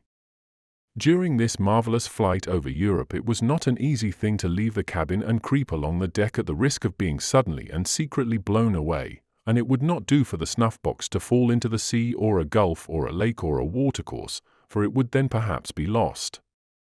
At the same time, it was not impossible that the colleagues might in this way get into communication with the habitable globe. It was then growing daylight, and it seemed as though it would be better to wait for the night and take advantage of a slackening speed or a halt to go out on deck and drop the precious snuff-box into some town. When all these points had been thought over and settled, the prisoners found they could not put their plan into execution on that day, at all events, for the Albatross, after leaving Gloucester, had kept her southerly course, which took her over the North Sea, much to the consternation of the thousands of coasting craft engaged in the English, Dutch, French, and Belgian trade. Unless the snuff-box fell on the deck of one of these vessels, there was every chance of its going to the bottom of the sea, and Uncle Prudent and Phil Evans were obliged to wait for a better opportunity. And, as we shall immediately see, an excellent chance was soon to be offered them. At 10 o'clock that evening the Albatross reached the French coast near Dunkirk. The night was rather dark. For a moment they could see the lighthouse at Grisnes cross its electric beam with the lights from Dover on the other side of the strait. Then the Albatross flew over the French territory at a mean height of 3,000 feet. There was no diminution in her speed. She shot like a rocket over the towns and villages so numerous in northern France. She was flying straight on to Paris, and after Dunkirk came Doullens, Amiens, Creil, St. Denis. She never left the line, and about midnight she was over the City of Light, which merits its name even when its inhabitants are asleep or ought to be. By what strange whim was it that she was stopped over the city of Paris? We do not know, but down she came till she was within a few hundred feet of the ground. Robur then came out of his cabin, and the crew came onto the deck to breathe the ambient air. Uncle Prudent and Phil Evans took care not to miss such an excellent opportunity. They left their deck-house and walked off away from the others so as to be ready at the propitious moment. It was important their action should not be seen. The Albatross, like a huge coleopter, glided gently over the mighty city. She took the line of the boulevards, then brilliantly lighted by the Edison lamps. Up to her there floated the rumble of the vehicles as they drove along the streets, and the roll of the trains on the numerous railways that converge into Paris. Then she glided over the highest monuments as if she was going to knock the ball off the Pantheon or the cross off the Invalides. She hovered over the two minarets of the Trocadero and the metal tower of the Champ de Mars, where the enormous reflector was inundating the whole capital with its electric rays. This aerial promenade, this nocturnal loitering, lasted for about an hour. It was a halt for breath before the voyage was resumed. And probably Robur wished to give the Parisians the sight of a meteor quite unforeseen by their astronomers. The lamps of the Albatross were turned on. Two brilliant sheaves of light shot down and moved along over the squares, the gardens, the palaces, the 60,000 houses, and swept the space from one horizon to the other. Assuredly the Albatross was seen this time, and not only well seen but heard, for Tom Turner brought out his trumpet and blew a rousing tarantaratara. At this moment Uncle Prudent leant over the rail, opened his hand, and let his snuff-box fall. Immediately the Albatross shot upwards, and past her, higher still, there mounted the noisy cheering of the crowd then thick on the boulevards, a hurrah of stupefaction to greet the imaginary meteor. The lamps of the aeronef were turned off, and the darkness and the silence closed in around as the voyage was resumed at the rate of 120 miles an hour. This was all that was to be seen of the French capital. At 4 o'clock in the morning the Albatross had crossed the whole country obliquely, and so as to lose no time in traversing the Alps or the Pyrenees, she flew over the face of Provence to the Cape of Antibes. At 9 o'clock next morning the San Pietrini assembled on the terrace of St. Peter at Rome were astounded to see her pass over the Eternal City. 2 hours afterwards she crossed the Bay of Naples and hovered for an instant over the fuliginous wreaths of Vesuvius. Then, after cutting obliquely across the Mediterranean, in the early hours of the afternoon she was signaled by the lookouts at La Goulette on the Tunisian coast. After America, Asia. After Asia, Europe. More than 18,000 miles had this wonderful machine accomplished in less than 23 clays. And now she was off over the known and unknown regions of Africa. It may be interesting to know what had happened to the famous snuff box after its fall. It had fallen in the Rue de Rivoli, opposite number 200, when the street was deserted. In the morning it was picked up by an honest sweeper who took it to the prefecture of police. There it was at first supposed to be an infernal machine. And it was untied, examined, and opened with care. Suddenly a sort of explosion took place. It was a terrific sneeze on the part of the inspector. The document was then extracted from the snuff box, and to the general surprise, read as follows. Messrs. Prudent and Evans, President and Secretary of the Weldon Institute, Philadelphia, have been carried off in the aeronef Albatross belonging to Robur the engineer. Please inform our friends and acquaintances. P&P.E. Thus was the strange phenomenon at last explained to the people of the two worlds. Thus was peace given to the scientists of the numerous observatories on the surface of the terrestrial globe. Chapter 15. A skirmish in Dahomey. At this point in the circumnavigatory voyage of the Albatross it is only natural that some such questions as the following should be asked. Who was this Robur, of whom up to the present we know nothing but the name? Did he pass his life in the air? Did his aeronef never rest? Had he not some retreat in some inaccessible spot in which, if he had need of repose or revictualling, he could betake himself? It would be very strange if it were not so. The most powerful flyers have always an eyrie or nest somewhere. And what was the engineer going to do with his prisoners? Was he going to keep them in his power and condemn them to perpetual aviation? Or was he going to take them on a trip over Africa, South America, Australasia, the Indian Ocean, the Atlantic and the Pacific, to convince them against their will, and then dismiss them with, "And now, gentlemen, I hope you will believe a little more in heavier than air"? To these questions, it is now impossible to reply. They are the secrets of the future. Perhaps the answers will be revealed. Anyhow, the bird-like Robur was not seeking his nest on the northern frontier of Africa. By the end of the day he had traversed Tunis from Cape Bon to Cape Carthage, sometimes hovering, and sometimes darting along at top speed. Soon he reached the interior, and flew down the beautiful valley of Medjada above its yellow stream hidden under its luxuriant bushes of cactus and oleander, and scared away the hundreds of parrots that perch on the telegraph wires and seem to wait for the messages to pass to bear them away beneath their wings. 2 hours after sunset the helm was put up and the Albatross bore off to the southeast, and on the morrow, after clearing the Tell Mountains, she saw the rising of the morning star over the sands of the Sahara. On the 30th of July there was seen from the aeronef the little village of Gereville, founded like Laghut on the frontier of the desert to facilitate the future conquest of Kabylia. Next, not without difficulty, the peaks of Stelero were passed against a somewhat boisterous wind. Then the desert was crossed, sometimes leisurely over the KSRS a green oases, sometimes at terrific speed that far outstripped the flight of the vultures. Often the crew had to fire into the flocks of these birds which, a dozen or so at a time, fearlessly hurled themselves onto the aeronef to the extreme terror of Fry Colin. But if the vultures could only reply with cries and blows of beaks and talons, the natives, in no way less savage, were not sparing of their musket shots, particularly when crossing the mountain of Sail, whose green and violet slope bore its cape of white. Then the Albatross was at last over the Grand Sahara, and at once she rose into the higher zone so as to escape from a simoom which was sweeping a wave of ruddy sand along the surface of the ground like a boar on the surface of the sea.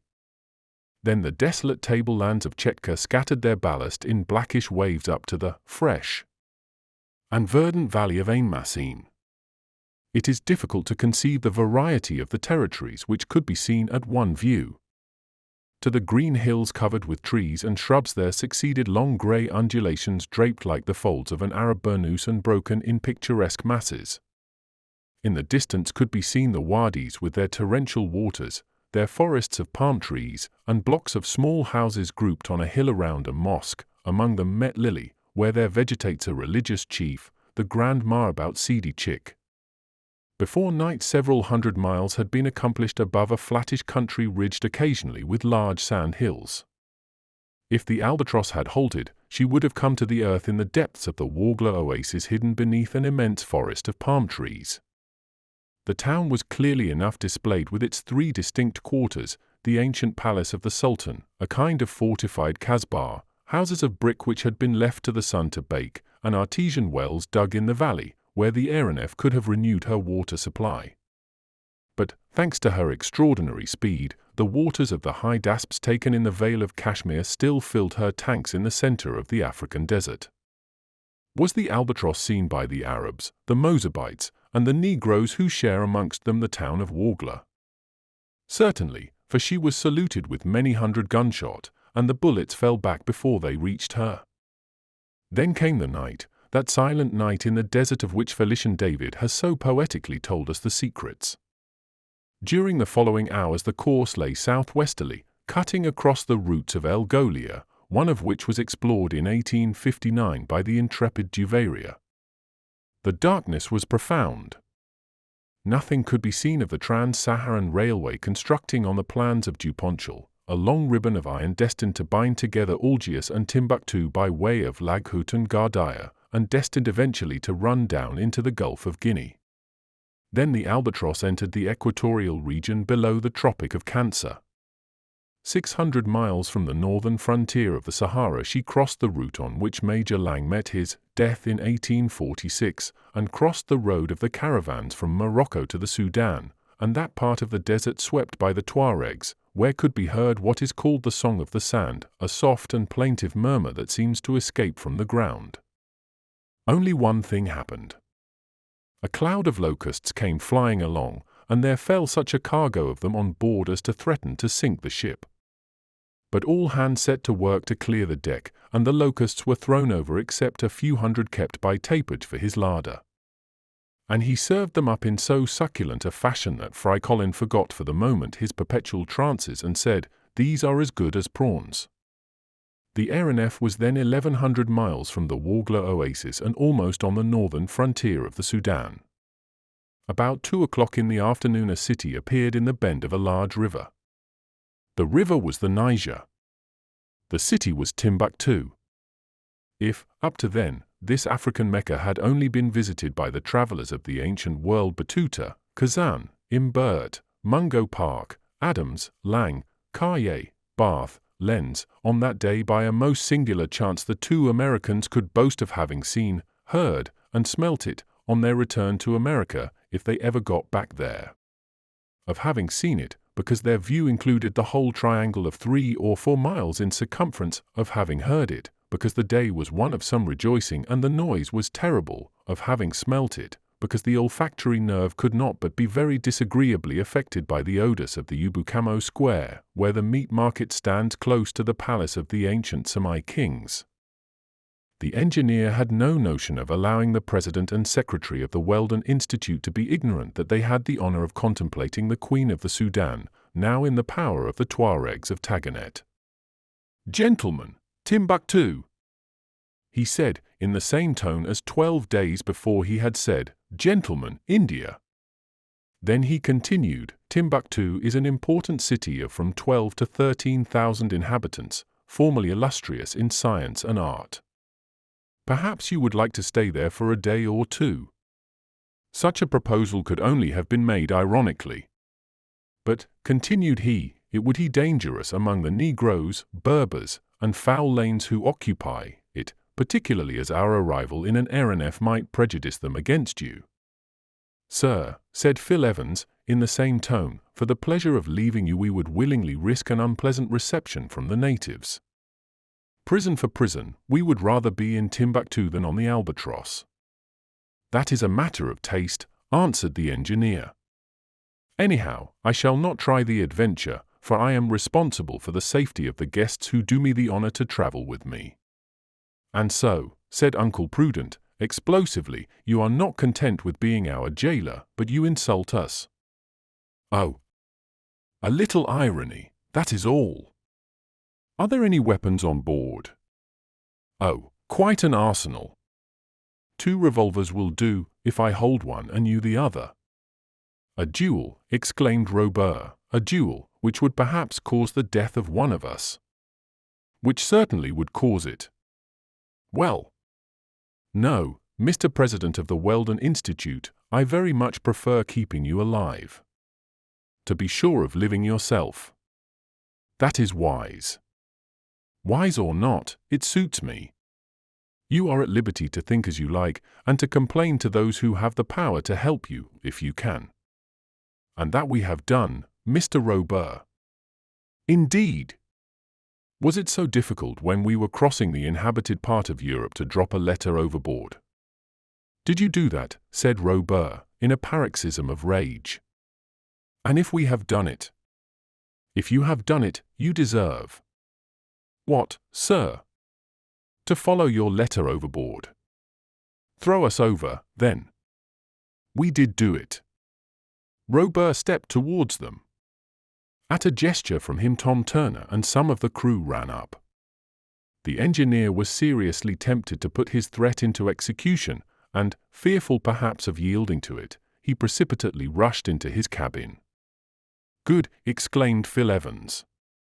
"And what he will dare not do," said Uncle Prudent, "I will do. Yes, I will do." At the moment the population of Timbuktu were crowding onto the squares and roads and the terraces built like amphitheaters. In the rich quarters of Sankir and Sarirama, as in the miserable huts at Riguidi, the priests from the minarets were thundering their loudest maledictions against the aerial monster. These were more harmless than the rifle bullets, though assuredly, if the aeronef had come to earth she would have certainly been torn to pieces. For some miles noisy flocks of storks, francolins, and ibises escorted the albatross and tried to race her, but in her rapid flight she soon distanced them. The evening came. The air was troubled by the roarings of the numerous herds of elephants and buffaloes which wander over this land, whose fertility is simply marvelous. For 48 hours the whole of the region between the prime meridian and the 2nd degree, in the bend of the Niger, was viewed from the albatross. If a geographer had only such an apparatus at his command, with what facility could he map the country, note the elevations, fix the courses of the rivers and their affluents, and determine the positions of the towns and villages? There would then be no huge blanks on the map of Africa, no dotted lines, no vague designations which are the despair of cartographers. In the morning of the 11th the albatross crossed the mountains of northern Guinea, between the Sudan and the Gulf which bears their name. On the horizon was the confused outline of the Kong Mountains in the kingdom of Dahomey. Since the departure from Timbuktu, Uncle Prudent and Phil Evans noticed that the course had been due south. If that direction was persisted in, they would cross the equator in 6 more degrees. The albatross would then abandon the continents and fly not over the Bering Sea, or the Caspian Sea, or the North Sea, or the Mediterranean, but over the Atlantic Ocean. This lookout was not particularly pleasing to the 2 friends, whose chances of escape had sunk to below 0. But the albatross had slackened speed as though hesitating to leave Africa behind. Was Robur thinking of going back? No, but his attention had been particularly attracted to the country which he was then crossing. We know, and he knew, that the kingdom of Dahomey is one of the most powerful on the west coast of Africa. Strong enough to hold its own with its neighbor Ashanti, its area is somewhat small, being contained within 360 leagues from north to south and 180 from east to west. But its population numbers some 700,000 or 800,000, including the neighboring independent territories of Ouidah and Adra. If Dahomey is not a large country, it is often talked about. It is celebrated for the frightful cruelties which signalize its annual festivals, and by its human sacrifices, fearful hecatombs intended to honor the sovereign it has lost and the sovereign who has succeeded him. It is even a matter of politeness when the king of Dahomey receives a visit from some high personage or some foreign ambassador to give him a surprise present of a dozen heads, cut off in his honor by the Minister of Justice, the Ming Han, who is wonderfully skillful in that branch of his duties. When the albatross came flying over Dahomey, the old King Bahadur had just died, and the whole population was proceeding to the enthronization of his successor. Hence there was great agitation all over the country, and it did not escape Robur that everybody was on the move. Long lines of Dahomeans were hurrying along the roads from the country into the capital, Abomey. Well-kept roads radiating among vast plains clothed with giant trees, immense fields of manioc, magnificent forests of palms, cocoa trees, mimosas, orange trees, mango trees, such was the country whose perfumes mounted to the albatross, while many parrots and cardinals swarmed among the trees. The engineer, leaning over the rail, seemed deep in thought, and exchanged but a few words with Tom Turner. It did not look as though the albatross had attracted the attention of those moving masses, which were often invisible under the impenetrable roof of trees. This was doubtless due to her keeping at a good altitude amid a bank of light cloud. About 11 o'clock in the morning the capital was sighted, surrounded by its walls, defended by a fosse measuring 12 miles round, with wide, regular streets on the flat plain, and a large square on the northern side occupied by the king's palace. This huge collection of buildings is commanded by a terrace not far from the place of sacrifice. During the festival days it is from this high terrace that they throw the prisoners tied up in wicker baskets, and it can be imagined with what fury these unhappy wretches are cut in pieces. In one of the courtyards which divide the king's palace there were drawn up 4,000 warriors, one of the contingents of the royal army, and not the least courageous one.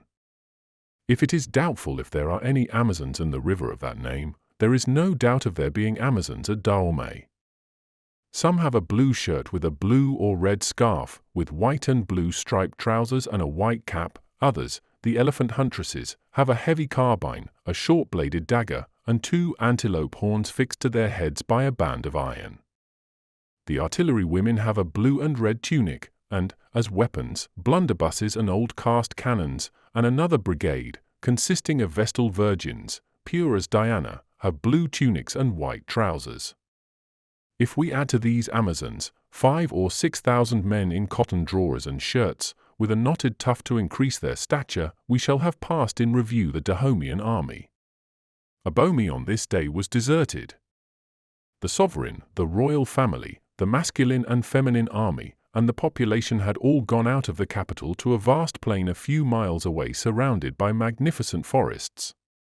On this plain the recognition of the new king was to take place.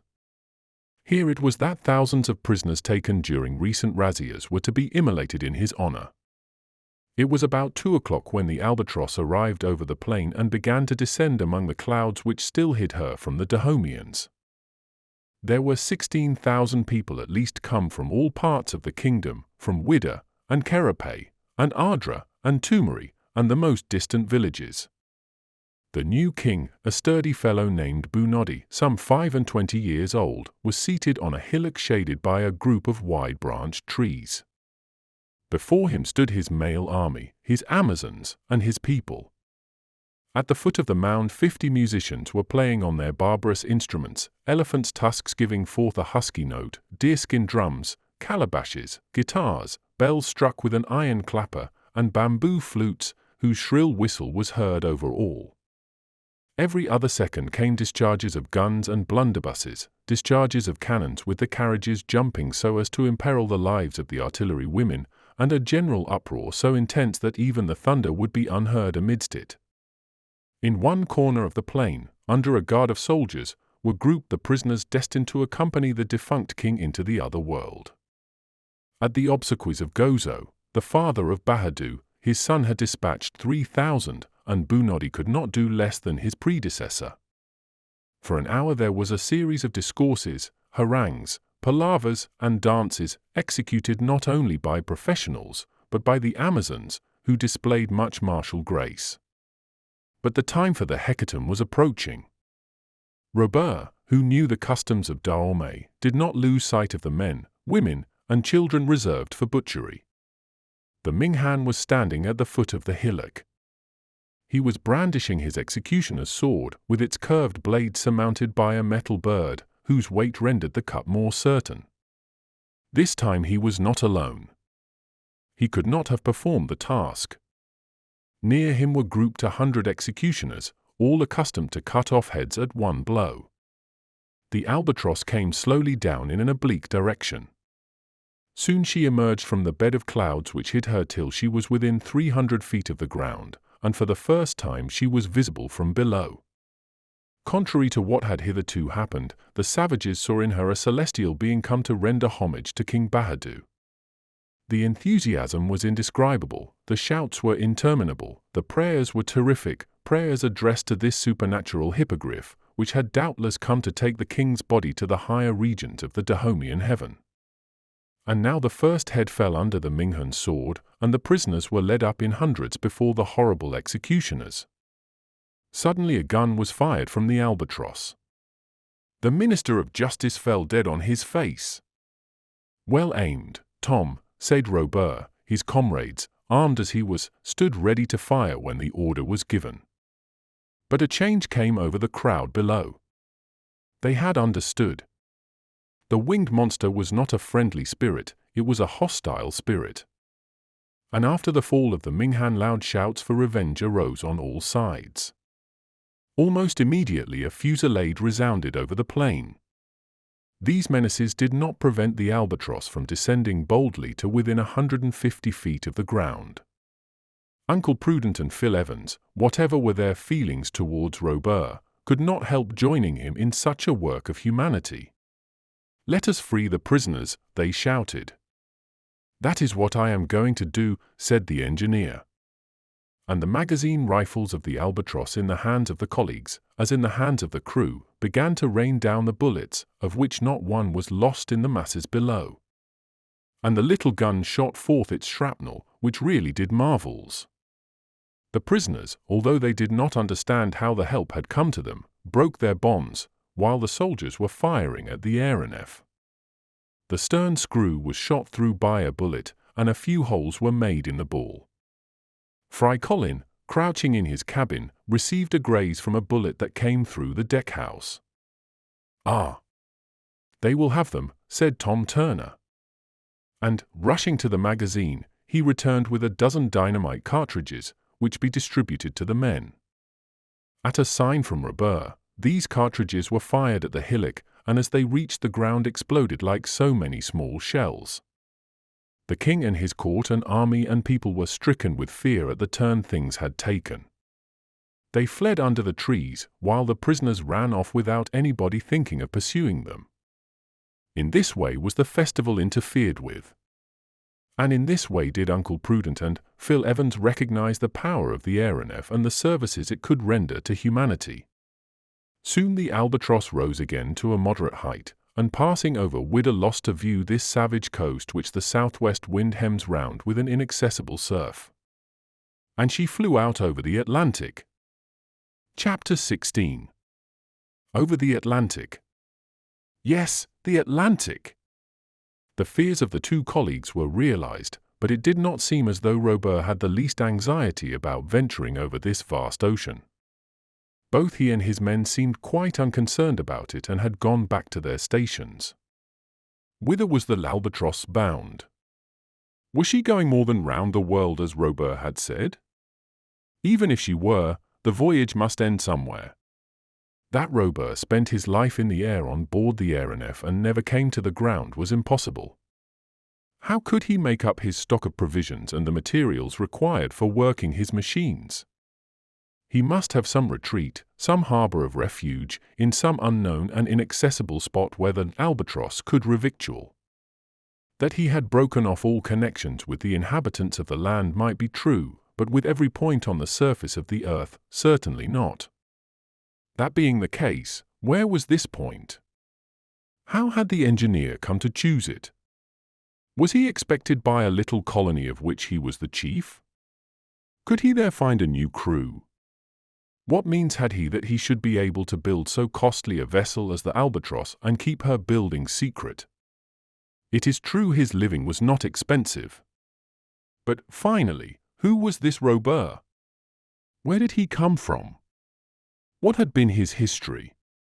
Here were riddles impossible to solve, and Robur was not the man to assist willingly in their solution. It is not to be wondered at that these insoluble problems drove the colleagues almost to frenzy.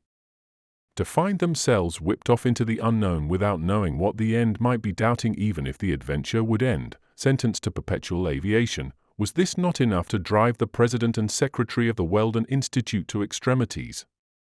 Meanwhile the Albatross drove along above the Atlantic, and in the morning when the sun rose there was nothing to be seen but the circular line where earth met sky. Not a spot of land was in sight in this huge field of vision. Africa had vanished beneath the northern horizon. When Fry Colin ventured out of his cabin and saw all this water beneath him, fear took possession of him. Of the 145 million square miles of which the area of the world's waters consists, the Atlantic claims about a quarter, and it seemed as though the engineer was in no hurry to cross it. There was now no going at full speed, none of the 120 miles an hour at which the Albatross had flown over Europe. Here, where the southwest winds prevail, the wind was ahead of them, and though it was not very strong, it would not do to defy it, and that Albatross was sent along at a moderate speed, which, however, easily outstripped that of the fastest mail boat.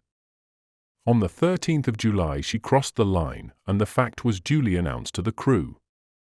It was then that Uncle Prudent and Phil Evans ascertained that they were bound for the southern hemisphere.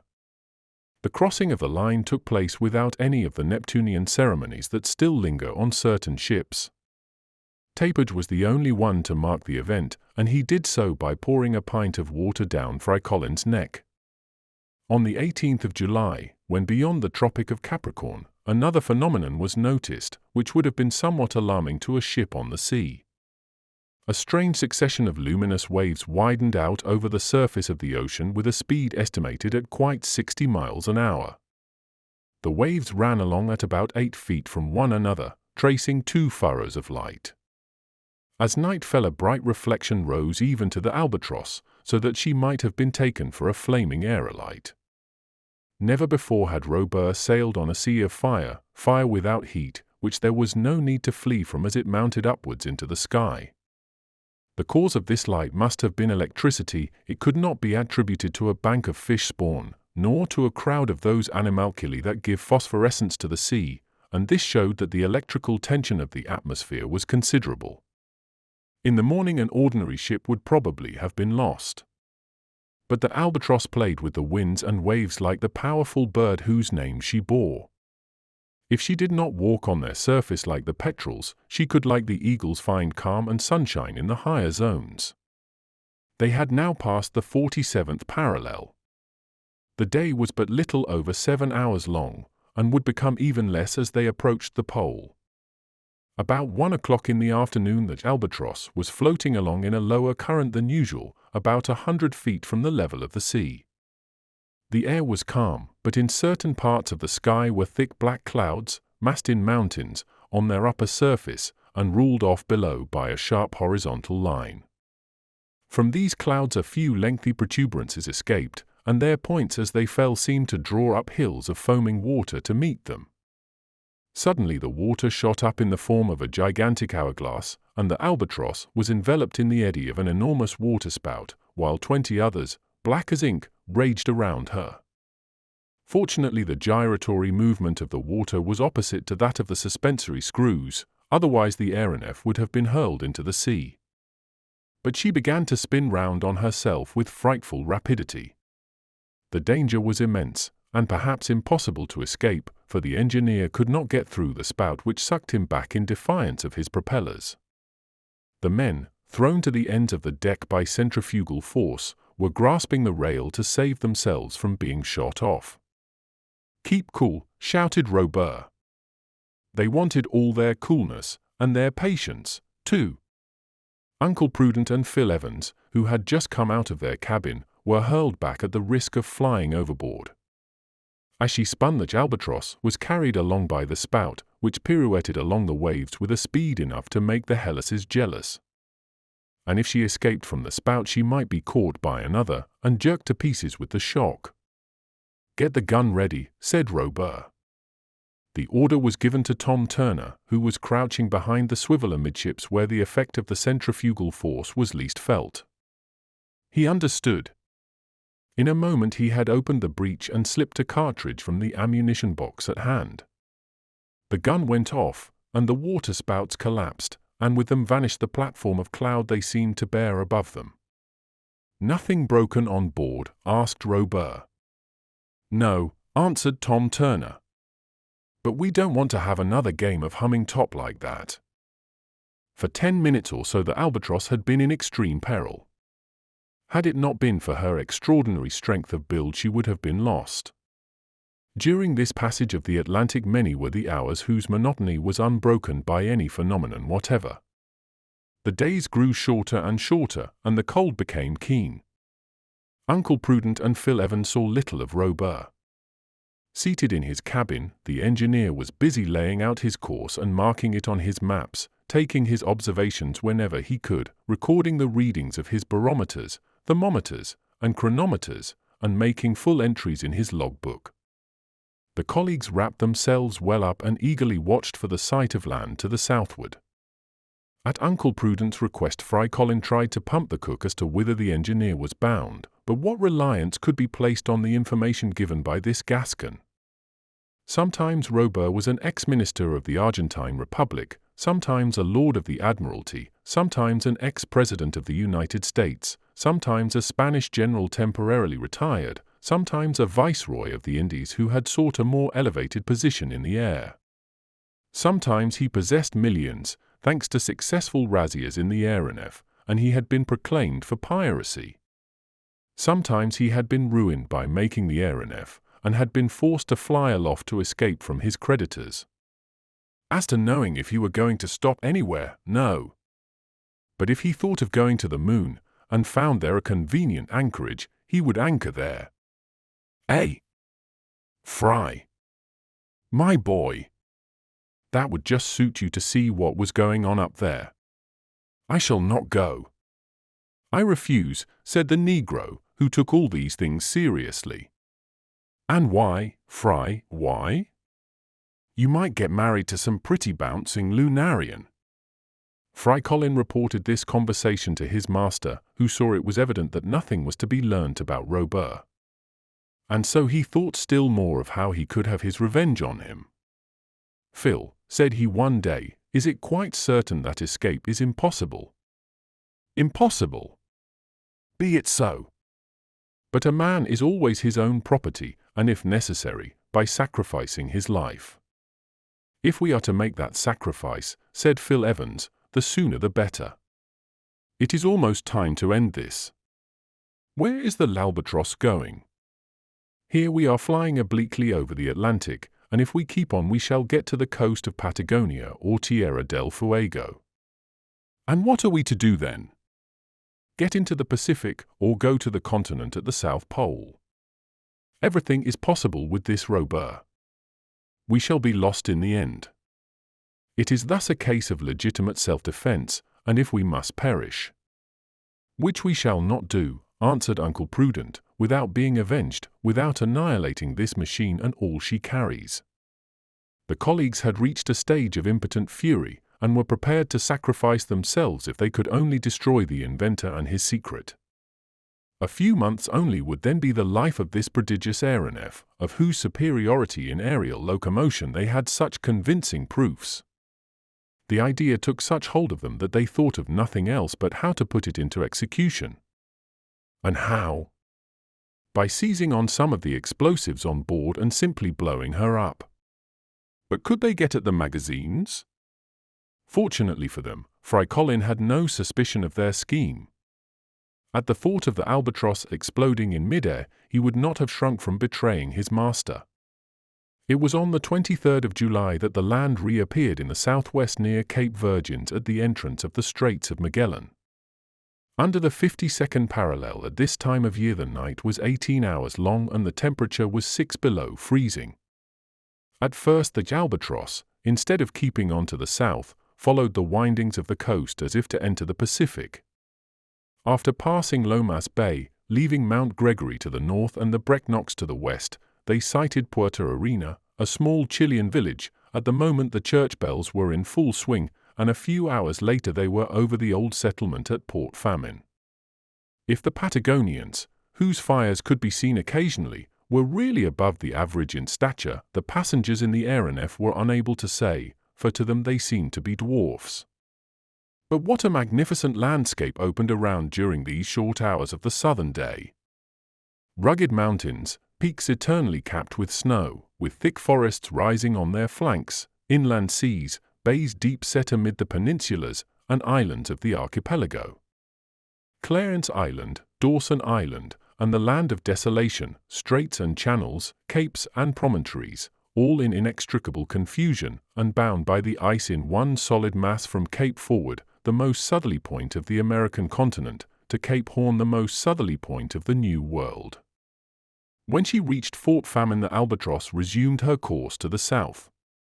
Passing between Mount Tam on the Brunswick Peninsula and Mount Graves, she steered for Mount Sarmiento, an enormous peak wrapped in snow, which commands the Straits of Magellan, rising 6,400 feet from the sea. And now they were over the land of the Fuegians, Tierra del Fuego, the land of fire.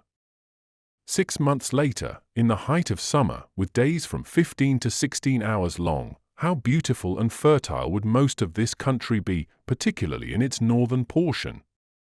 Then, all around would be seen valleys and pasturages that could form the feeding grounds of thousands of animals, then would appear virgin forests, gigantic trees, birches, beeches, ash trees, cypresses, tree ferns, and broad plains overrun by herds of guanacos, vicunas, and ostriches. Now there were armies of penguins and myriads of birds, and, when the Albatross turned on her electric lamps, the guillemots, ducks, and geese came crowding on board enough to fill Tapered's larder 100 times and more. Here was work for the cook, who knew how to bring out the flavor of the game and keep down its peculiar oiliness. And here was work for Fry Colin in plucking dozen after dozen of such interesting feathered friends. That day, as the sun was setting about 3 o'clock in the afternoon, there appeared in sight a large lake framed in a border of superb forest.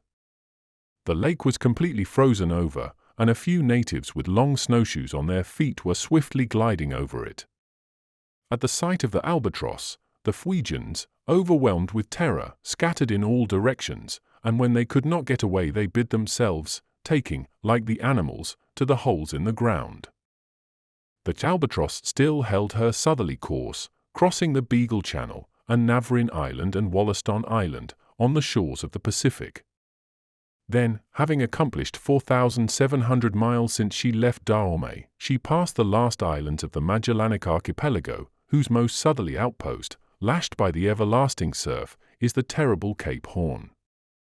Chapter 17. The Shipwrecked Crew. Next day was the 24th of July, and the 24th of July in the southern hemisphere corresponds to the 24th of January in the northern. The 56th degree of latitude had been left behind. The similar parallel in northern Europe runs through Edinburgh. The thermometer kept steadily below freezing, so that the machinery was called upon to furnish a little artificial heat in the cabins. Although the days begin to lengthen after the 21st day of June in the southern hemisphere, yet the advance of the Albatross towards the pole more than neutralized this increase, and consequently the daylight became very short. There was thus very little to be seen. At night time the cold became very keen, but as there was no scarcity of clothing on board, the colleagues, well wrapped up, remained a good deal on deck thinking over their plans of escape, and watching for an opportunity. Little was seen of Robur, since the high words that had been exchanged in the Timbuktu country, the engineer had left off speaking to his prisoners. Fry Colin seldom came out of the cook house, where Tapered treated him most hospitably, on condition that be acted as his assistant. This position was not without its advantages, and the negro, with his master's permission, very willingly accepted it. Shut up in the galley, he saw nothing of what was passing outside, and might even consider himself beyond the reach of danger. He was, in fact, very like the ostrich, not only in his stomach, but in his folly. But whither went the albatross? Was she in midwinter bound for the southern seas or continents round the pole? In this icy atmosphere, even granting that the elements of the batteries were unaffected by such frost, would not all the crew succumb to a horrible death from the cold? That Robur should attempt to cross the pole in the warm season was bad enough, but to attempt such a thing in the depth of the winter night would be the act of a madman. Thus reasoned the president and secretary of the Weldon Institute, now they had been brought to the end of the continent of the New World, which is still America, although it does not belong to the United States. What was this intractable Robur going to do? Had not the time arrived for them to end the voyage by blowing up the ship? It was noticed that during the 24th of July the engineer had frequent consultations with his mate. He and Tom Turner kept constant watch on the barometer, not so much to keep themselves informed of the height at which they were traveling as to be on the lookout for a change in the weather. Evidently some indications had been observed of which it was necessary to make careful note.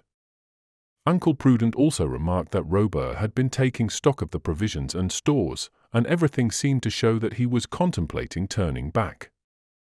"Turning back," said Phil Evans. "But where to?" "Where he can reprovision the ship," said Uncle Prudent. "That ought to be in some lonely island in the Pacific with a colony of scoundrels worthy of their chief." "That is what I think. I fancy he is going west, and with the speed he can get up it would not take him long to get home. But we should not be able to put our plan into execution. If we get there." "We shall not get there." The colleagues had partly guessed the engineer's intentions. During the day it became no longer doubtful that when the Albatross reached the confines of the Antarctic Sea her course was to be changed. When the ice has formed about Cape Horn the lower regions of the Pacific are covered with ice fields and icebergs. The floes then form an impenetrable barrier to the strongest ships and the boldest navigators. Of course, by increasing the speed of her wings the Albatross could clear the mountains of ice accumulated on the ocean as she could the mountains of earth on the polar continent, if it is a continent that forms the cap of the southern pole. But would she attempt it in the middle of the polar night, in an atmosphere of 60 below freezing? After she had advanced about 100 miles to the south the Albatross headed westerly, as if for some unknown island of the Pacific. Beneath her stretched the liquid plain between Asia and America. The waters now had assumed that singular color which has earned for them the name of the Milky Sea. In the half-shadow, which the enfeebled rays of the sun were unable to dissipate, the surface of the Pacific was a milky white. It seemed like a vast snow field, whose undulations were imperceptible at such a height. If the sea had been solidified by the cold, and converted into an immense ice field, its aspect could not have been much different. They knew that the phenomenon was produced by myriads of luminous particles of phosphorescent corpuscles, but it was surprising to come across such an opalescent mass beyond the limits of the Indian Ocean. Suddenly the barometer fell after keeping somewhat high during the earlier hours of the day. Evidently the indications were such as a shipmaster might feel anxious at, though the master of an aeronef might despise them. There was every sign that a terrible storm had recently raged in the Pacific. It was 1 o'clock in the afternoon when Tom Turner came up to the engineer and said, "Do you see that black spot on the horizon, sir, there away to due north of us?" "That is not a rock." "No, Tom, there is no land out there." "Then it must be a ship or a boat." Uncle Prudent and Phil Evans, who were in the bow, looked in the direction pointed out by the mate. Robur asked for the glass and attentively observed the object. "It is a boat," said he, "and there are some men in it." "Shipwrecked?" asked Tom. "Yes. They have had to abandon their ship, and, knowing nothing of the nearest land, are perhaps dying of hunger and thirst. Well, it shall not be said that the Albatross did not come to their help. The orders were given, and the aeronef began to sink towards the sea. At 300 yards from it the descent was stopped, and the propellers drove ahead full speed towards the north. It was a boat. Her sail flapped against the mast as she rose and fell on the waves. There was no wind, and she was making no progress. Doubtless there was no one on board with strength enough left to work the oars. In the boat were 5 men asleep or helpless, if they were not dead. The albatross had arrived above them and slowly descended. On the boat's stern was the name of the ship to which she belonged, the Jeannette of Nantes. "Hello, there," shouted Turner, loud enough for the men to hear, for the boat was only 80 feet below him. There was no answer. "Fire a gun," said Robur. The gun was fired and the report rang out over the sea. One of the men looked up feebly. His eyes were haggard and his face was that of a skeleton. As he caught sight of the albatross, he made a gesture as of fear. "Don't be afraid," said Robur in French, "we have come to help you." "Who are you?" "We belong to the barque Jeannette, and I am the mate. We left her a fortnight ago as she was sinking. We have no water and no food." The 4 other men had now sat up. Wan and exhausted, in a terrible state of emaciation, they lifted their hands towards the albatross. "Look out!" shouted Robur. A line was let down, and a pail of fresh water was lowered into the boat. The men snatched at it and drank it with an eagerness awful to see. "Bread, bread!" they exclaimed. Immediately a basket with some food and 5 pints of coffee descended towards them. The mate with difficulty restrained them in their ravenousness. "Where are we?" asked the mate at last. 50 miles from the Chile coast and the Chonos archipelago," answered Robur. "Thanks. But we are becalmed, and we are going to tow you." "Who are you?" "People who are glad to be of assistance to you," said Robur. The mate understood that the incognito was to be respected. But had the flying machine sufficient power to tow them through the water?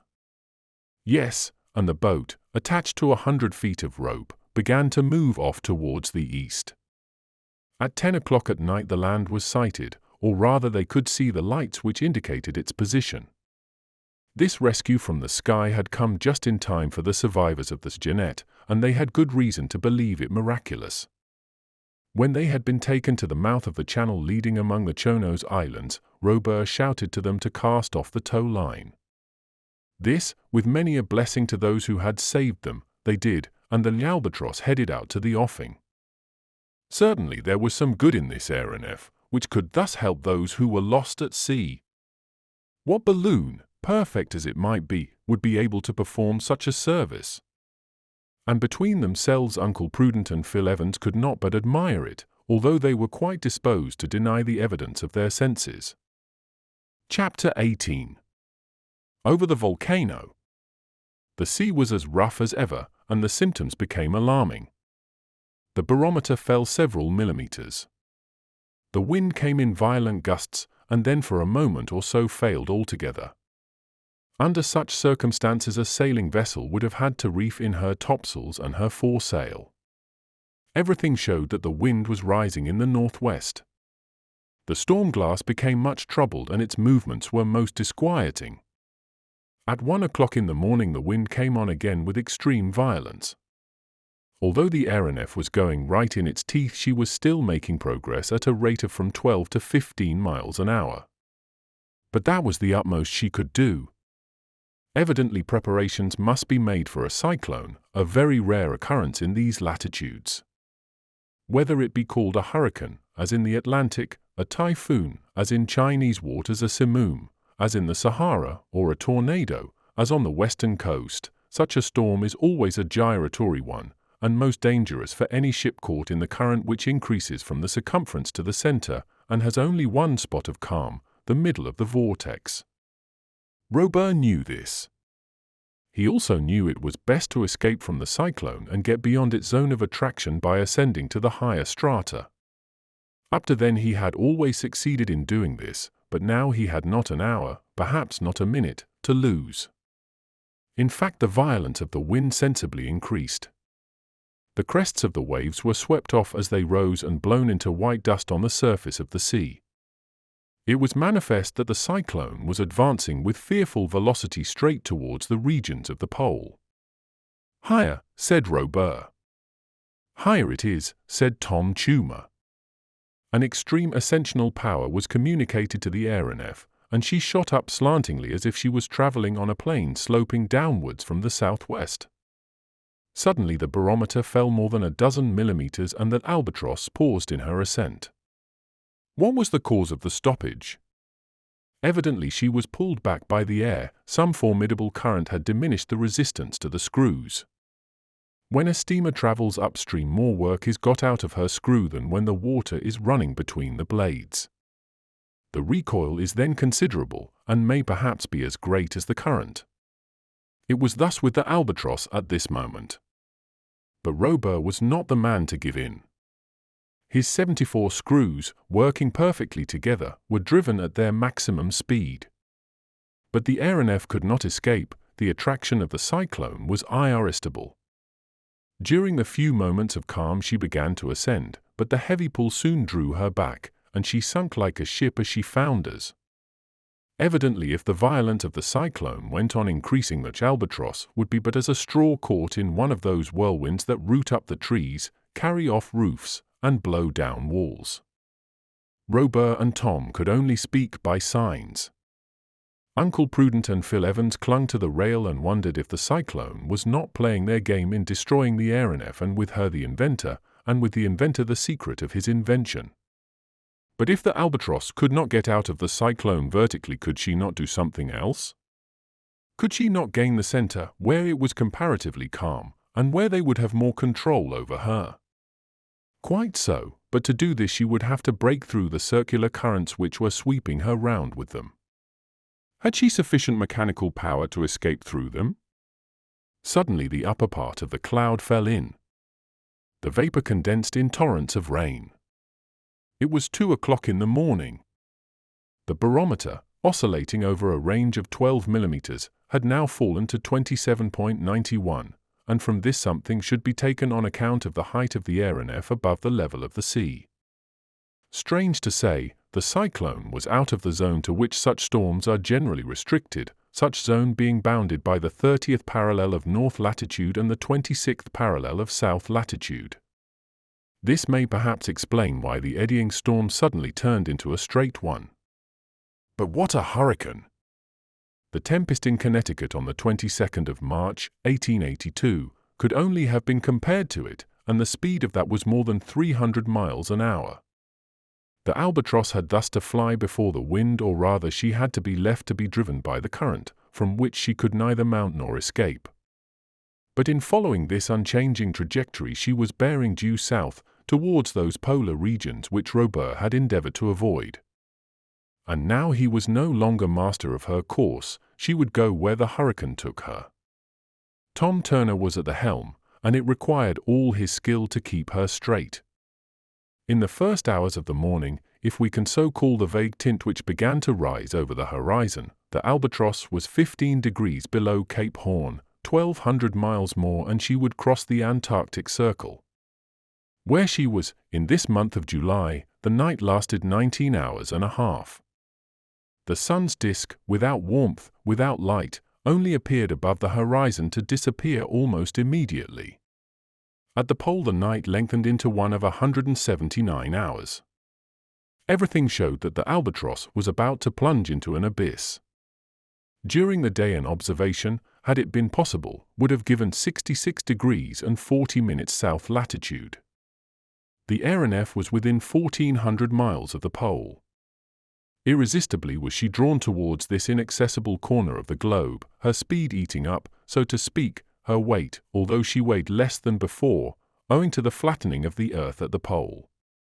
It seemed as though she could have dispensed altogether with her suspensory screws. And soon the fury of the storm reached such a height that Robur thought it best to reduce the speed of her helices as much as possible, so as to avoid disaster. And only enough speed was given to keep the aeronef under control of the rudder. Amid these dangers the engineer retained his imperturbable coolness, and the crew obeyed him as if their leader's mind had entered into them. Uncle Prudent and Phil Evans had not for a moment left the deck. They could remain without being disturbed. The air made but slight resistance. The aeronef was like an aerostat, which drifts with the fluid masses in which it is plunged. Is the domain of the southern pole a continent or an archipelago? Or is it a paleocrystic sea, whose ice melts not even during the long summer? We know not. But what we do know is that the southern pole is colder than the northern one, a phenomenon due to the position of the Earth in its orbit during winter in the Antarctic regions. During this day there was nothing to show that the storm was abating. It was by the 75th meridian to the west that the albatross crossed into the circumpolar region. By what meridian would she come out, if she ever came out? As she descended more to the south, the length of the day diminished. Before long she would be plunged in that continuous night which is illuminated only by the rays of the moon or the pale streamers of the aurora.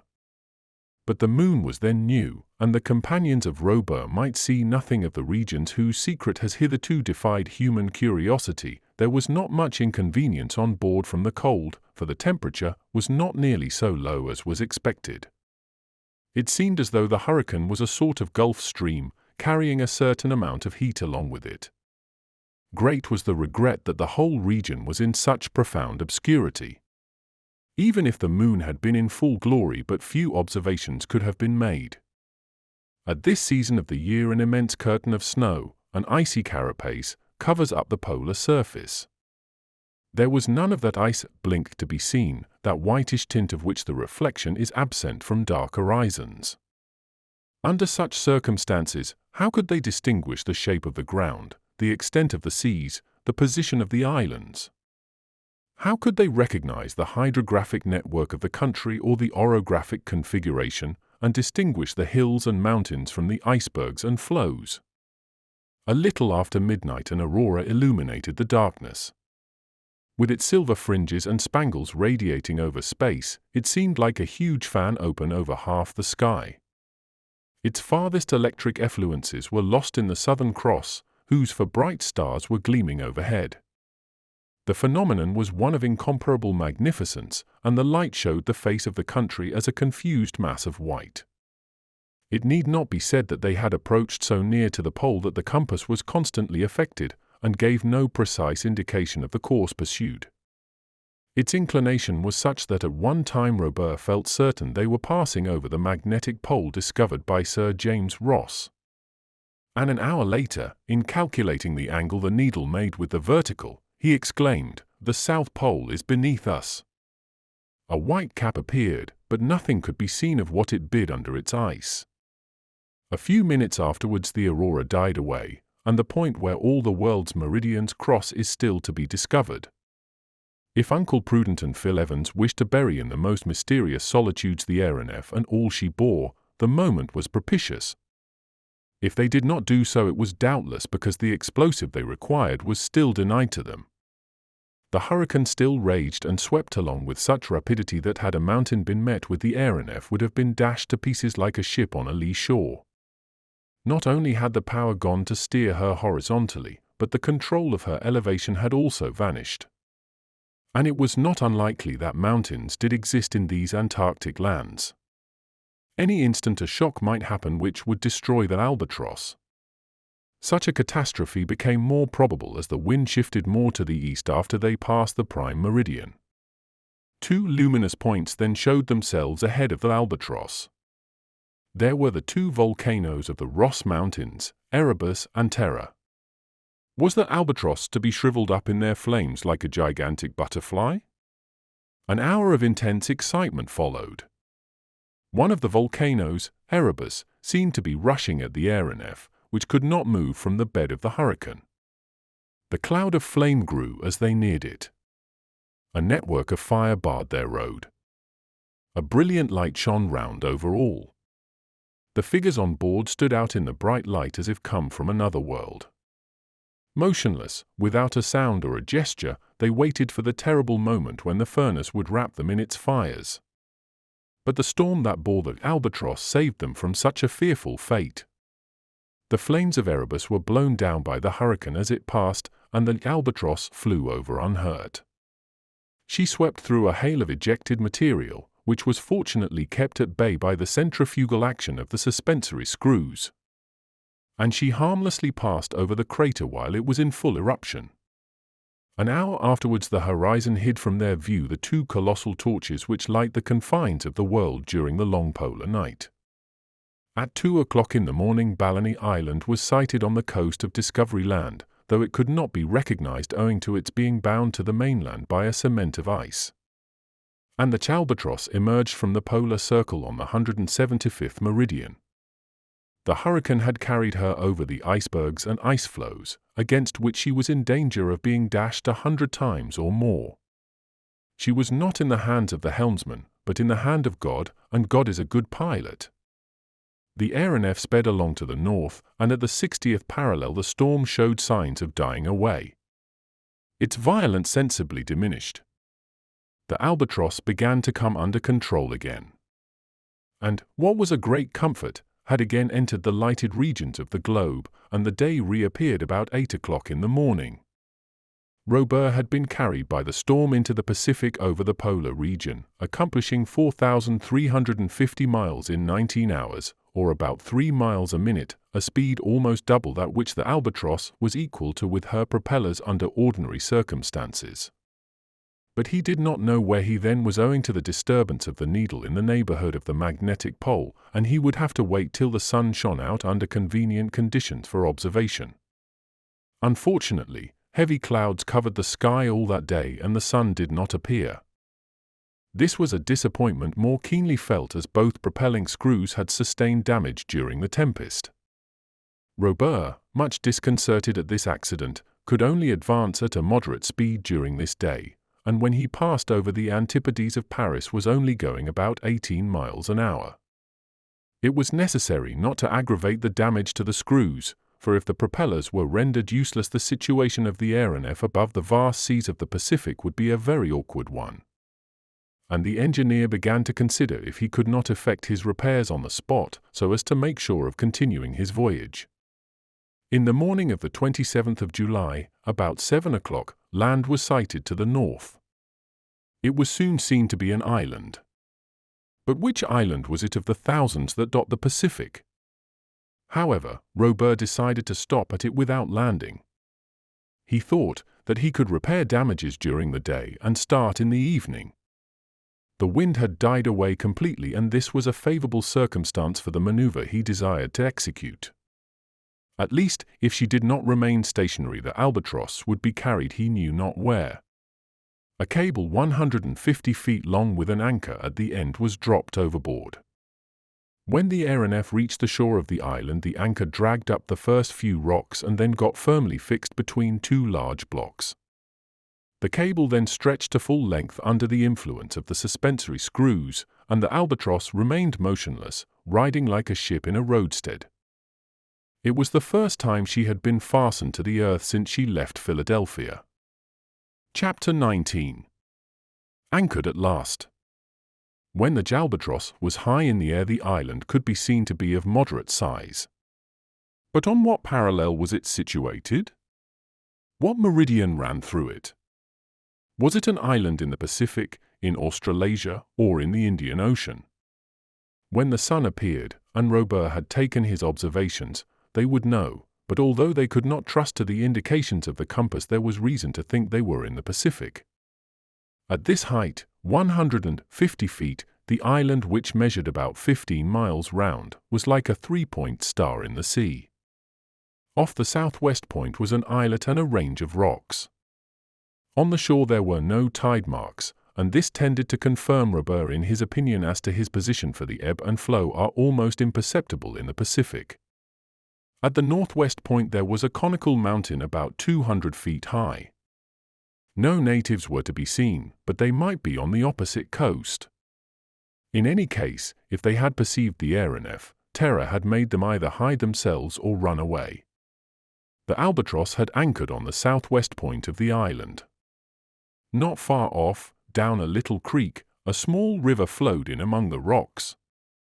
Beyond were several winding valleys, trees of different kinds, and birds, partridges and bustards, in great numbers.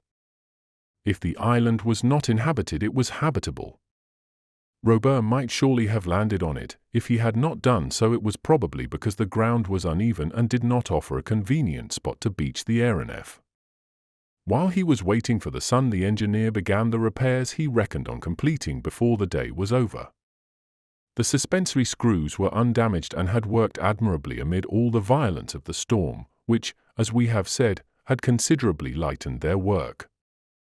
At this moment half of them were in action, enough to keep the albatross fixed to the shore by the taut cable. But the two propellers had suffered, and more than Robur had thought. Their blades would have to be adjusted and the gearing seen to by which they received their rotatory movement. It was the screw at the bow which was first attacked under Robur's superintendence. It was the best to commence with, in case the albatross had to leave before the work was finished. With only this propeller he could easily keep a proper course. Meanwhile Uncle Prudent and his colleague, after walking about the deck, had sat down aft. Fry Colin was strangely reassured. What a difference! To be suspended only 150 feet from the ground. The work was only interrupted for a moment while the elevation of the sun above the horizon allowed Robur to take an hoary angle, so that at the time of its culmination he could calculate his position. The result of the observation, taken with the greatest exactitude, was as follows: longitude 176 degrees and 10 minutes west. Latitude 44 degrees and 25 minutes south. This point on the map answered to the position of the Chatham Islands, and particularly of Pitt Island, one of the group. "That is nearer than I supposed," said Robur to Tom Turner. "How far off are we?" 46 degrees south of X Island, or 2,800 miles. "All the more reason to get our propellers into order," said the mate. "We may have the wind against us this passage, and with the little stores we have left we ought to get to X as soon as possible." "Yes, Tom, and I hope to get under way tonight, even if I go with one screw, and put the other to rights on the voyage." "Mr. Robur," said Tom, "what is to be done with those two gentlemen and their servant?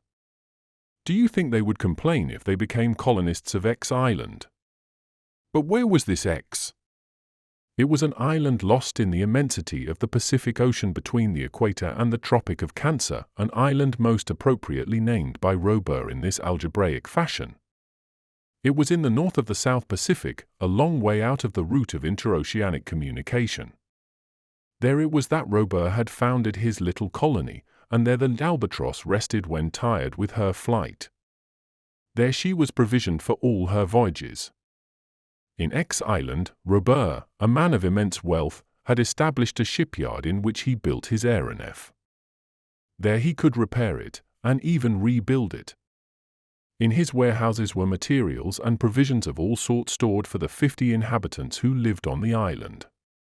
When Robur had doubled Cape Horn a few days before, his intention had been to regain X Island by crossing the Pacific obliquely.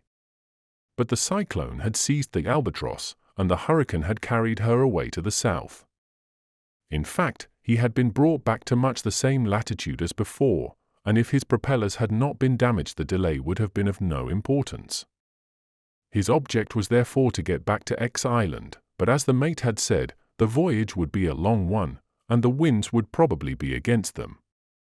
The mechanical power of the albatross was, however, quite equal to taking her to her destination, and under ordinary circumstances she would be there in 3 or 4 days. Hence Robur's resolve to anchor on the Chatham Islands. There was every opportunity for repairing at least the forescrew. He had no fear that if the wind were to rise he would be driven to the south instead of to the north. When night came the repairs would be finished, and he would have to maneuver so as to weigh anchor. If it were too firmly fixed in the rocks he could cut the cable and resume his flight towards the equator. The crew of the albatross, knowing there was no time to lose, set to work vigorously.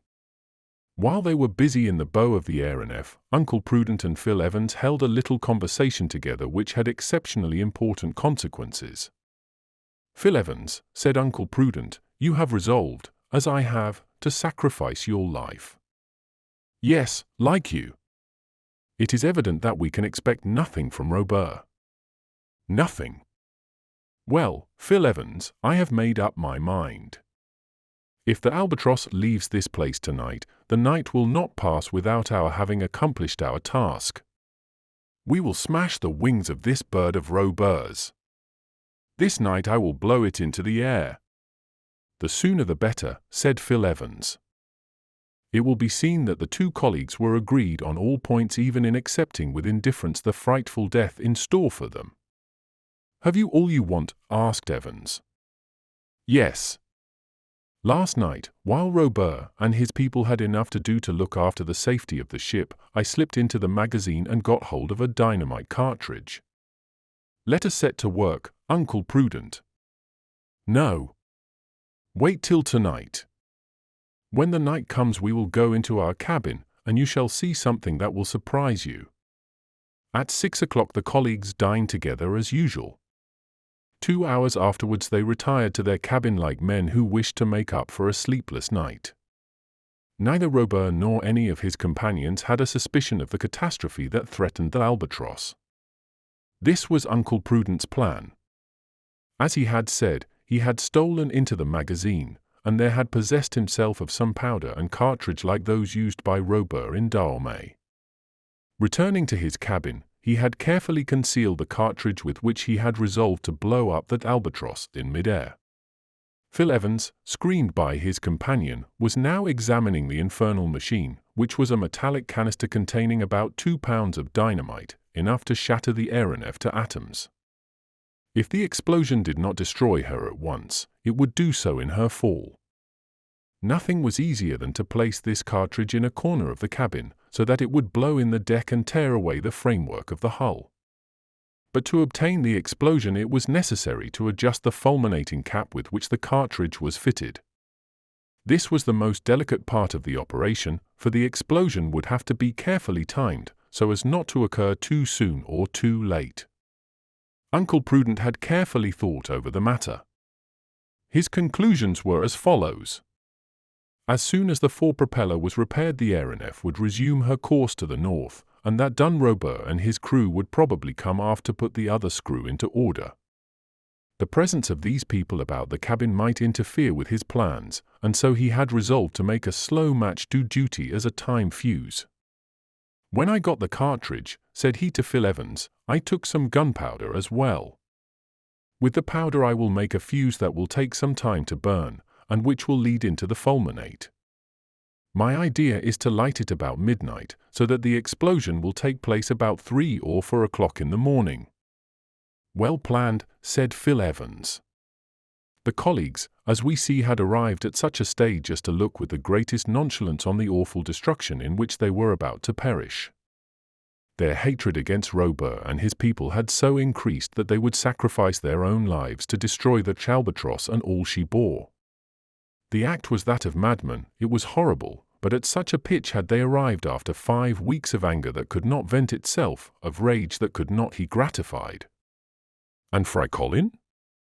Asked Phil Evans, have we the right to dispose of his life? We shall sacrifice ours as well, said Uncle Prudent. But it is doubtful if Fry Colin would have thought the reason sufficient. Immediately Uncle Prudent set to work, while Evans kept watch in the neighborhood of the cabin. The crew were all at work forward. There was no fear of being surprised. Uncle Prudent began by rubbing a small quantity of the powder very fine, and then, having slightly moistened it, he wrapped it up in a piece of rag in the shape of a match. When it was lighted he calculated it would burn about an inch in 5 minutes, or a yard in 3 hours. The match was tried and found to answer, and was then wound round with string and attached to the cap of the cartridge. Uncle Prudent had all finished about 10 o'clock in the evening without having excited the least suspicion. During the day the work on the fore-screw had been actively carried on, but it had had to be taken on board to adjust the twisted blades. Of the piles and accumulators and the machinery that drove the ship nothing was damaged. When night fell Robur and his men knocked off work. The fore-propeller not being got into place, and to finish it would take another 3 hours. After some conversation with Tom Turner it was decided to give the crew a rest and postpone what required to be done to the next morning. The final adjustment was a matter of extreme nicety, and the electric lamps did not give so suitable a light for such work as the daylight. Uncle Prudent and Phil Evans were not aware of this. They had understood that the screw would be in place during the night, and that the albatross would be on her way to the north. The night was dark and moonless. Heavy clouds made the darkness deeper. A light breeze began to rise. A few puffs came from the southwest, but they had no effect on the albatross. She remained motionless at her anchor, and the cable stretched vertically downward to the ground. Uncle Prudent and his colleague, imagining they were underway again, sat shut up in their cabin, exchanging but a few words, and listening to the frrrr of the suspensory screws, which drowned every other sound on board. They were waiting till the time of action arrived. A little before midnight Uncle Prudent said, "It is time." Under the berths in the cabin was a sliding box, forming a small locker, and in this locker Uncle Prudent put the dynamite and the slow match. In this way the match would burn without betraying itself by its smoke or spluttering. Uncle Prudent lighted the end and pushed back the box under the berth with "Now let us go aft and wait." They then went out and were astonished not to find the steersman at his post. Phil Evans leant out over the rail. "The albatross is where she was," said he in a low voice. "The work is not finished. They have not started." Uncle Prudent made a gesture of disappointment. "We shall have to put out the match," said he. "No," said Phil Evans, "we must escape." "Escape?" "Yes. Down the cable. 50 yards is nothing." "Nothing, of course, Phil Evans, and we should be fools not to take the chance now it has come." But first they went back to the cabin and took away all they could carry, with a view to a more or less prolonged stay on the Chatham Islands. Then they shut the door and noiselessly crept forward, intending to wake Fry Colin and take him with them. The darkness was intense. The clouds were racing up from the southwest, and the aeronef was tugging at her anchor and thus throwing the cable more and more out of the vertical. There would be no difficulty in slipping down it. The colleagues made their way along the deck, stopping in the shadow of the deck houses to listen if there was any sound. The silence was unbroken. No light shone from the portholes. The aeronef was not only silent, she was asleep. Uncle Prudent was close to Fry Colin's cabin when Phil Evans stopped him. "The lookout," he said. A man was crouching near the deck house. He was only half asleep. All flight would be impossible if he were to give the alarm. Close by were a few ropes, and pieces of rag and waste used in the work at the screw. An instant afterwards the man was gagged and blindfolded and lashed to the rail, unable to utter a sound or move an inch. This was done almost without a whisper. Uncle Prudent and Phil Evans listened. Ali was silent within the cabins. Everyone on board was asleep. They reached Fry Colin's cabin. Tapage was snoring away in a style worthy of his name, and that promised well. To his great surprise, Uncle Prudent had not even to push Fry Colin's door. It was open. He stepped into the doorway and looked around. "Nobody here," he said. "Nobody? Where can he be?" asked Phil Evans. They went into the bow, thinking Fry Colin might perhaps be asleep in the corner. Still they found nobody. "Has the fellow got the start of us?" asked Uncle Prudent. "Whether he has or not," said Phil Evans, "we can't wait any longer. Down you go." Without hesitation the fugitives one after the other clambered over the side and, seizing the cable with hands and feet, slipped down it safe and sound to the ground. Think of their joy at again treading the earth they had lost for so long, at walking on solid ground and being no longer the playthings of the atmosphere. They were staring up the creek to the interior of the island when suddenly a form rose in front of them. It was Fry Colin. The Negro had had the same idea as his master and the audacity to start without telling him. But there was no time for recriminations, and Uncle Prudent was in search of a refuge in some distant part of the island when Phil Evans stopped him. "Uncle Prudent," said he. "Here we are safe from Robur. He is doomed like his companions to a terrible death. He deserves it, we know. But if he would swear on his honor not to take us prisoners again." The honor of such a man. Uncle Prudent did not finish his sentence. There was a noise on the albatross. Evidently, the alarm had been given. The escape was discovered. "Help! Help!" shouted somebody. It was the lookout man, who had got rid of his gag. Hurried footsteps were heard on deck. Almost immediately the electric lamps shot beams over a large circle. "There they are! There they are!" shouted Tom Turner. The fugitives were seen. At the same instant an order was given by Robur, and the suspensory screws being slowed, the cable was hauled in on board, and the albatross sank towards the ground. At this moment the voice of Phil Evans was heard shouting, "Engineer Robur, will you give us your word of honor to leave us free on this island?" "Never," said Robur. And the reply was followed by the report of a gun, and the bullet grazed Phil's shoulder. "Ah! The brutes," said Uncle Prudent. Knife in hand, he rushed towards the rocks where the anchor had fixed itself. The aeronef was not more than 50 feet from the ground. In a few seconds the cable was cut, and the breeze, which had increased considerably, striking the albatross on the quarter, carried her out over the sea. Chapter 20. The wreck of the albatross. It was then 20 minutes after midnight. 5 or 6 shots had been fired from the aeronef. Uncle Prudent and Fry Colin, supporting Phil Evans, had taken shelter among the rocks. They had not been hit. For the moment there was nothing to fear.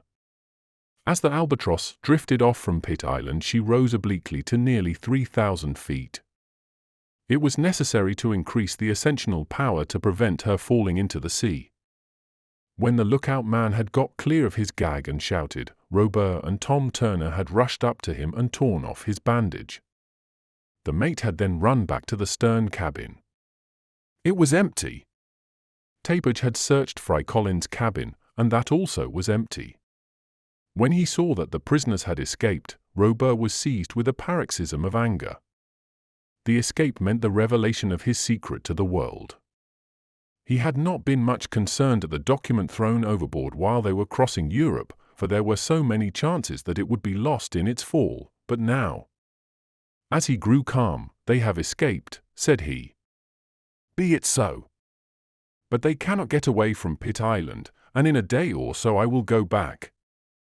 I will recapture them." And then, in fact, the safety of the 3 fugitives was by no means assured. The albatross would be repaired and return well in hand. Before the day was out they might again be in the power of the engineer. Before the day was out! But in 2 hours the albatross would be annihilated. The dynamite cartridge was like a torpedo fastened to her hull, and would accomplish her destruction in mid-air. The breeze freshened, and the aeronef was carried to the northeast. Although her speed was but moderate, she would be out of sight of the Chatham Islands before sunrise. To return against the wind she must have her propellers going, particularly the one in the bow. "Tom," said the engineer, "turn the lights full on." "Yes, sir." "And all hands to work." "Yes, sir." There was no longer any idea of putting off the work till tomorrow. There was now no thought of fatigue.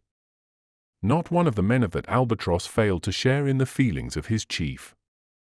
Not one but was ready to do anything to recapture the fugitives. As soon as the screw was in place they would return to the island and drop another anchor, and give chase to the fugitives. Then only would they begin repairing the stern screw, and then the aeronef could resume her voyage across the Pacific to X Island. It was important, above all things, that the albatross should not be carried too far to the northeast, but unfortunately the breeze grew stronger, and she could not head against it, or even remain stationary. Deprived of her propellers she was an unguidable balloon. The fugitives on the shore knew that she would have disappeared before the explosion blew her to pieces. Robur felt much disappointment at seeing his plans so interfered with. Would it not take him much longer than he thought to get back to his old anchorage? While the work at the screw was actively pushed on, he resolved to descend to the surface of the sea, in the hope that the wind would there be lighter. Perhaps the albatross would be able to remain in the neighborhood until she was again fit to work to windward. The maneuver was instantly executed. If a passing ship had sighted the aerial machine as she gunked through the air, with her electric lights in full blaze, with what terror would she have been seized? When the albatross was a few hundred feet from the waves, she stopped. Unfortunately, Robur found that the breeze was stronger here than above, and the aeronef drifted off more rapidly. He risked being blown a long way off to the northeast, and that would delay his return to Pitt Island. In short, after several experiments, he found it better to keep his ship well up in the air, and the albatross went aloft to about 10,000 feet. There, if she did not remain stationary, the drifting was very slight. The engineer could thus hope that by sunrise at such an altitude he would still be in sight of the island. Robur did not trouble himself about the reception the fugitives might have received from the natives, if there were any natives.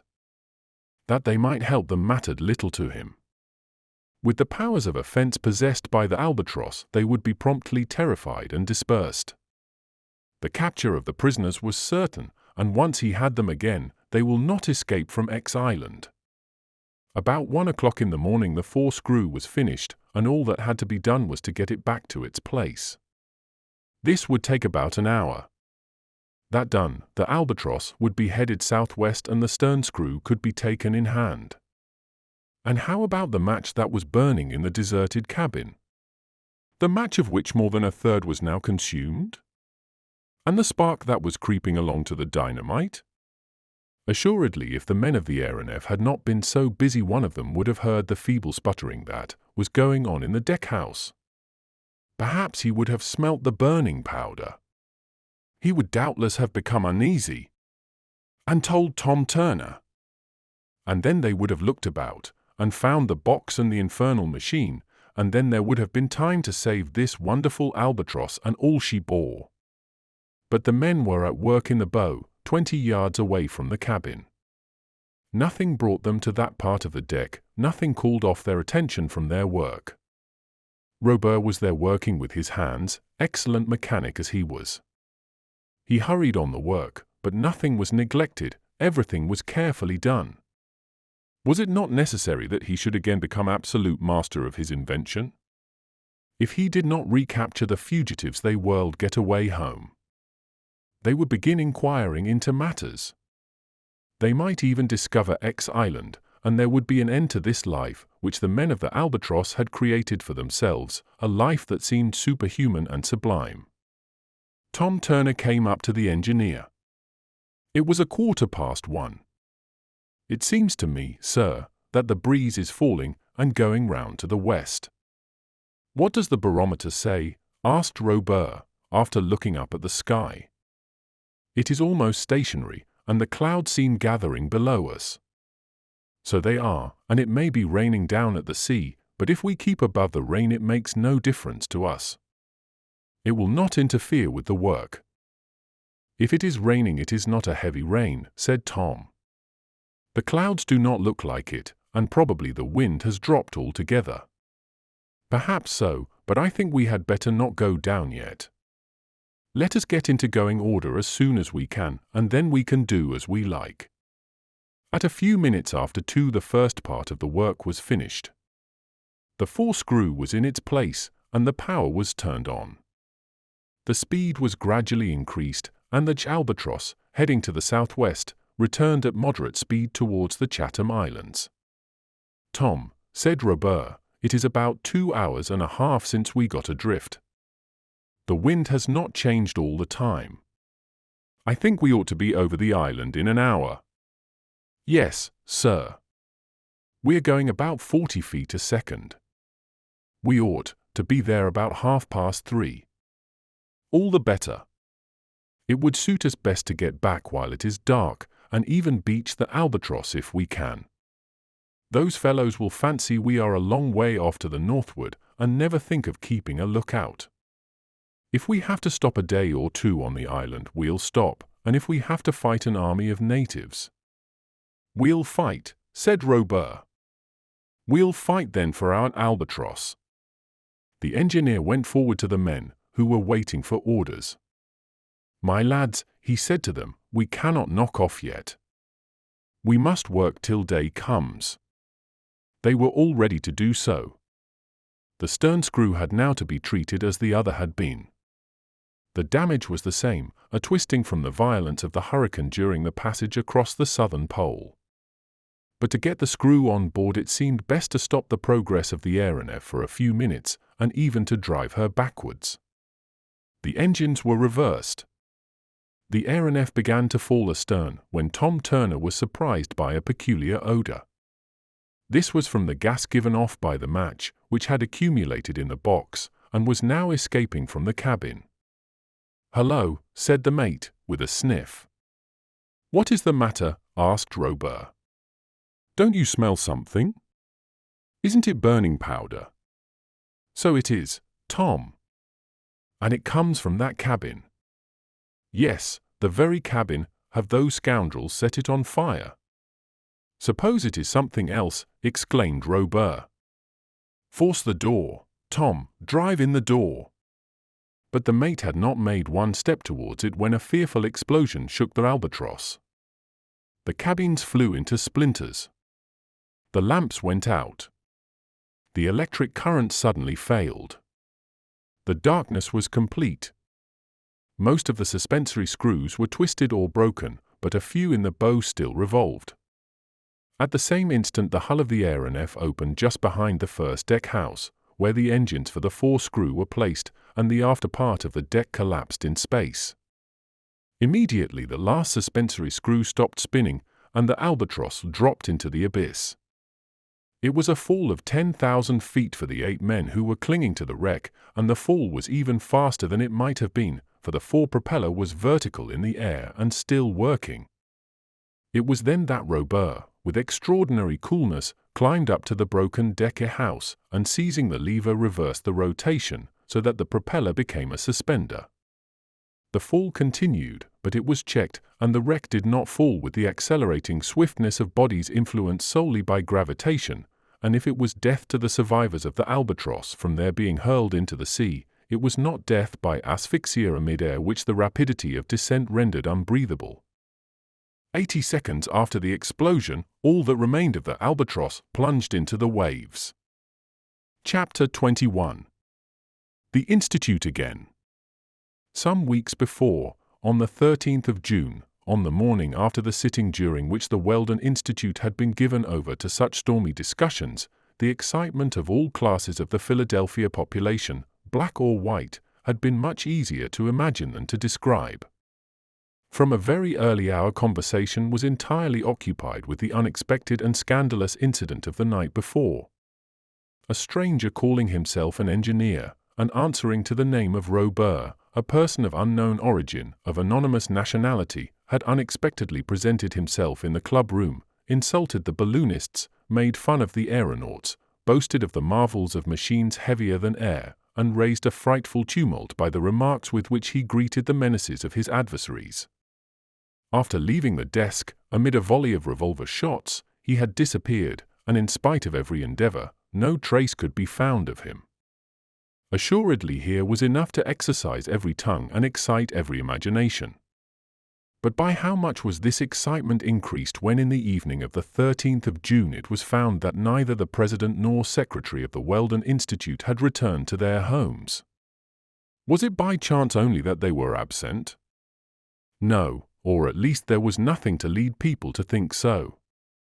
It had even been agreed that in the morning they would be back at the club, one as president, the other as secretary, to take their places during a discussion on the events of the preceding evening.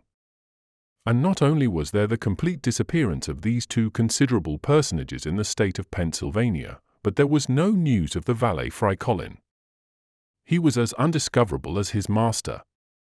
Never had a Negro since Toussaint L'Ouverture, Sir Luke, or des Salines had so much talked about him. The next day there was no news.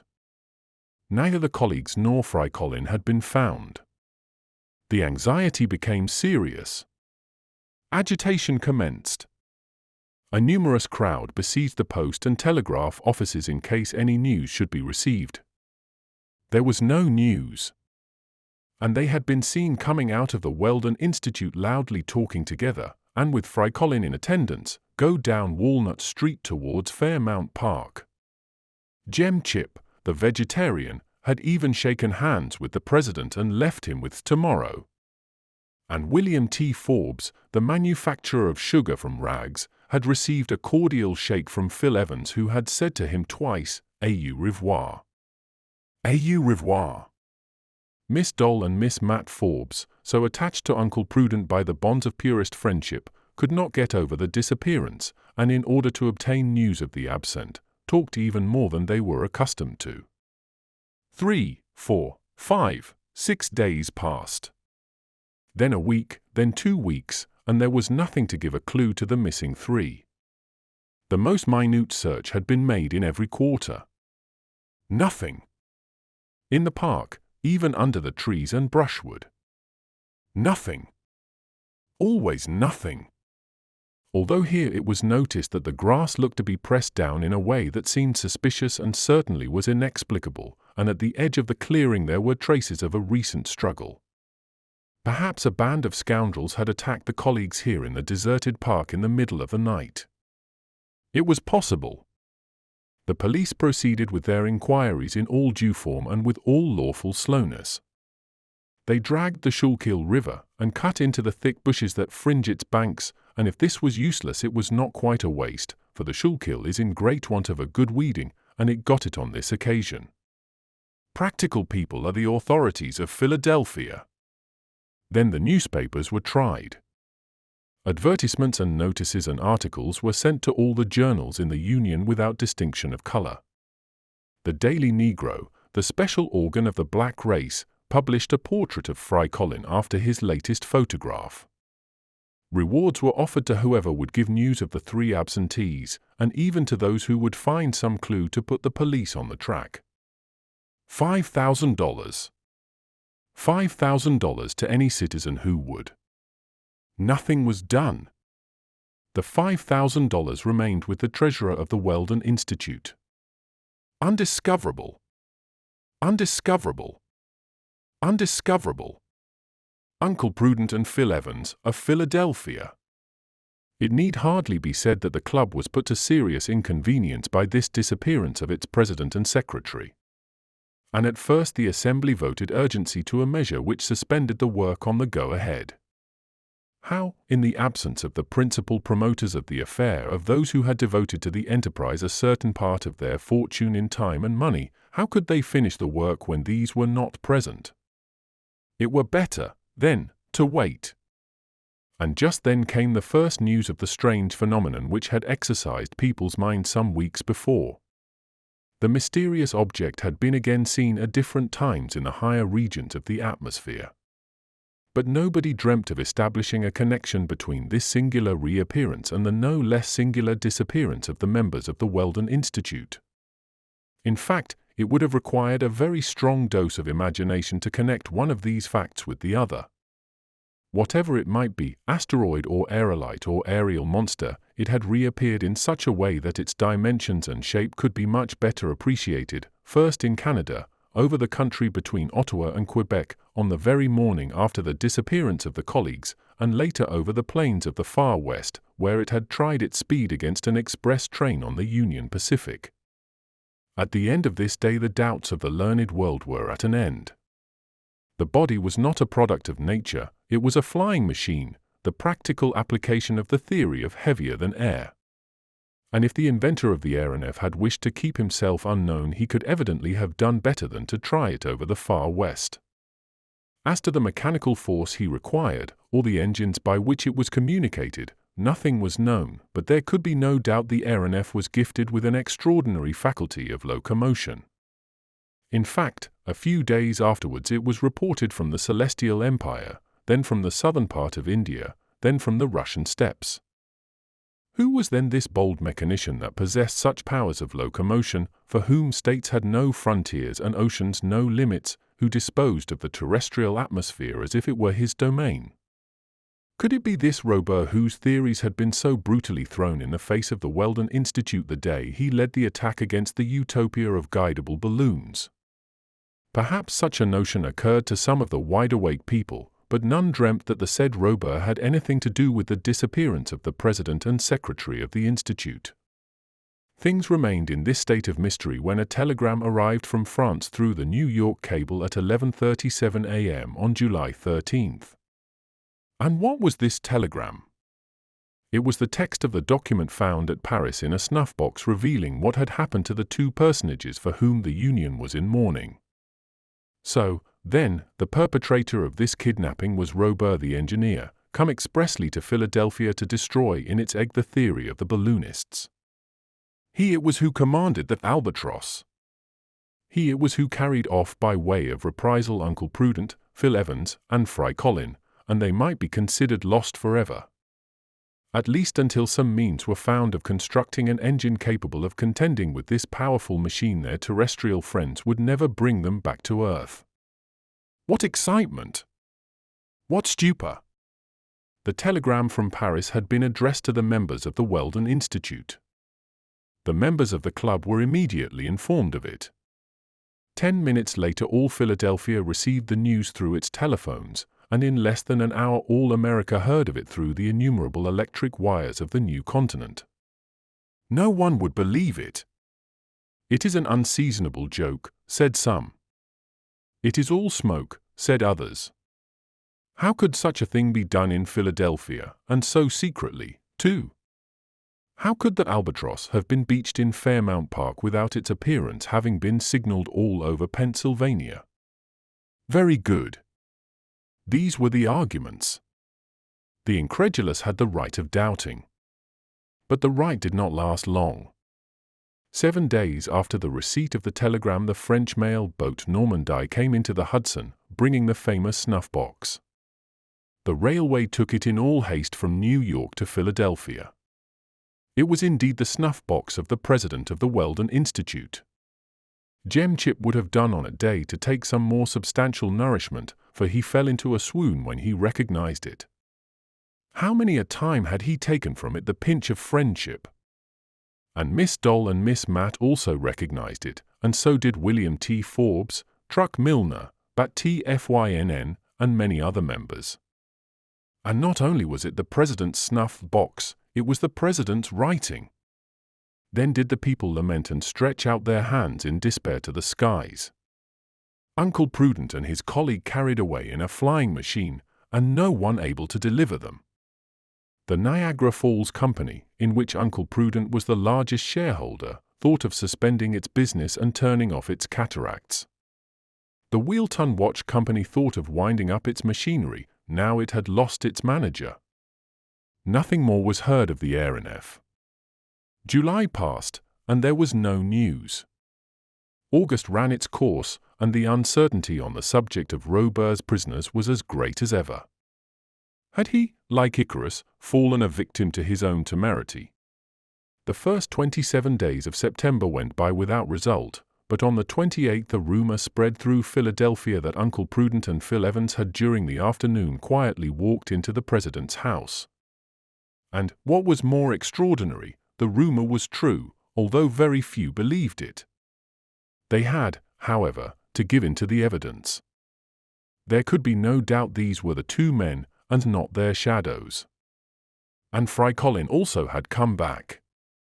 The members of the club, then their friends, then the crowd, swarmed into the president's house, and shook hands with the president and secretary, and cheered them again and again.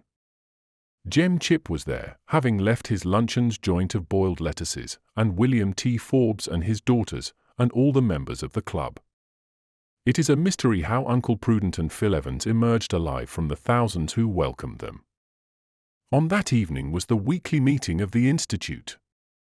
It was expected that the colleagues would take their places at the desk. As they had said nothing of their adventures, it was thought they would then speak and relate the impressions of their voyage. but for some reason or other both were silent. And so also was Fry Colin, whom his congeners in their delirium had failed to dismember. But though the colleagues did not tell what had happened to them, that is no reason why we should not. We know what occurred on the night of the 27th and 28th of July. The daring escape to the earth, the scramble among the rocks, the bullet fired at Phil Evans, the cut cable, and the Albatross, deprived of her propellers, drifting off to the northeast at a great altitude. Her electric lamps rendered her visible for some time. And then she disappeared. The fugitives had little to fear. Now could Robur get back to the island for 3 or 4 hours if his screws were out of gear. By that time the Albatross would have been destroyed by the explosion and be no more than a wreck floating on the sea. Those whom she bore would be mangled corpses, which the ocean would not even give up again. The act of vengeance would be accomplished. Uncle Prudent and Phil Evans looked upon it as an act of legitimate self-defense and felt no remorse whatever. Evans was but slightly wounded by the rifle bullet, and the three made their way up from the shore in the hope of meeting some of the natives. The hope was realized. About 50 natives were living by fishing off the western coast. They had seen the aeronef descend on the island, and they welcomed the fugitives as if they were supernatural beings. They worshipped them, we ought rather to say. They accommodated them in the most comfortable of their huts. As they had expected, Uncle Prudent and Phil Evans saw nothing more of the aeronef. They concluded that the catastrophe had taken place in some high region of the atmosphere, and that they would hear no more of Robur and his prodigious machine. Meanwhile they had to wait for an opportunity of returning to America. The Chatham Islands are not much visited by navigators, and all August passed without sign of a ship. The fugitives began to ask themselves if they had not exchanged one prison for another. At last a ship came to water at the Chatham Islands. It will not have been forgotten that when Uncle Prudent was seized he had on him several thousand paper dollars, much more than would take him back to America. After thanking their adorers, who were not sparing of their most respectful demonstrations, Uncle Prudent, Phil Evans, and Fry Colin embarked for Auckland. They said nothing of their adventures, and in 2 weeks landed in New Zealand. At Auckland, a mail boat took them on board as passengers, and after a splendid passage the survivors of the Albatross stepped ashore at San Francisco. They said nothing as to who they were or whence they had come, but as they had paid full price for their berths no American captain would trouble them further. At San Francisco they took the first train out on the Pacific Railway, and on the 27th of September they arrived at Philadelphia. That is the compendious history of what had occurred since the escape of the fugitives. And that is why this very evening the President and Secretary of the Weldon Institute took their seats amid a most extraordinary attendance. Never before had either of them been so calm.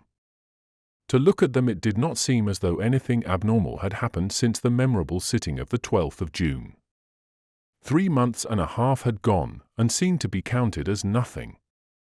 After the first round of cheers, which both received without showing the slightest emotion, Uncle Prudent took off his hat and spoke. "Worthy citizens," said he, "the meeting is now open." Tremendous applause. And properly so, for if it was not extraordinary that the meeting was open, it was extraordinary that it should be opened by Uncle Prudent and Phil Evans. The President allowed the enthusiasm to subside in shouts and clappings, then he continued, "At our last meeting, gentlemen, the discussion was somewhat animated, here, between the partisans of the screw before and those of the screw behind for our balloon the go-ahead. Marks of surprise. We have found a way to bring the beforists and the behindists in agreement. That way is as follows: we are going to use 2 screws, one at each end of the car. Silence and complete stupefaction. That was all. Yes, all. Of the kidnapping of the President and Secretary of the Weldon Institute not a word. Not a word of the Albatross nor of Robur. Not a word of the voyage. Not a word of the way in which the prisoners had escaped. Not a word of what had become of the aeronef, if it still flew through space, or if they were to be prepared for new reprisals on the members of the club. Of course, the balloonists were longing to ask Uncle Prudent and the secretary about all these things, but they looked so close and so serious that they thought it best to respect their attitude. When they thought fit to speak, they would do so, and it would be an honor to hear.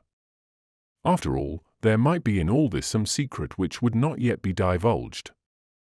And then Uncle Prudent, resuming his speech amid a silence up to then unknown in the meetings of the Weldon Institute, said, "Gentlemen, it now only remains for us to finish the aerostat go-ahead. It is left to her to effect the conquest of the air. The meeting is at an end." Chapter 22. The go-ahead is launched. On the following 19th of April, 7 months after the unexpected return of Uncle Prudent and Phil Evans, Philadelphia was in a state of unwonted excitement. There were neither elections nor meetings this time. The aerostat go-ahead, built by the Weldon Institute, was to take possession of her natural element.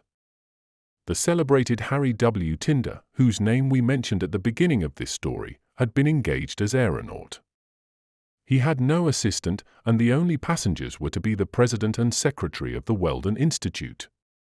Did they not merit such an honor? Did it not come to them appropriately to rise in person to protest against any apparatus that was heavier than air? During the 7 months, however, they had said nothing of their adventures, and even Fry Colin had not uttered a whisper of Robur and his wonderful clipper. Probably Uncle Prudent and his friend desired that no question should arise as to the merits of the aeronef or any other flying machine. Although the go-ahead might not claim the first place among aerial locomotives, they would have nothing to say about the inventions of other aviators. They believed, and would always believe, that the true atmospheric vehicle was the aerostat, and that to it alone belonged the future. Besides, he on whom they had been so terribly, and in their idea so justly, avenged, existed no longer. None of those who accompanied him had survived. The secret of the albatross was buried in the depths of the Pacific. That Robur had a retreat, an island in the middle of that vast ocean, where he could put into port, was only a hypothesis, and the colleagues reserved to themselves the right of making inquiries on the subject later on. The grand experiment which the Weldon Institute had been preparing for so long was at last to take place. The go-ahead was the most perfect type of what had up to then been invented in aerostatic art. She was what an inflexible or a formidable is in ships of war. She possessed all the qualities of a good aerostat. Her dimensions allowed of her rising to the greatest height a balloon could attain, her impermeability enabled her to remain for an indefinite time in the atmosphere, her solidity would defy any dilation of gas or violence of wind or rain, her capacity gave her sufficient ascensional force to lift with all their accessories an electric engine that would communicate to her propellers a power superior to anything yet obtained. The go-ahead was of elongated form, so as to facilitate her horizontal displacement.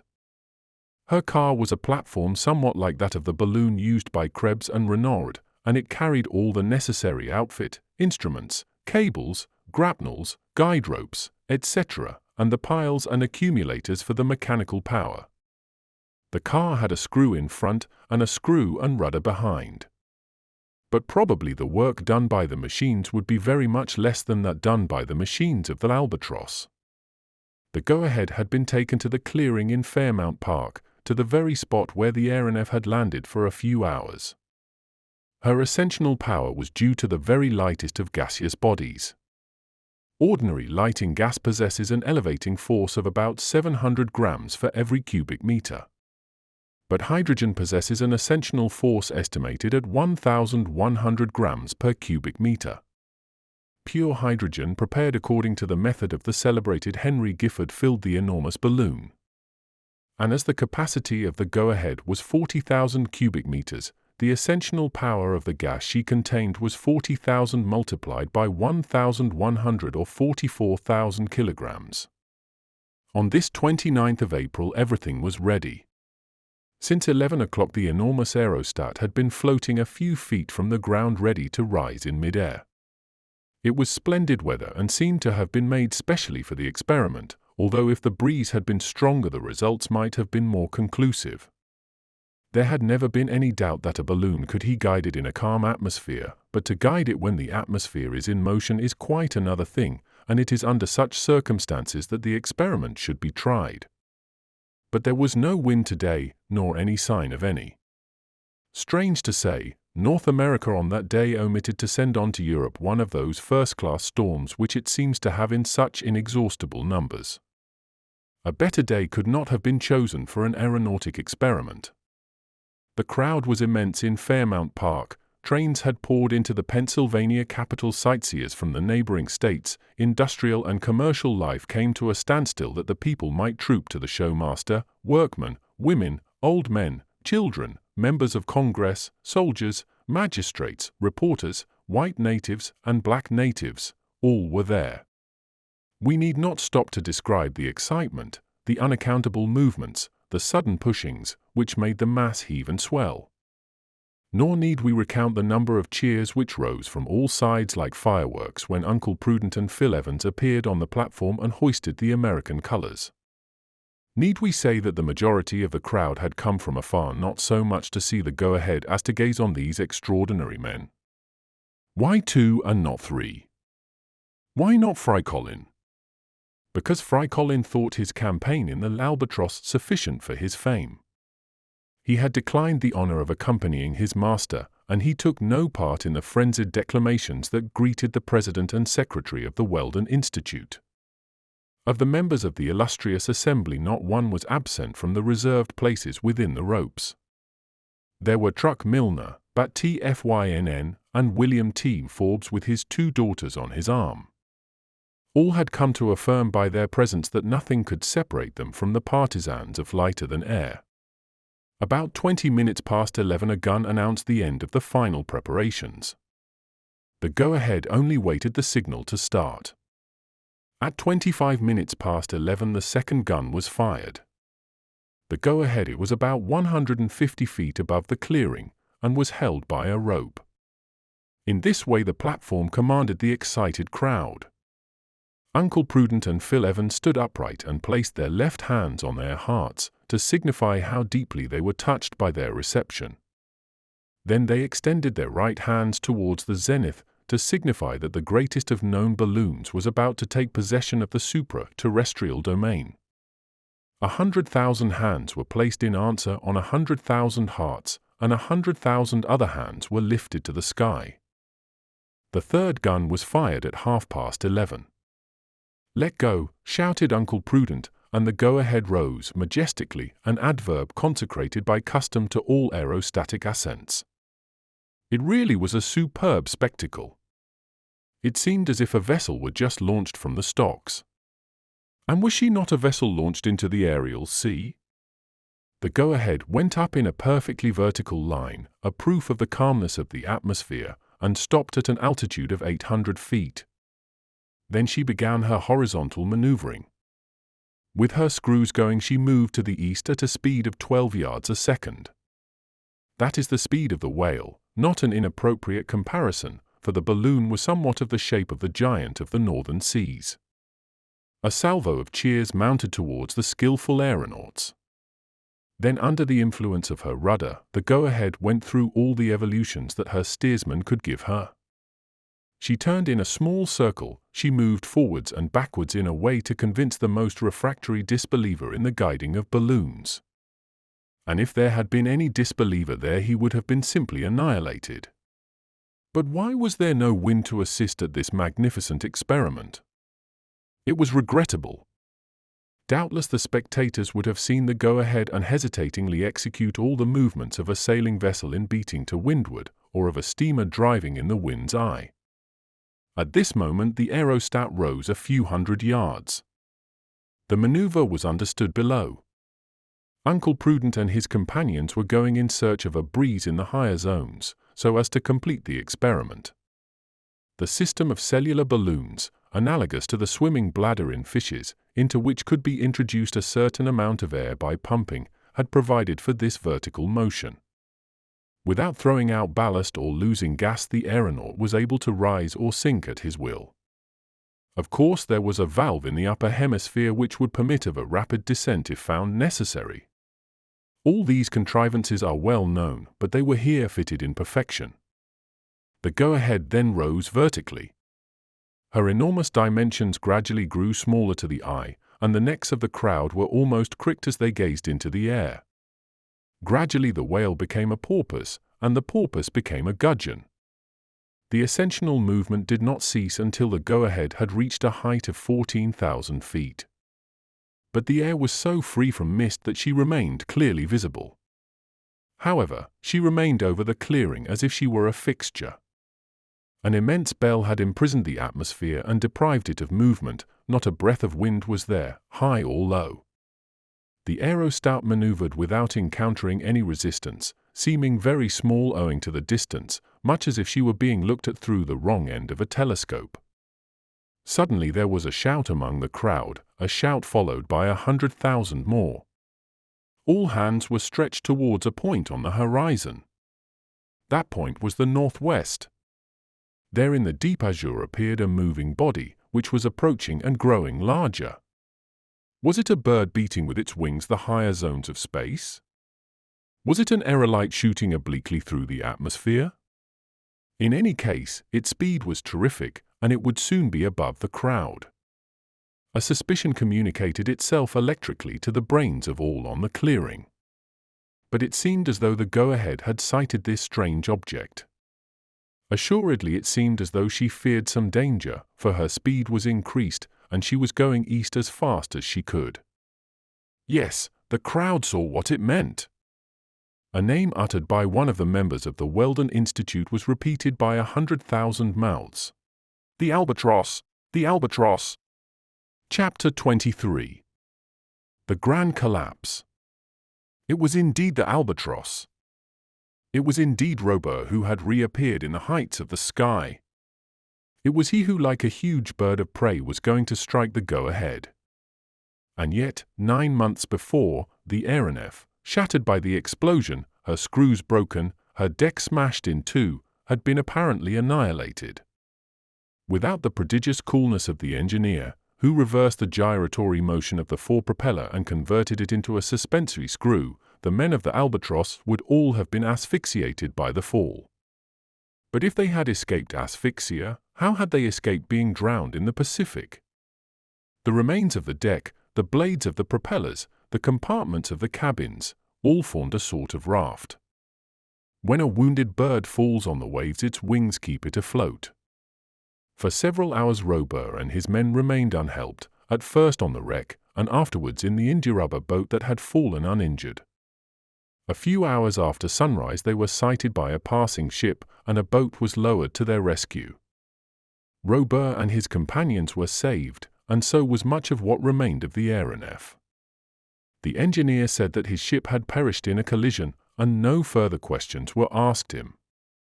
The ship was an English three-master, the Two Friends, bound for Melbourne, where she arrived a few days afterwards. Robur was in Australia, but a long way from X Island, to which he desired to return as soon as possible. In the ruins of the aftermost cabin he had found a considerable sum of money, quite enough to provide for himself and companions without applying to anyone for help. A short time after he arrived in Melbourne he became the owner of a small brigantine of about 100 tons, and in her he sailed for X Island. There he had but one idea, to be avenged. But to secure his vengeance he would have to make another albatross. This after all was an easy task for him who made the first. He used up what he could of the old material, the propellers and engines he had brought back in the brigantine. The mechanism was fitted with new piles and new accumulators, and, in short, in less than 8 months, the work was finished, and a new albatross, identical with the one destroyed by the explosion, was ready to take flight. And he had the same crew. That albatross left X Island in the first week of April. During this aerial passage Robur did not want to be seen from the earth, and he came along almost always above the clouds. When he arrived over North America he descended in a desolate spot in the far west. There the engineer, keeping a profound incognito, learnt with considerable pleasure that the Weldon Institute was about to begin its experiments, and that the go-ahead, with Uncle Prudent and Phil Evans, was going to start from Philadelphia on the 29th of April. Here was a chance for Robur and his crew to gratify their longing for revenge. Here was a chance for inflicting on their foes a terrible vengeance, which in the go-ahead they could not escape. A public vengeance, which would at the same time prove the superiority of the aeronef to all aerostats and contrivances of that nature. And that is why, on this very day, like a vulture from the clouds, the aeronef appeared over Fairmount Park. Yes! It was the Albatross, easily recognizable by all those who had never before seen her. The go-ahead was in full flight, but it soon appeared that she could not escape horizontally, and so she sought her safety in a vertical direction, not dropping to the ground, for the aeronef would have cut her off, but rising to a zone where she could not perhaps be reached. This was very daring, and at the same time very logical. But the Albatross began to rise after her. Although she was smaller than the go-ahead, it was a case of the swordfish and the whale. This could easily be seen from below, and with what anxiety! In a few moments the aerostat had attained a height of 16,000 feet. The Albatross followed her as she rose. She flew round her flanks and maneuvered round her in a circle with a constantly diminishing radius. She could have annihilated her at a stroke, and Uncle Prudent and his companions would have been dashed to atoms in a frightful fall. The people, mute with horror, gazed breathlessly. They were seized with that sort of fear which presses on the chest and grips the legs when we see anyone fall from a height. An aerial combat was beginning in which there were none of the chances of safety as in a CR fight. It was the first of its kind, but it would not be the last, for progress is one of the laws of this world. And if the go-ahead was flying the American colors, did not the Albatross display the stars and golden sun of Robur the Conqueror? The go-ahead tried to distance her enemy by rising still higher. She threw away the ballast she had in reserve. She made a new leap of 3,000 feet. She was now but a dot in space. The Albatross, which followed her round and round at top speed, was now invisible. Suddenly a shout of terror rose from the crowd. The go-ahead increased rapidly in size, and the aeronef appeared dropping with her. This time it was a fall. The gas had dilated in the higher zones of the atmosphere and had burst the balloon, which, half inflated still, was falling rapidly. But the aeronef, slowing her suspensory screws, came down just as fast. She ran alongside the go-ahead when she was not more than 4,000 feet from the ground. Would Robur destroy her? No. He was going to save her crew. And so cleverly did he handle his vessel that the aeronaut jumped on board. Would Uncle Prudent and Phil Evans refuse to be saved by him? They were quite capable of doing so. But the crew threw themselves on them and dragged them by force from the go-ahead to the Albatross. Then the aeronef glided off and remained stationary, while the balloon, quite empty of gas, fell on the trees of the clearing and hung there like a gigantic rag. An appalling silence reigned on the ground. It seemed as though life were suspended in each of the crowd, and many eyes had been closed so as not to behold the final catastrophe. Uncle Prudent and Phil Evans had again become the prisoners of the redoubtable Robur. Now he had recaptured them. Would he carry them off into space, where it was impossible to follow him? It seemed so. However, instead of mounting into the sky, the Albatross stopped 6 feet from the ground. Then, amid profound silence, the engineer's voice was heard. "Citizens of the United States," he said, "the President and Secretary of the Weldon Institute are again in my power. In keeping them I am only within my right. But from the passion kindled in them by the success of the Albatross I see that their minds are not prepared for that important revolution which the conquest of the air will one day bring. Uncle Prudent and Phil Evans, you are free." The President, the Secretary, and the aeronaut had only to jump down. Then Robur continued. "Citizens of the United States, my experiment is finished, but my advice to those present is to be premature in nothing, not even in progress. It is evolution and not revolution that we should seek. In a word, we must not be before our time. I have come too soon today to withstand such contradictory and divided interests as yours. Nations are not yet fit for union. I go, then, and I take my secret with me. But it will not be lost to humanity. It will belong to you the day you are educated enough to profit by it and wise enough not to abuse it. Citizens of the United States, goodbye. And the Albatross, beating the air with her 74 screws, and driven by her propellers, shot off towards the east amid a tempest of cheers. The two colleagues, profoundly humiliated, and through them the whole Weldon Institute, did the only thing they could. They went home.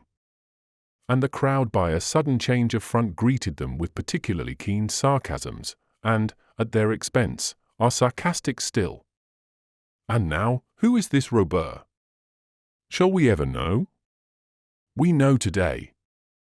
Robur is the science of the future. Perhaps the science of tomorrow. Certainly the science that will come. Does the Albatross still cruise in the atmosphere in the realm that none can take from her? There is no reason to doubt it. Will Robur, the Conqueror, appear one day as he said? Yes. He will come to declare the secret of his invention, which will greatly change the social and political conditions of the world. As for the future of aerial locomotion, it belongs to the aeronef and not the aerostat. It is to the Albatross that the conquest of the air will assuredly fall. The end.